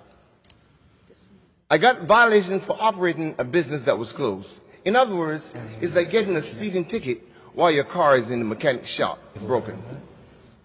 And so, what my relief that I'm asking for first is, since I have paid the money for the certificate, and I'm not in violation of any code, I would like the certificate to be sent to me. Thirdly, since I was closed and was forced to close or could not operate as a result of these violations, I am requesting an answer from you all to tell me exactly who do I see to have my taxi repeal for 2018 and 2019. I could not operate as a result of that. Let me get back to the question again, or to the statement. Again, I called the fire department to have my place inspected. It's like any one of you who own a business, I know you do own a business. If you close your business, to reopen the business, you just call the inspectors to investigate to see exactly if you're up to code. That's normal. I understand that. But what I got was violations and a time to fix violations. See, there's only violations if you operate or if you start to do work beyond where you were stopped. Again, I was closed. The apartments were not open. The store was not operating. We went before the Construction Board of Appeal, and I told them that there's a mistake. We went again to the municipal court. Well, the judge said that he was not there now to hear the merits of the case. He was really to enforce penalties. And I told the judge you can't enforce a penalty because there were no violation of law. He thought it was a joke. But then in reading, he asked, he said, well, he's going to charge me for one of the fines. And I said, well, I was not operating. Then he asked the court-appointed official, which was Jenny Lou, is he operating? She said, no. He said, well, then how can you give him a number of violations if he's not operating? She said, this is crazy, right? This is really sad. She said, no, we give him these violations because he intends to do business. Yes. You get, this was support, of course, the violations written by Louis Cologne. It was supported by his supervisor, Dennis Newberg, and the two officers at the court was Jenny Lou and Rachel Tedeschi. And they all support this nonsense. In other words, if you intend to do business as a black man in this town, you didn't operate, again, this is fact, and I will give you a copy of the transcript. This is how it is. So just to intend, he intend to do business, we give him a series of summons. This is really laughable. And so, and this was a number of things. It was even so bizarre. In one of his violations, he gave me a violation because the place was not open for him to inspect. Well, if the place is not open, he's agreeing that the place is closed. So how can you give me a number of summons for operating a closed business? This is exactly what really happened. And so I'm not going to take it any further because for those who understand, and it's not for everybody to understand. What my real question is, I would like a simple answer. Since I could not operate the business, and I did not open, neither did I have the tenants in the apartments as well, I would like to know, who do I see? Don't tell me to go to the tax assessor's office. I want to know a particular person or persons that I have to go to see, or is there a form for me to challenge being forced to pay taxes for 2018 and 2009? Who do I go and see? Somebody answer? The assessor. The tax assessor. Tax assessor. Who's the tax assessor? Downstairs, Ed Ed Taluzza. Taluzza. Office is downstairs. Yep. Thank you. Nathan Oliver. Then we have just one more speaker. Hello, Council. My name is Nathan Oliver. I'm a Heights resident. I'm a certified cycling instructor with the League of American Cyclists, and Councilperson Boggiano is my representative in this body. Recently, Councilman Yoon posted on Facebook about the Jersey City Police conducting a Ride Right campaign for cyclists, and part of that post said, "This means you must ride on the right side of the road or on the shoulder with traffic." Many drivers and even some police I have spoken with believe that the law says that cyclists must ride as far right as is possible. The law actually says as far right as is practicable, and the difference is quite significant. The New Jersey State DOT Bicycle Manual instructs cyclists to ride 4 feet away from parked cars and says that any lane less than 14 feet wide is not safe for cyclists and drivers to share side by side. Any 10-foot lane or lanes narrowed by parked cars, cyclists are instructed to take the lane, meaning to ride in the center of the lane.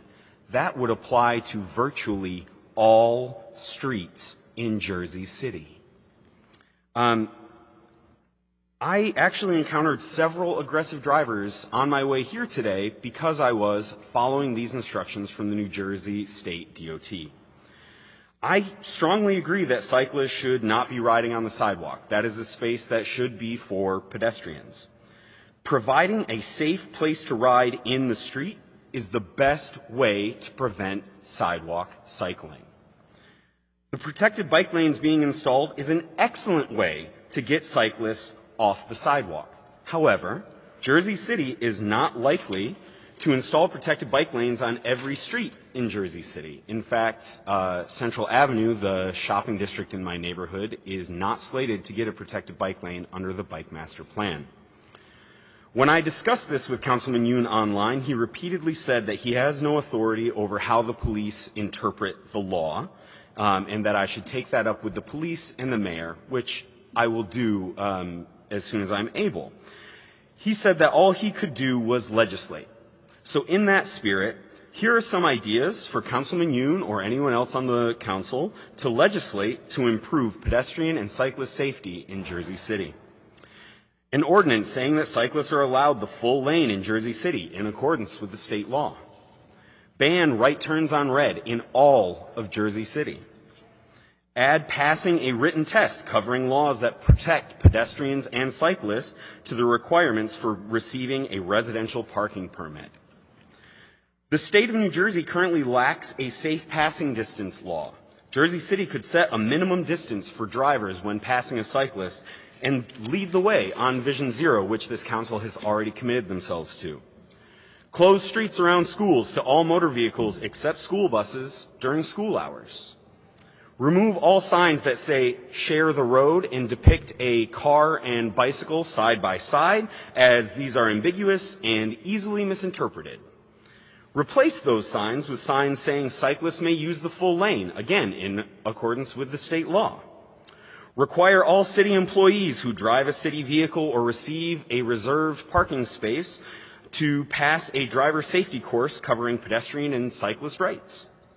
Offer driver safety training as an alternative to paying fines for traffic violations and parking violations. I am truly grateful to Jersey City and its council for their commitment to Vision Zero.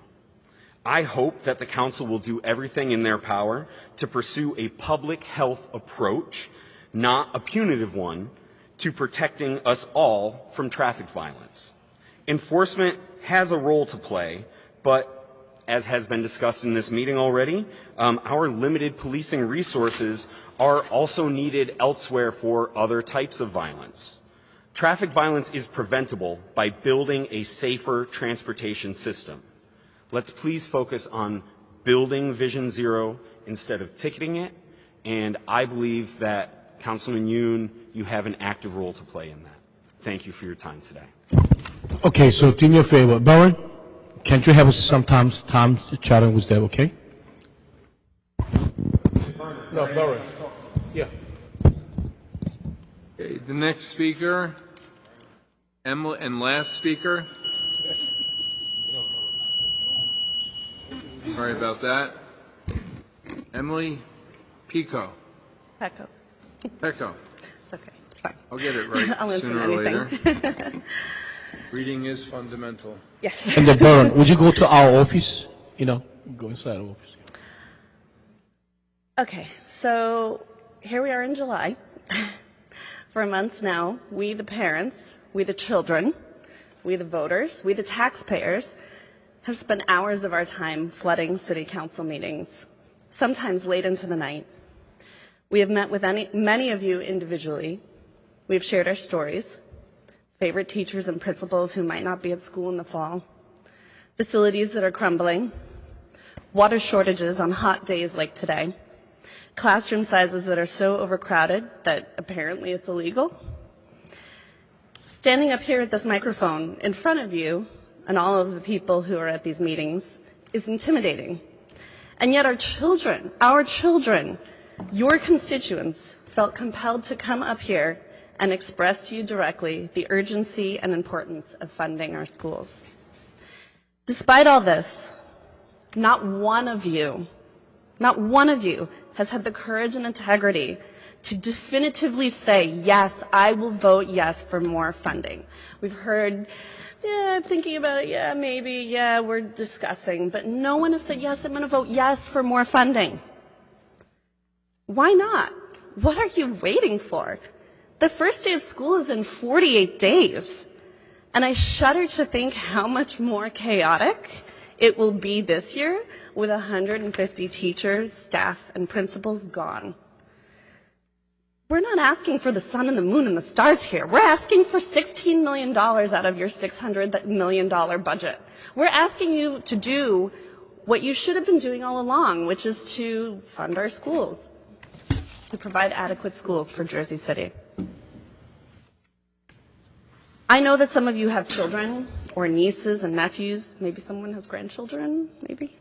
I imagine that when those little eyes look up at you, one of the thoughts that crosses your mind is, what does their future look like?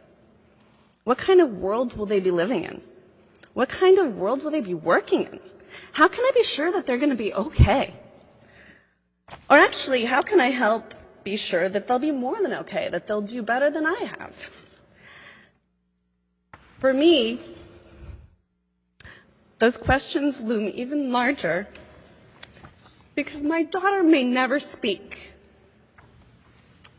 My daughter may never live independently. My daughter will be able to hold a job, but who knows what kind of job that will be? Who knows what's going to happen to her when I'm gone? One thing that I can give my daughter is opportunities. Opportunities to do the best that she can. That's what we all have to give our children. How do you get opportunities? You have education. Education begets opportunities. I know that the situation with our school district is messy, to say the least. That needs to change, but we're not here today for that. In all this time that we parents and children have been pleading with you to uphold your responsibility to adequately fund our schools, all that we have heard is blame, finger pointing, not my problem, go back to the Board of Ed. We can't alienate taxpayers. We can't damage the city's credit and bond rating. We can't find $16 million in our budget. When I hear these things, I hear people refusing to do their jobs. I hear people who are beholden to votes and developers and everyone else above those little eyes that are looking up at you, asking for a stable future. Make no mistake, shirking your responsibility to ensure that our cities have adequate schools is a moral and professional failing.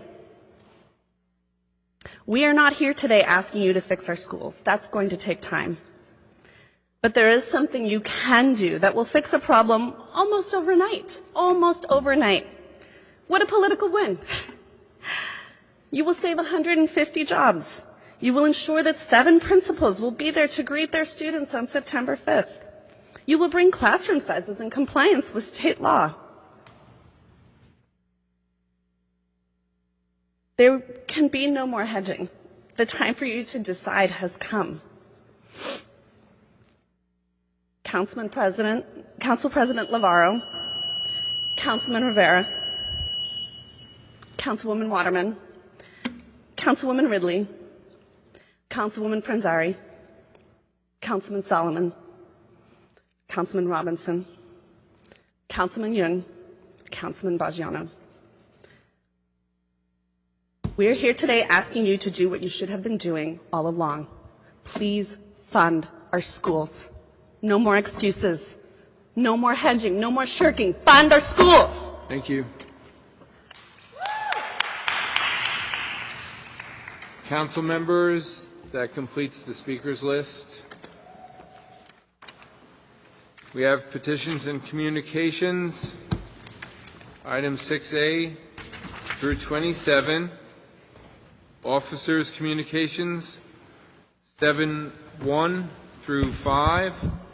Reports of directors, 8-1 through 8. We're to the claims and addenda. Before we proceed, numbers Robert. 1 and 2. Yes, Robert, just on number 8, to Robert, to you as well as to the BA, I guess. So these letters that are dated from the mayor to the council, this is where that tax abatement for the letter was also listed here in section of report of directors or officers' communications. I forget which one. I'm sorry. So this is where that letter that was it was in officers' communications, I believe, or report of directors. Those two sections. That's where it was listed. The letter for the tax abatement by Wave Urban Renewal. Anyway, my point or my question here is, when letters come to the council or they're listed here as being addressed to the council, we don't actually get physical copies. Is that always the norm here, Robert, or is that? Copies should be sent if the council We're is not copying. getting them. I mean, it says letter to. I can't speak for everyone here, but council members, it's I mean, I'm looking at appointments. It says a letter from Stephen Fulop, Mayor, to President and members of the Municipal Council. I don't recall seeing those letters, but I am not the most on top of my email inbox or my letter inbox. So if other council members can suggest otherwise, I will end this conversation. I'm also just wondering, and this is more of a procedural thing, is just now that we're on an e-agenda, that if these are being posted there, like having that link to these things, I don't know if they're there. I haven't delved that deep into this. But if there was a link there for these things, that would make it easier for us to be able to do that. So if that's something you can facilitate. I'm not aware what happens to these letters once they're posted in the agenda. I know they're at least on file with the clerk, but when we do the digital agenda, we can definitely include them. Yeah, that'd be great. They're all public documents. That's the point of listing them here. So, yeah, that's fine. Right. It may take us a meeting or two to get everything there, but we'll definitely do it. Okay.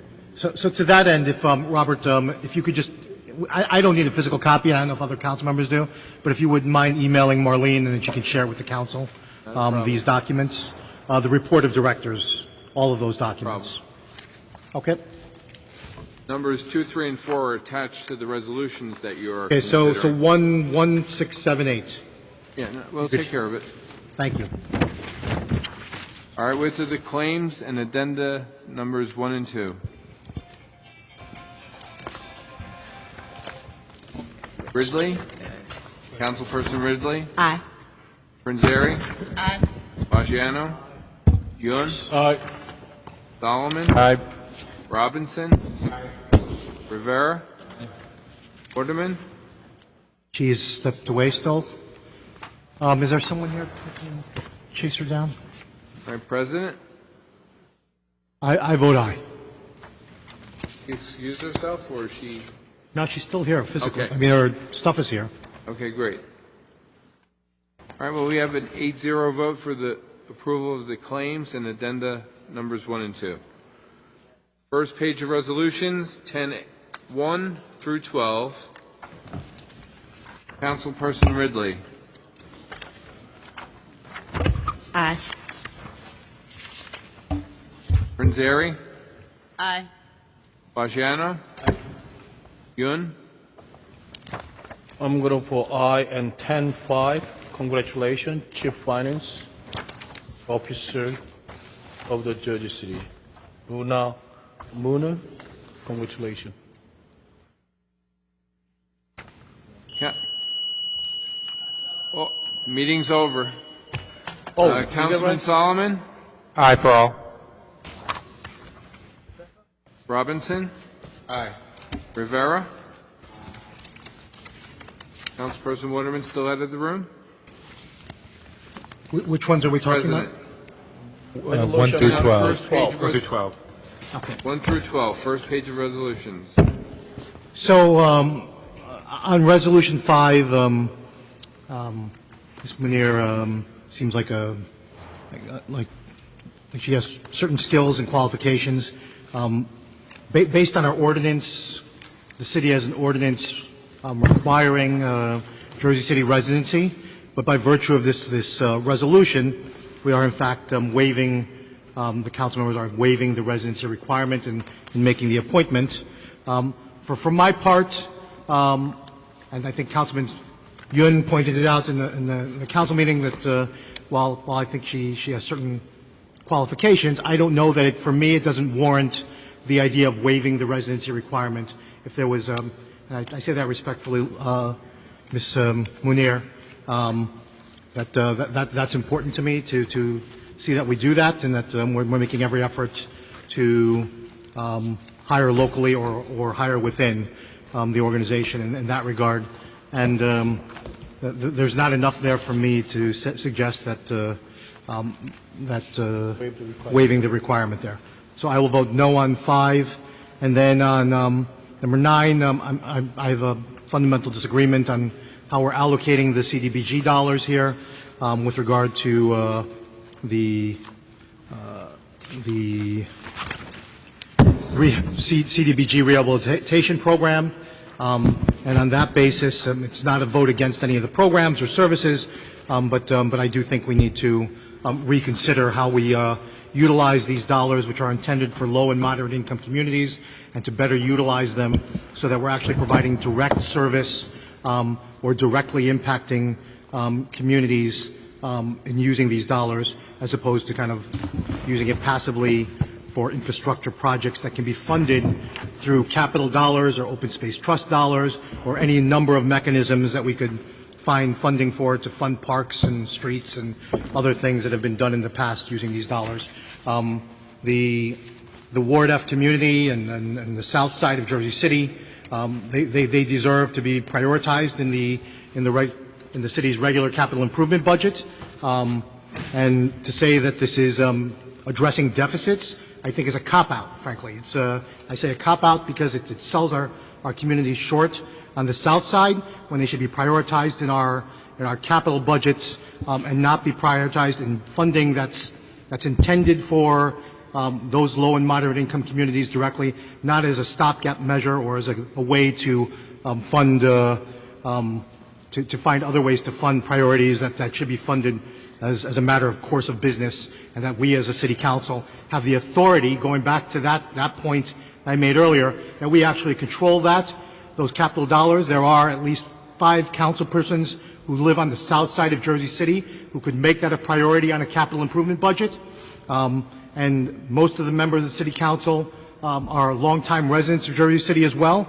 And knowing that the importance of that in terms of who we're addressing there, that we could in fact fund that and make that a priority for Jersey City in our regular funding, and use those dollars for other purposes that would also address and support our low and moderate income communities in Ward F, Ward A, Ward B, and the rest of the city outside of downtown pretty much, with the exception of maybe the Heights where things are coming up pretty well there.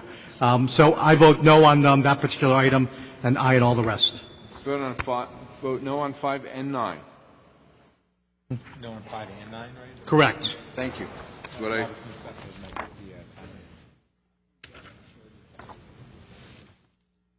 Oh, it's going again. Let it stop. Okay. 10. Councilperson Waterman, can you vote?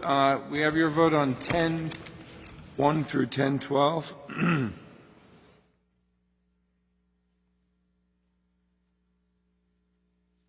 First page of resolutions. Thank you. And we missed your vote on the claims and addenda numbers 1 and 2. Vote aye. Thank you. Allow me to recap the claims 9-0, claims and addenda numbers 1 and 2, 9-0. 10-1 through 12, unanimously accepting 10-5. 8-1, Council President is voting no. 10.9. 8-1, Council President voting no. 13 through 22. Councilperson Ridley. Aye. Prinzeri. Aye. Baggiano. Aye. Yun. Aye. Solomon. Aye. Robinson. Aye. Rivera. Aye. Waterman. Aye. President. Okay. Let me begin with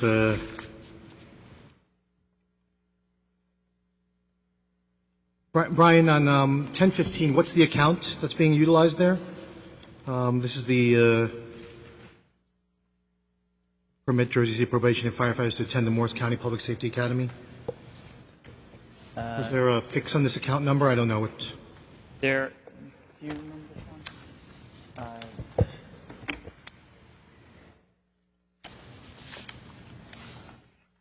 one? Was this one of the ones we talked about at the caucus? There was one account number that was incorrect that we updated. I can't remember which one it was. Because you sent us the spreadsheet back, and I thank you for that. Yeah. With regard to this, do you have that information in front of you? In my email that I sent, okay. That's the only place. Well, the column says total balance $302,000 for that account number. It says encumbered $123,869. Year-to-date debits $342,138. Then year-to-date credits $520-some thousand. I just wanted to ask if you could explain to me these specific numbers. I think I know what encumbered is, but I guess I'm wondering if year-to-date debits include encumbered numbers or if it's combining the two numbers there. And then there's year-to-date credits, which is the only one. This is the only account. You want me to bring this down to you?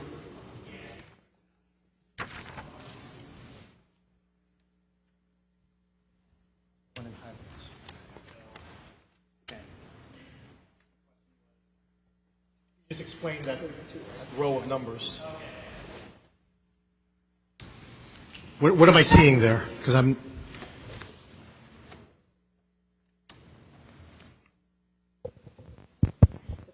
it looks like we're extended there. That's from my view of it, but I could be wrong. Right. So The budget balance. The budget was in the amount of $523,568.25, and that is the amount we budgeted for the year 2018, I believe, 19. And then so far we spent it 1,038.18, and we already encumbered 123,869.09, and so far we have a balance in the amount of 302,099.99. The balance The remaining balance we have so far outstanding. This is the balance we can use. available. now. Yes. After encumbrancy, yeah. After those, Yeah. does that include this amount, or? It does not, because it hasn't been technically approved yet by the council. Okay. But once you approve it, it becomes encumbered, and it goes into the encumbered column, which would reduce the total balance number by that amount. Okay, so I just want to get clarity on, thank you for that, Lubna. 10.18 is the shared services with the Housing Authority. This is on duty or overtime? I'm going to support it either way. I just want to get that clarification. It's an agreement for both. The staffing is mutually agreed upon between the Housing Authority and Public Safety to determine what officers are needed and where. At this point, there is at least a fixed post in Marion Gardens, and sometimes there are needs for additional officers when there's an event going on or there have been some issues and they just want to increase manpower. Those types of circumstances sometimes require overtime. But this allows us to cover those expenses through this grant that the Housing Authority gets through the federal government. Okay. Okay. So let me just, and then the last thing is on 10.20 for the 5-year leases. Yeah. So I know you said you looked at this in comparison to kind of bonding and traditional kind of. Yeah. So I'd like to see if I could get that analysis. Yeah. We'll provide it. See what those numbers look like. It's deep in my emails. I'll find it. Yep. Okay. So with that being said, one last thing. I'm sorry, I'm going back. 10.13. So from my reading of the budget, and we don't have to answer this today, but the budget line here that's available from the account number that's available that this money is drawing down from, there was $80,000 budgeted for this contract from my interpretation. This contract is for, this purchase is for $47,841. So if that's the case, then that means there's something in the realm of $32,000 saved, which is great, if that's what was budgeted originally. And so I just want to get that confirmed. It doesn't have to happen right now. But obviously, as we complete the budget, I'd like to then see that we move that money from there and into additional monies, again, for the Jersey City Public Schools, and to begin to kind of capture those dollars as well. Okay? So I'd like to just get that information and confirmation as to whether or not we saved $32,000 over what was budgeted for this, if I'm interpreting that correctly from the information you provided to me. That's what it looks like, but I could be interpreting that incorrectly. That being said, I'm going to vote aye on all. Aye on all. Okay, Oh, I'm sorry, abstaining on 1022. I'm abstaining on 1022. Okay, 1013 through 1021, 890, 1022, 801, abstention by the Council President.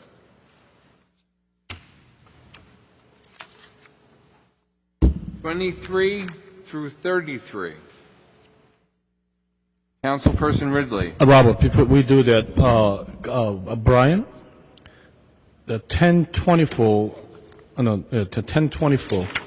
the contract for the provide the spot lighting and the scoreboard maintenance, I asked them how much we spend 2017-18 2 years, because $164,000 contract have a three portion of the contract. One is a startup service, which is almost $40,000, and the year-round service, which is they charge like $275 an hour service, almost $100,000, and the third part is a part allowance, $5,000. So when they provide seasonal setup service, that's the time most maintenance they provide.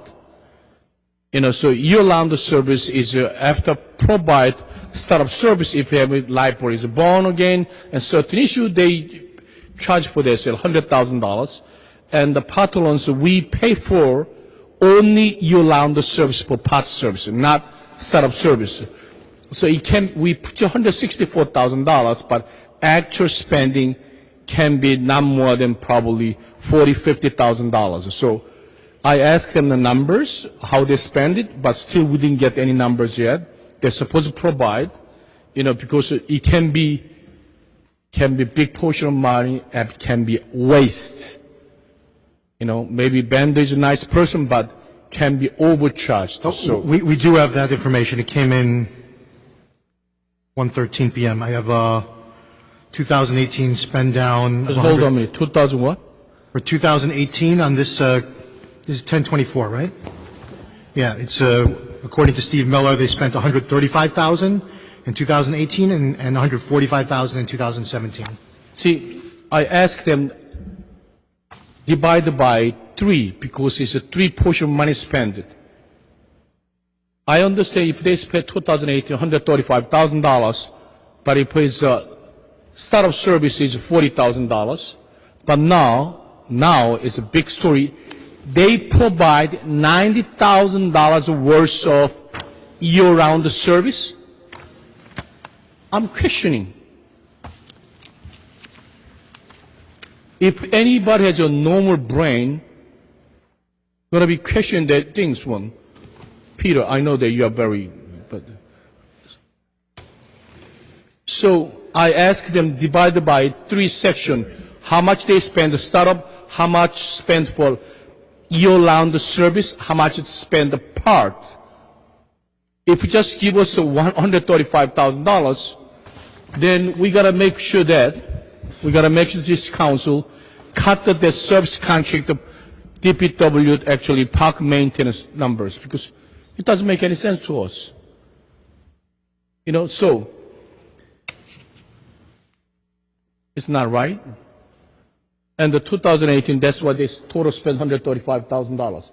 But they did not separate it. How much for year-round service? Year-round service not an issue, but year-round service, that's a question, because that's the part we can waste a lot of dollars. They can charge extra dollars for something they maybe not provide service. Okay. So I'm not really comfortable with that one. Okay. And also the 1026. Before you move on to 26, can I piggyback on you with 25? Okay. So you did provide the information there as well. The amount spent on this contract in 2018 was $120,000, and according to Steve Miller, and $35,000 in 2017. So this contract comes in at $181,000, which is considerably higher than both, right? So it's already delinquent. It's supposed to start June 28th. My request is that withdraw it, and if we can just have a conversation about that to explain why it's so much larger than the previous expenditures in the previous years. It's literally a third larger than the, and we can add it on in a special meeting if you want, if it's when that special meeting comes around, because we will have a special meeting between now and August regarding the budget. So if I recommend the Brian, business administrator, Okay. 102425, actually 1025 is a moving cost is $181,000. As you know, it's a June, it's going to be July already, so now until December, I don't know what kind of moving action we're going to take it. So my strong recommendation, till provide the way how they spend it, item 24 and 25, I like to withdraw and bring back the next council with a fully informed this council how they spend, what they move. I think it's fair to us. $181,000 is not the small money, it's a lot of money, and $164,000 is a lot of money. But meantime, they can continue to provide the service, and then we can pay for that.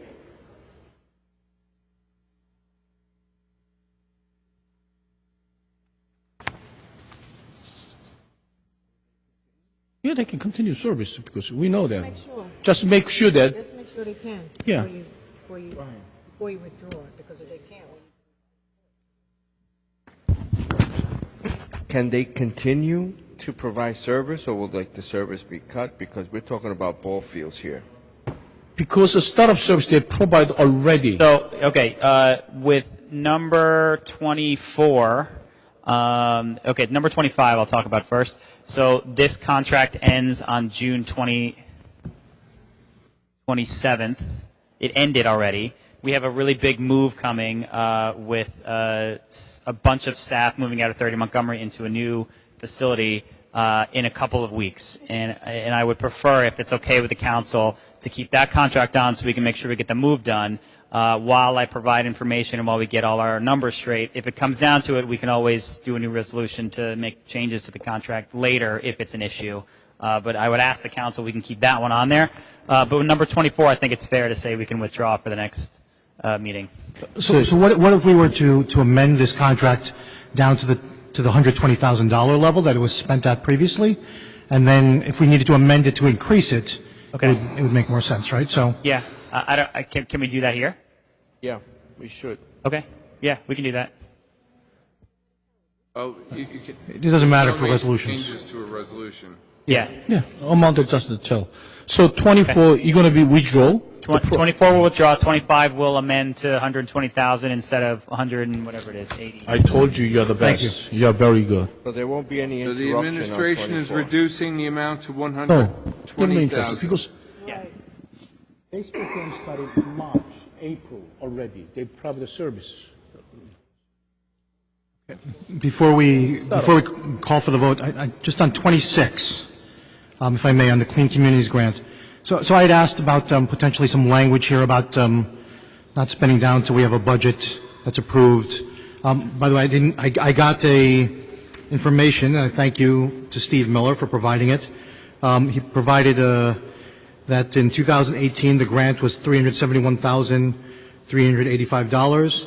And from that amount, he said $150,000 is for murals, which includes all supplies and balance. What I asked for was the spend down on the grant and how much was actually spent on the of the grant itself and what it was spent on. So absent that information, I'd really like to see how we're spending this money, how we've spent the money, and how we're proposing to spend it. So I'd requested the law department to do some sort of amendments here, or to draft an amendment for the council to consider that would allow for the budget for this grant to be approved subject to the city council's approval, and then ultimately to form a committee. We don't have to do that today, but a committee with which would also include school representatives to discuss cost sharing of these, the possibility, if it meets eligibility requirements, if there's programming in the Jersey City Public Schools that would meet the eligibility requirements, where we could fund that through this grant as well as Jersey City Employment and Training Grant, and then that would free up money on their side from those programs and services so that they could reallocate it for other purposes. I mean, this is a clean community grant, right? I'm going to make sure this one very clear.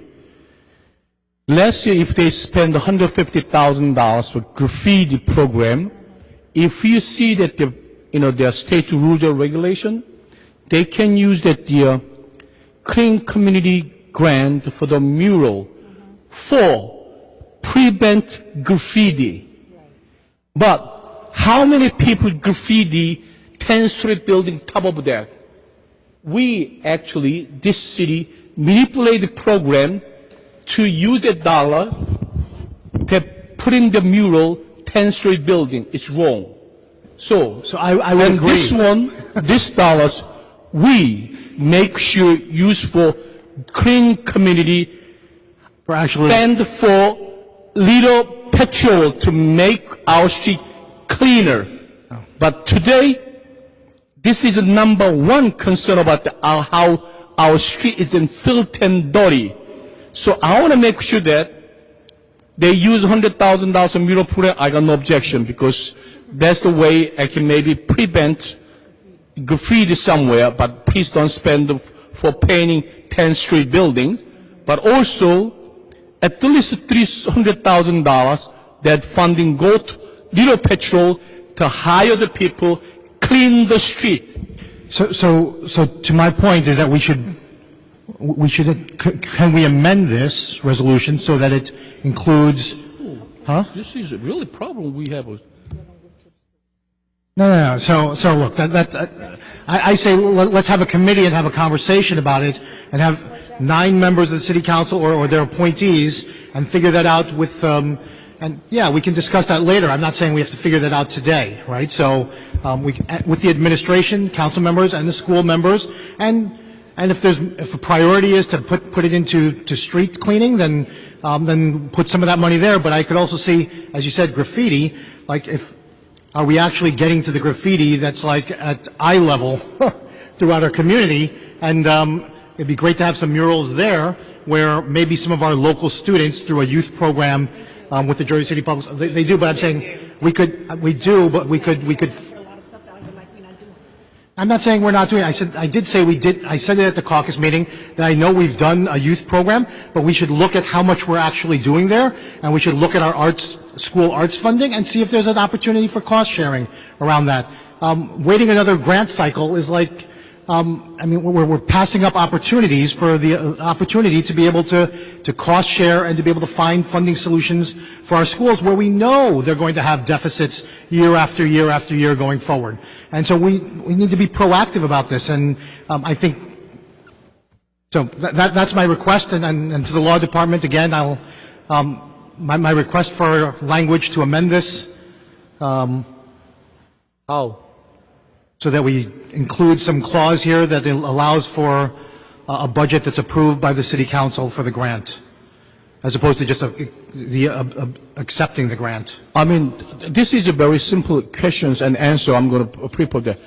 Because we get... Yes, Councilman Yun, let's, to the law department, can we get an answer on that? Answer the question. I mean, when we get the 414... Let's wait till they respond. Okay, I don't know if there are any encumbrances on the grant or if there's anything limiting the grant that, nor do I know anything about the time frame or whether we would miss out on this grant if we defer on this. I'm not looking to defer. I'm asking to put a language into the resolution that and says... you want to do that today? Yes. Okay. A clause that just says that it's subject to the council's approval of the council, that the budget for the grant is subject to the approval of the council. Okay. Contingent on it being acceptable with the grantee, the grantor rather, we can make that amendment. Yes. But let me ask you this, Lord Potter. I want to just make it clear, because when we apply for grant, we told them already, Project A, we need $100,000. Project B, we need so and so. We already proposed. That's not accurate. It's a formula grant. No, make sure that, so some grant. Yeah, not this one, though. Not this one, just they give money. It's a grant that you get, Council President was speaking about this at the caucus. It's a grant we get every year, and it's based on a formula for the city and the urban areas and that sort of stuff. So, then no question about it. When they spend... Almost every municipality in the state of New Jersey gets it. Yes, subject approved by city council. It have to be. Sure. I don't want just $400,000 spent by your own will. Right? So we can add a clause that says the budget will be subject to council approval under Thank you very separate much. action or a separate resolution or Sure. something? Yeah. That's the way it should be done. Okay. All right. Okay. So it hasn't stopped graffiti, and it should be used for okay. street. Do we make a motion to amend that? Is that how we're I going to make do a that, motion. or? Yeah. Okay. Okay, so we're talking about 23, right? I mean, 25. 26. 26, sorry. 26.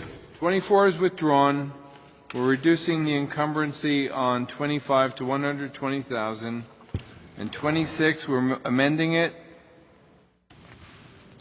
Peter, can you spell it exactly how it's right?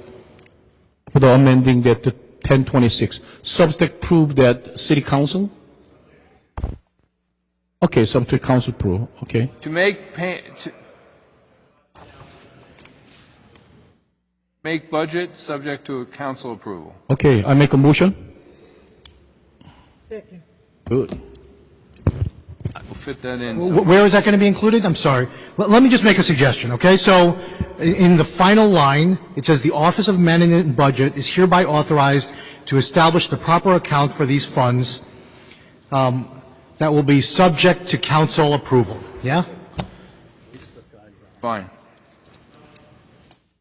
We have a motion by Councilman Yun. Seconded by? Joyce Waterman. Thank you. On the motion, Councilperson Ridley. Prinzeri. Aye. Bajiano. Aye. Yun. Aye. Solomon. Aye. Robinson. Aye. Rivera. Aye. Waterman. Aye. Lavaro. Aye. Aye, sir. So we have this amended. And vice versa, my friend. Okay, this is getting so easy.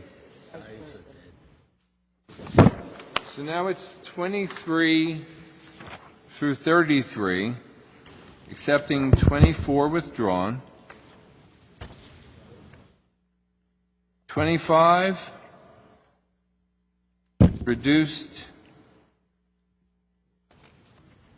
to $120,000. And 26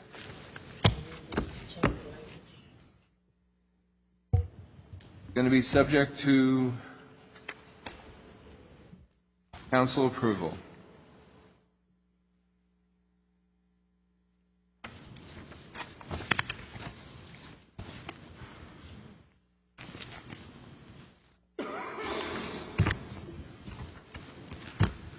All right. D23 through 33 with those, with that withdrawal and those two changes. Councilperson Ridley. Aye. Prinzeri. Aye. Bajiano. Aye. Yun. Aye. Solomon. Aye. Robinson. Aye. Rivera. I'll abstain on 28, aye on the rest. Waterman. Lavaro. Explain to change why you abstain. I vote aye. All right, 1028 Works for him. He's one of the is political acts. 801. Abstention by Councilperson Rivera.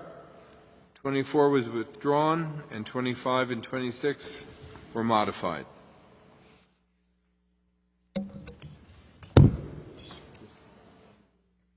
Let's move to 34 through 42. Mr. Clerk, I will just, the Law Department will be withdrawing item number 41, Resolution 19-635. 41, sir? Correct. Light to Palma for 1 Journal Square? That's correct. Are we scheduling a closed session on that as well today? We were supposed to do that. We have been waiting to hear back on a date. We prepared the resolution for the closed session to take place at the next caucus, prior to the next caucus meeting. At 9 a.m., folks. At 9 a.m., yes. Is everyone amenable to that, or? What day? What day? August 12th. I think is it the 12th or 13th? Whatever the Monday is of the next caucus. It's the 12th. No. What time? 9 a.m.? 9 a.m. I don't know. Yeah, there's not enough time between meetings. So we have, caucus starts at 10, so you're scheduling it for the hour prior to caucus's start. That's the resolution that we had prepared another for the council to vote on. If it needs to be another date or time, we would have to have that voted on at another session. Same day, though. It's the same day. Same day as the caucus, yes. That resolution can be That's approved fine? when we Yeah, do that's the... fine. That's fine with everyone? hearing on the Yeah, that's budget. fine. Okay, can we have that added to the agenda? Thank you so much. Thank you, James. Remember that. What's that? I know. Sure they have breakfast here. Marlene, where are you? Hang on a That's second. right. Lobster, filet mignon. I want to make sure it's on record. Okay. James, on record. Record is prepared.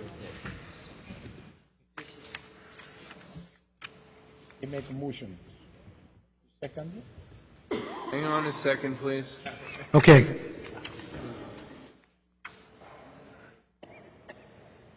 Ramessa, can you get Marlene? This will be 10:52 when we do get to it.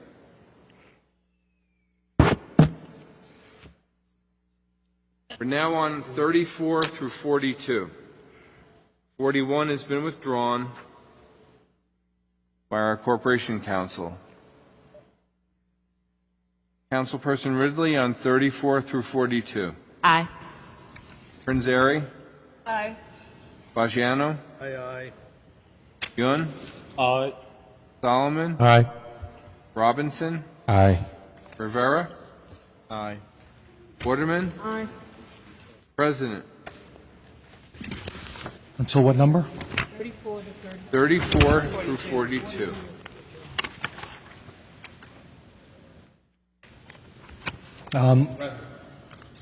Yeah, I vote aye. No, I just wanted to, I vote aye no. We have 9-0 vote for 34 through 42. The fun page. Let's add 52 to the bottom. It's a closed caucus on August 12th.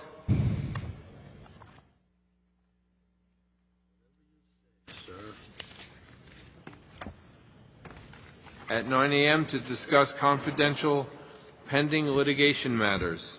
I won't be here, so you take my place. So it's 43 through 52. We should have some discussion at the conclusion of the vote for the amendment to the budget. Can we do it before the vote? Be advertised for a public hearing. Robert, can we have the discussion before the vote? I'm sorry, Councilman? Can we discuss 1047 before the vote? Absolutely. All right, great. Council President, can we? Sure, Councilman Solomon. So let me just ask a couple clarifying questions first, so just I fully understand. So just procedurally, we're being asked to introduce the budget here now, the budget amendment, correct? Yeah. So were that to pass, what are the next steps? So someone can just walk me through that again. Yeah, so this is the introduction of it. We have to wait a statutorily required amount of time between now and the public hearing, which is when the adoption of the budget would occur. It is possible to make changes at that point. So let's say that we pass this ordinance or this resolution, we schedule a public hearing a week from now, and we decide or certain council members would like to make changes to the budget at that point. What is the process at that point?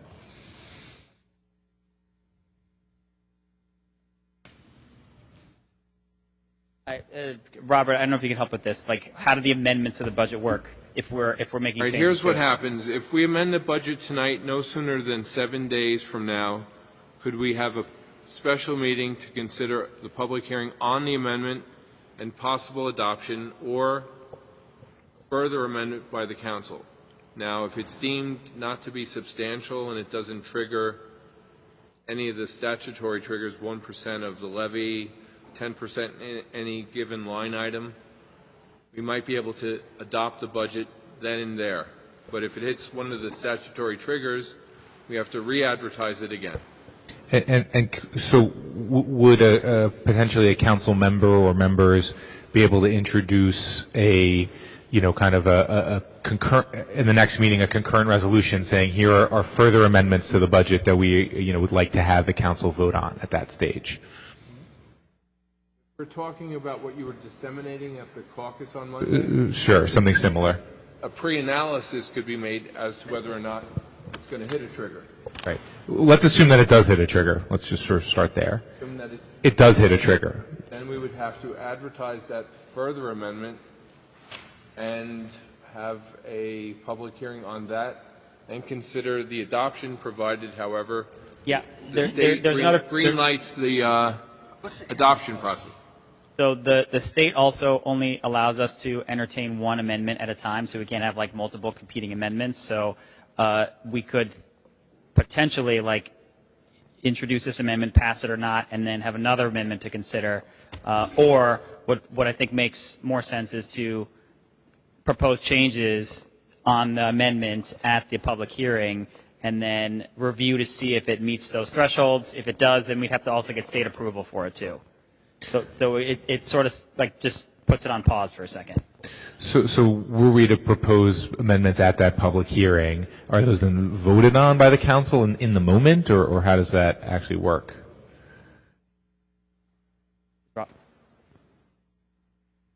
We would, depending upon the amendments, we'd have to go back and get approval from the state DLGS. So if the amendments are non-substantial, which the definition is a little different for the budget amendment, if it's like moving little stuff around, it's fine. But if it's the big stuff, then we would probably just wait and then talk to the state about it. Takes us a couple days to do that, and then we could have to come back to it. So yeah, we'd have to. We wouldn't be able to pass it at that point. So I'm a little confused, but I'm going to just make sure that Resolution 1047. Yeah. This is a proposed amendment by you present to City Council. Yes. But this one actually is not amendment by yourself. You actually communicate to all the City Council members, and you do that. And that's the one thing. And you mentioned something. There was another one? I'm sorry, say that again, Michael. There was another proposal for amendment? That's other than this one? So I think, I don't know, without looking through it, and so this is my next question, is what other changes have been incorporated based on what was presented on Monday. But I think from my perspective, I'm committed to at least offering amount of school funding as portion of a budget and have us vote on whether we're able to put school funding into our budget. So I don't believe I see that here. So, that's, so that is, that's my policy goal of mine and something that I think So I would like us to consider. Councilperson Waterman.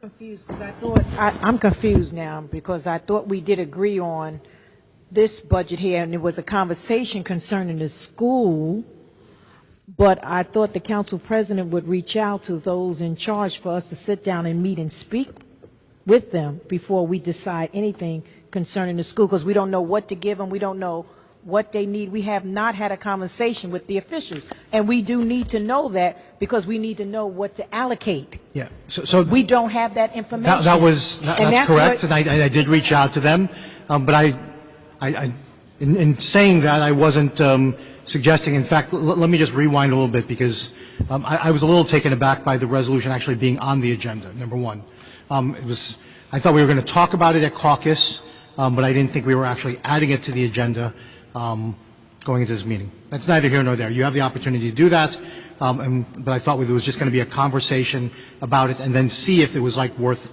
adding it to the agenda at that point.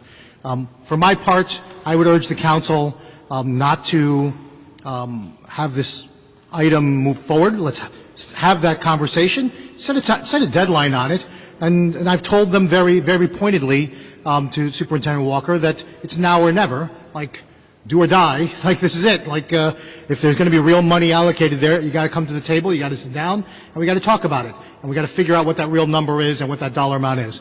And so I think give that, as I said at the meeting, a final shot.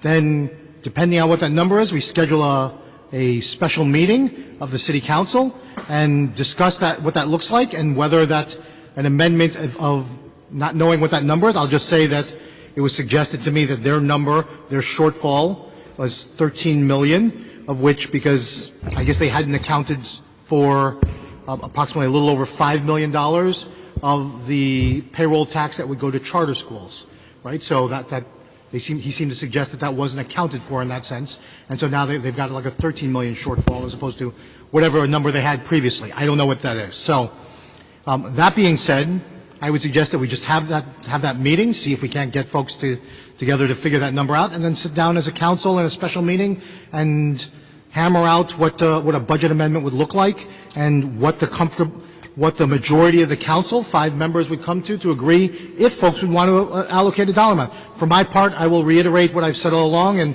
I'm similar to Councilman Solomon. I'm committed to making an allocation to the Jersey City Public Schools in this school year and in this city council budget. So that's my position on that, and I would ask my council members to consider that and give that a chance so that we can address the pleas of all these parents and everyone who's been coming to the city council meetings over the past several months. See, I started to get confused really big time. You too? Thank God I'm not by myself. So, if any individual council members have their own proposed amended budget, then they should be shared with this council almost the same time with this one. So we can compare with both amendments so we can make a decision. So now, we have to understand, not only certain council members in this room to try to help the public school, every individual council member has the same feeling. We try to make sure that our public school and the Board of Ed provide the best education for our children. Now, Board of Ed, the Board of Education, they approved their budget. By the law, their budget must have to balance the budget. They did that. And now they claim that $5 million in payroll tax gonna go to the charter school, but also we understand kids in the charter school also kids of Jersey City. So now they claim they're $5 million short. I mean, really, do they have some right person in the Board of Ed putting the budget together? I'm really might scratch your head. Okay, we don't need to no, debate that. but We're I trying want to figure just out make sure that our council budget No. amendments. That's what I'm saying. We not talk about the school budget. We talk about municipal government budget. So Yes. please do me a favor. If that's the case, as I understand, amend the proper budget by here, this entire table. They speak with individual council members, and when we have a budget hearing by So I want to interrupt you committee- because there wasn't actually conversations with each and every individual council member about what the proposed amendments were in terms of there was public budget hearings and information was proffered and opinions were proffered through those meetings. That's number one. Number two, there wasn't individual meetings unless other people had individual meetings, which is fine. Everyone's entitled to do that. Number three is I'll say myself, I was very transparent about this and suggested that we were going to reach out to Division of Local Government Services and share it with all the members of the council and ask for amendments. No amendments came to this city council president and in an effort to reach out to Division of Local Government Services to work on it, except for Councilman Solomon, who provided that information. And then we had that meeting with them yesterday. So we're still kind of working through that with them, and I suggested this to the business administrator as well, that this is just there needs to be a little bit more time to kind of work through this, and then I think it's worth it at the end of the day. I'm not going to if folks don't want to give the money to the Jersey City Public Schools and you just want to close the book on that, then you can certainly do that. You have the votes to do that if that's what the majority want to do.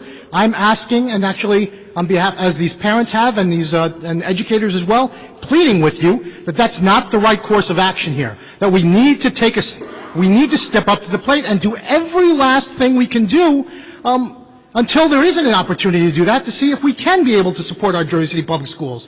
Because you show me your budget and you show me your priorities. And if our priority are our children of Jersey City, then we should do everything within our power to make that a reality. Okay, Council President, you say right. There's nothing wrong with that.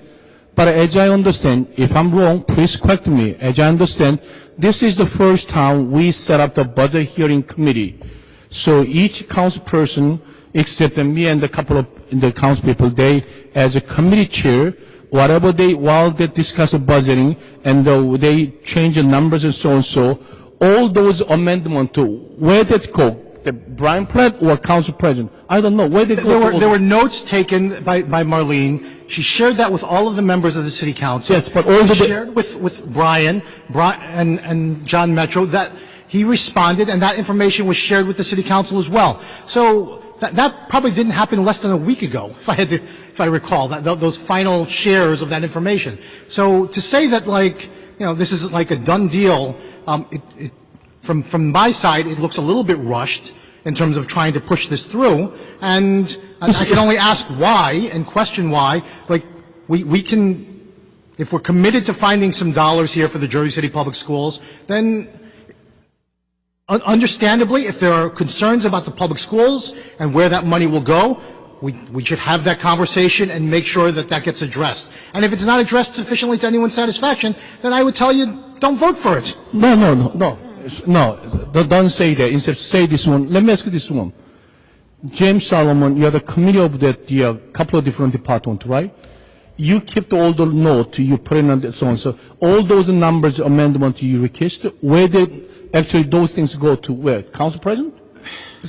Well, you spoke with the business administrator. So there wasn't a real a formal process, which I think we should fix for next year and be clear. Okay. So, not just for the ones I chaired, but for other committees, requested a bunch of information. Yeah. And my view was I can't tell you what I want or don't want until I have all the information because you're balancing a bunch of different topics. So the information that I requested that I thought was important didn't come to me until middle of last week. Right? And then I had some personal issues and was basically just out of communication for 72 hours. So I wasn't able to process them and think about them until the weekend. That's why on Monday I presented both to the council president and to the BA and to the full council. I said, here are the changes that I was contemplating in the budget. Okay. It looks like some of those have been added to this. Yes. But it also looks like some of them haven't. And that comes, the big one, which is a big one, is that question on school funding. Okay. So that's the process that seemed to be followed at this point. So no. Let me add to that as well, that the idea that the information can come back. We literally I've been requesting in every budget hearing about retirements, salary increases, information of that nature, as well as the buyout information. You were all there for that, for all of those requests whenever that was made in the budget. Yeah. That information has never come to me or any member of the city council, and we just got the buyout information yesterday. So literally, the opportunity to be able to analyze that and to be able to figure out what sort of potential amendments to the budget could be made as a result of that. I mean, you're potentially looking at hundreds of thousands, maybe millions of dollars with regard to those buyouts and even retirement information as well. If you factor in retirements and you take the cost savings from salaries around that, because if they retired in July and you don't have to pay out their salary for the remainder of the year, you're looking at potentially millions of dollars of savings that, and Councilman Solomon's been all over that, frankly. It's not my argument, and it's a good one, frankly, and it's a good opportunity to find cost savings. But the question becomes, how committed are we doing it? We can do that now, and for my part, I'm urging you all to let's see this through and see what we can do to make sure that it's again just about, it's not about this process. It's about what are we going to do to make sure that we get that we're going to take every action that we need to do to see if we can uncover some dollars to fund our public schools, if that's your commitment to doing that, or not, even if it's only to fund a small portion of things, not knowing what that is. So I think we should at least take the time to do that. So, Brian, as a business administrator, you heard that argument. So this is what I'm saying. I want you to share with the council members. We like to help the public school. If they have a problem, we should help them. This is our kid. In order to do that, first step we should take it. Even I discussed with the business administrators, some council members here. We should do this city municipal government started a budget for 2020 and started September. So January 1st, we got proposed budget from the mayor's side, so we can review. So when we prepared the past budget around March and that's April, a fair then point, Councilman. no, let me see. It's time for us to wrap this up. So no, let me we need finish. to finish on this amendment. Let me itself. finish first. Oh my gosh. Go ahead, Mike. So we know exactly what kind of surplus dollars we can able to help them.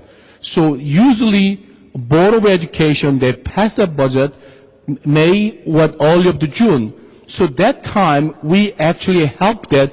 That's so we can build up the system. By the state statute, very clear, if we have a surplus dollars, we're able to help them to school.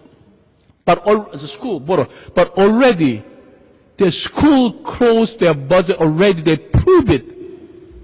And we still don't even know what kind of surplus dollar we're going to have. We just, numbers, all the surplus, count, BA, if I say wrong, correct me, it's unaudited numbers yet. So I like to help them, but still the best way to help, not just one time. We should be set up the system, and in order to do that, we, business administrator, make sure work for next year budget starting September, so January 1st, we discounts can have it, 2020 proposed budget. So we can work it out 3-4 months, work so hard, we know exactly what we can save. The way Council President say, we can help that actually dollar numbers. We can give the clear numbers without hurt taxpayer. That's the plan one. Plan two, I want to make sure that we got same page. If a school board of ed raises school tax, as I say, same taxpayer pay school tax and municipal government tax. If school tax is raised, we put our effort to the load. They cut our spend, so make sure our taxpayer not feel tax burden on their side. So we gotta work hand to hand, not just give some money we're gonna give to, but how about next year? What we gonna do? Year after, what we gonna do? So we gonna have to do right, really. If we don't build up the system, we can continue help every year. We're going to fail ourselves, and we're going to be faced, this municipal government is going to face real problem. This problem worse than give away tax abatement in the future. We have a Because real why? problem right now. It's a crisis. You say crisis. I same page with that, but Let's we move never on. get Let's move on. formal Enough. listen, Council President. I'm sorry I responded. No, Councilman but can I- Solomon. I just want to respond briefly to Michael's points and not get us too far afield. I mean, I think we're all in agreement largely on what should happen next year. I don't think there's anyone who disagrees. So everyone is saying next year we start the process as soon as we can. We line it up with where the school's budget is. We do our hearings, March, April. We're going to be committed to it. So I think there's large agreement on what we have to change for next year. But I agree with the Council President. I'm not done with this year. And I think there's two things. There's a logistical point and then there's the policy point. Logistically, we can put money for the schools into our budget, but we don't immediately give it to them, right? It sits there. It's in the budget. We have to pass a subsequent resolution to give it to them. So we have the ability to put it in now, see if we can have those conversations the Council President's discussing, ideally soon, but we have some time. And then if those conversations don't materialize, right, November, December, that money can then be transferred to different sources if they don't materialize. I think they would. But on the substantive point, I think we heard today, but we've heard many, many times that the cuts that are happening now are going to have an impact. And to be frank, I don't trust the school board numbers and budget. I think they might be worse. And I think if come September we have more layoffs and we have more troubles and the numbers don't add up and there's more to charter schools than people thought, and all of a sudden there's again the crisis, they're going to come back to us and they're going to say, we warned you, what did you do? They didn't come to us the first time. Not the school board, but other people have. They need to come. But other people have. So here's the thing is, I think in my fundamental, again, I don't want to belabor it, but my fundamental belief is we have to make imperfect choices. We don't have this, ideal world. And I think we have a choice about it. I think there is some money here that we can transfer, that we can dedicate to the schools pending conversation, pending future resolution, or we don't. And I think it's our responsibility and it's the right thing to do for us to start to dedicate that money now in this budget. And then it's not a one-time shot because this is a first commitment. We've never done it before, but we should be doing this every year as long as the city has abatement money that it's not sharing with the schools. So Councilman James Solomon, we all agree. We want to help the but I'm not going to vote for yes because of people come up short $60 million. Because of they say $60 million from this place, I'm not going to dump the $60 million Board of Education. That's the really bad and wrong things as a councilperson, as a representative people, a taxpayer of Jersey City. It's a really wrong thing. You know why? Even because of I said no, just give us the $60 million, $30 million because they demand it. If because of they're against me next election, are willing to take that risk because that's the very most irresponsible act as councilperson. Brian, has anybody contacted you from the Board of Education saying how much money? Okay, yeah, we don't need to talk about this. It's, formally request that by documentation how much they showed. And that's what we asked for. We asked them many, many times. Nobody show up as by responsible person and just give us the money. Come on. The question before us is an amendment. Okay, so let's end debate at this point, and I'm going to make a motion to delete resolution number 47 and ask for a second on that. What's 47? The budget. I'll second it. And I make that motion because, for my part, I want more time to be able to have that conversation with folks, as well as to analyze the information that literally I just got yesterday, the financial information, and to be able to proffer, after having our meeting with Division of Local Government Services, to bring back additional proposals around potential amendments to the budget. And I have one last question. You said there was money included for police training of applicants. Where is that included? I have a motion and a second by Lavaro, seconded by Solomon, to delete 1047. I mean, what I was going to say, Council President, respectfully, if we tell Councilman Yuna to just let's end it without any more debates, we should just end it. Everybody just vote fair on enough. the motion. Let's have the vote then. To delete 1047, Councilperson Ridley. No. Prinzeri. No. Bajano. Oh.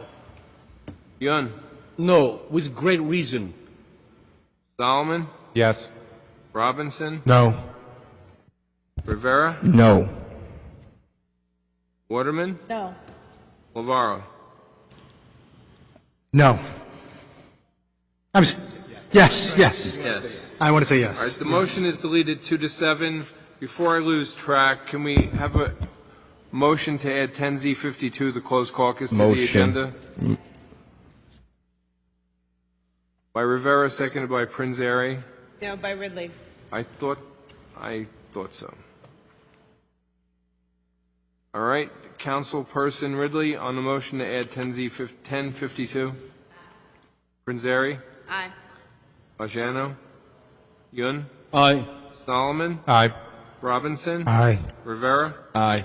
Waterman. Aye. Lavaro. Aye. So, without further ado, end discussion. 43 through 52.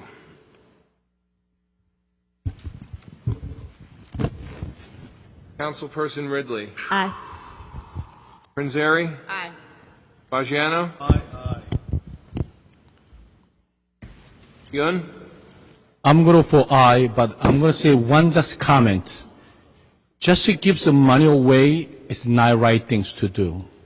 You know, we have to have our fiscal responsibility, our municipal government, and we try to help the Board of Education. But when we help right. Yes. How many times I have to say yes? Solomon. I'll make my response comment, which is that in this case, and we have a further discussion of the budget going forward, you're not giving it away, you're simply creating the line item. Subsequent delivery of the money is based off resolution, and I think that, again, I believe there's a significant positive for the people and students of Jersey City if we were to do that. But with that, I'll vote no on 47 and aye on all the rest. Robinson.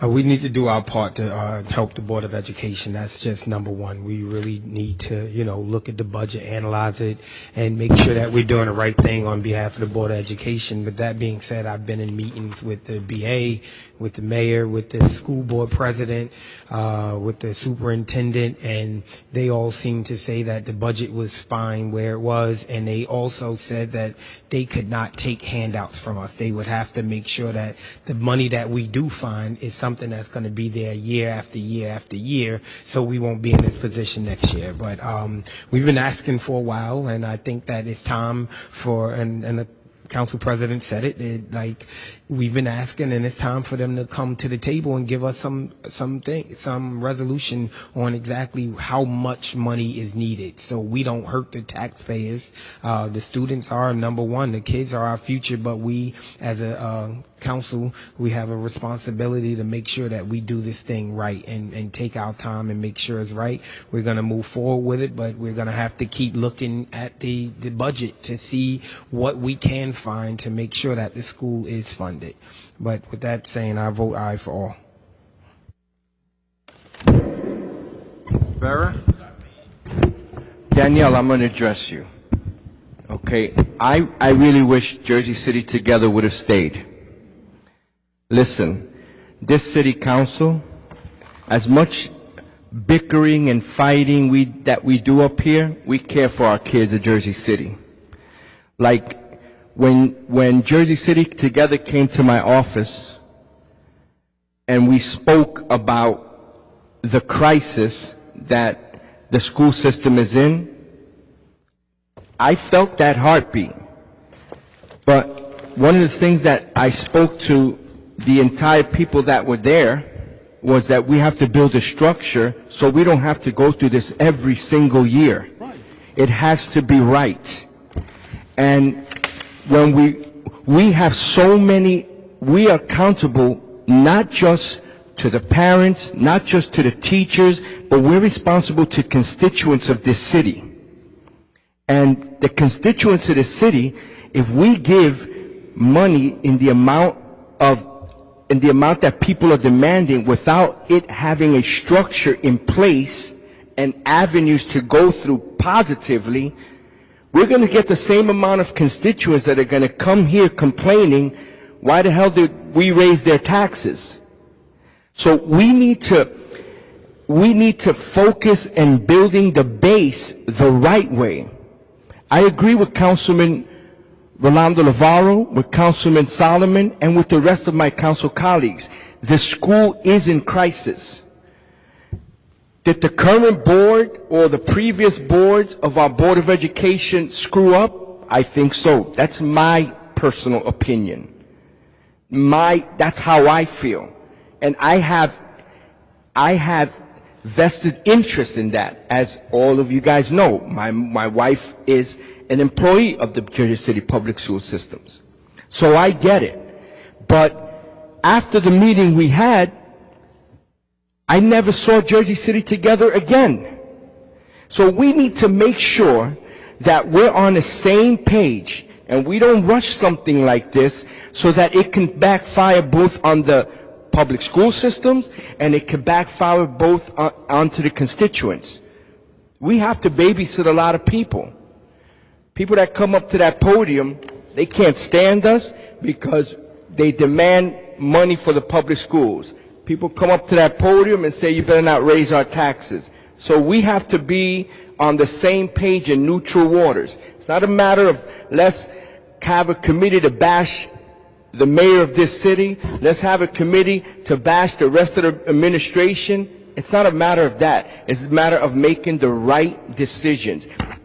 I am very optimistic that we are going to get to that road together, but it has to be done right. I vote aye.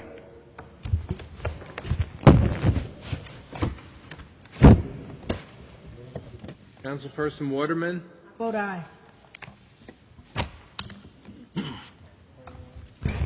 Council President? So I'm going to address the cameras and the public. This resolution to introduce the amendment to the budget moves one step forward towards a budget from the City Council that provides no additional funding to our Jersey City public schools in crisis, to all of our youth, to our teachers, and everyone out there who are going to be hit. And so, with all due respect to my council colleagues, I respect you all, but platitudes don't cut it, right? So we can say all we want about how much we care about our children, how much we care about their future, but I will tell you again, if you don't How you demonstrate your care is in your actions and in your deeds and in your dollars, frankly. And so if we want to make a commitment there, we're going to make that commitment through our budget appropriation process. This is our authority and our power, and I won't be shy about it. Politics are at play here, and I'm calling on the people of Jersey City. If you're watching this today, I'm calling on you, come out to our next council meeting, let it be known what you think are the priorities for the people of Jersey City, and that our children are our highest priority, and to make sure that there's funding in this budget for the Jersey City Public Schools, and to fund a quality education for all our children. I vote no on 47 resoundingly, and I vote yes on all the rest. Council President, we're done. Thank you We're not very done much. yet. I'm We're going not to just done yet. say one thing. And we have to, excuse me. Yeah, go ahead. Councilman, before we just adjourn this meeting, we have to pick a date and time, no sooner than 7 days from now, to have a public hearing on this proposed amendment. Let him address that, Mr. Byrne, before we do that. All right, so, Mr. Councilman Yoon address that. yes, before we do that. yes, I'm going to address that. Right. After close our budget, we're going to know approximately what kind of surplus dollar we can have it. At the time, we can decide how much we're going to help the public school. So please, Council President, don't play the politics with the dollar, with our children, with our taxpayer, please. We know you've been playing the politics. You've cut your deal.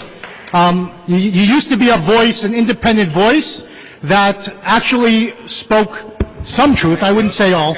You say cut your deal. But Tell me what kind of deal I made it. Tell me now. You cut a deal. What kind of deal we made it? Tell me what kind of deal was it? You insult the people. You insult your colleague yourself. Yeah. Get the hell out of here. You get the hell out of here. That's horrible. Well, I know the way, you know. What deal I made with anybody in this room? That's horrible. One more time, Mira. Gentlemen, Okay. please, this is not the right place, and this is not the right decorum for this particular cost. All of you. I'd like to say one thing. Don't play the politics. Robert, We have Finish. business. We have business. go ahead. We've just introduced an amendment. No sooner than 7 days from today can we have a special meeting to hold a public hearing on it. I must advertise it at least 3 days before the public hearing, so we have to decide here and now on that date and time. Okay. We have to decide on that. Today is the 17th. Right? Just give It's it. a shame. What's My the next As date? soon, we can do it as soon as the 25th, Okay. and it would probably be best in the evening. All right. The 25th.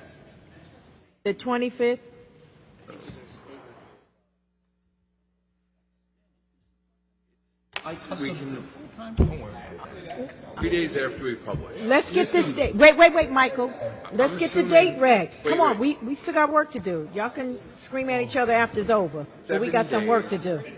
We got work to do. 3 days after we publish it. I mean, if we're on a fast track, do it next Wednesday. If you want to do it on a slower track, why don't we? All right, well, What why don't we day? go for Monday? Give us some days. A Monday? Because we don't have our calendar. Mira, what's 29th? 7 days after that? Just give me a date. Comfortable. 7 days after which? He publicized. What? Monday the 29th at 6 p.m. I mean, I'm not here I'm not here that entire week, but. I won't be here as well. Please Friday, I won't be back. Until next Thursday. But I'm here Thursday the 25th personally, but. Thursday would be the 26th. I'm not here right now. 7 days, no less than 7 days. It's got to be All 7 right. days. I need time to advertise. Before we all leave, please. I need to have it advertised at least 3 days in the newspaper. We need lead time to get it in the newspaper. Okay. Next Thursday, the 18th, would work. Okay. 25th. I'm not here. Not here.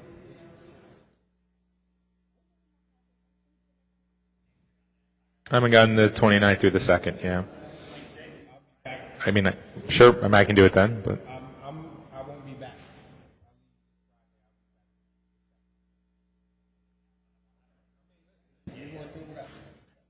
August. Monday, August 5th. August, give us another day in August. Monday, August 5th. Yeah, sure, my vice president. Everybody back August 5th? I'm available. Available August 5th. Where were you? Michael, August 5th. You back? Yeah, are you back? Okay. All right, to adjourn at 3:47. Motion. Prinzary. Motion by Robinson. That's what I said. Motion by Prinzary, seconded by Robinson. Say good night. 6 o'clock on the 5th.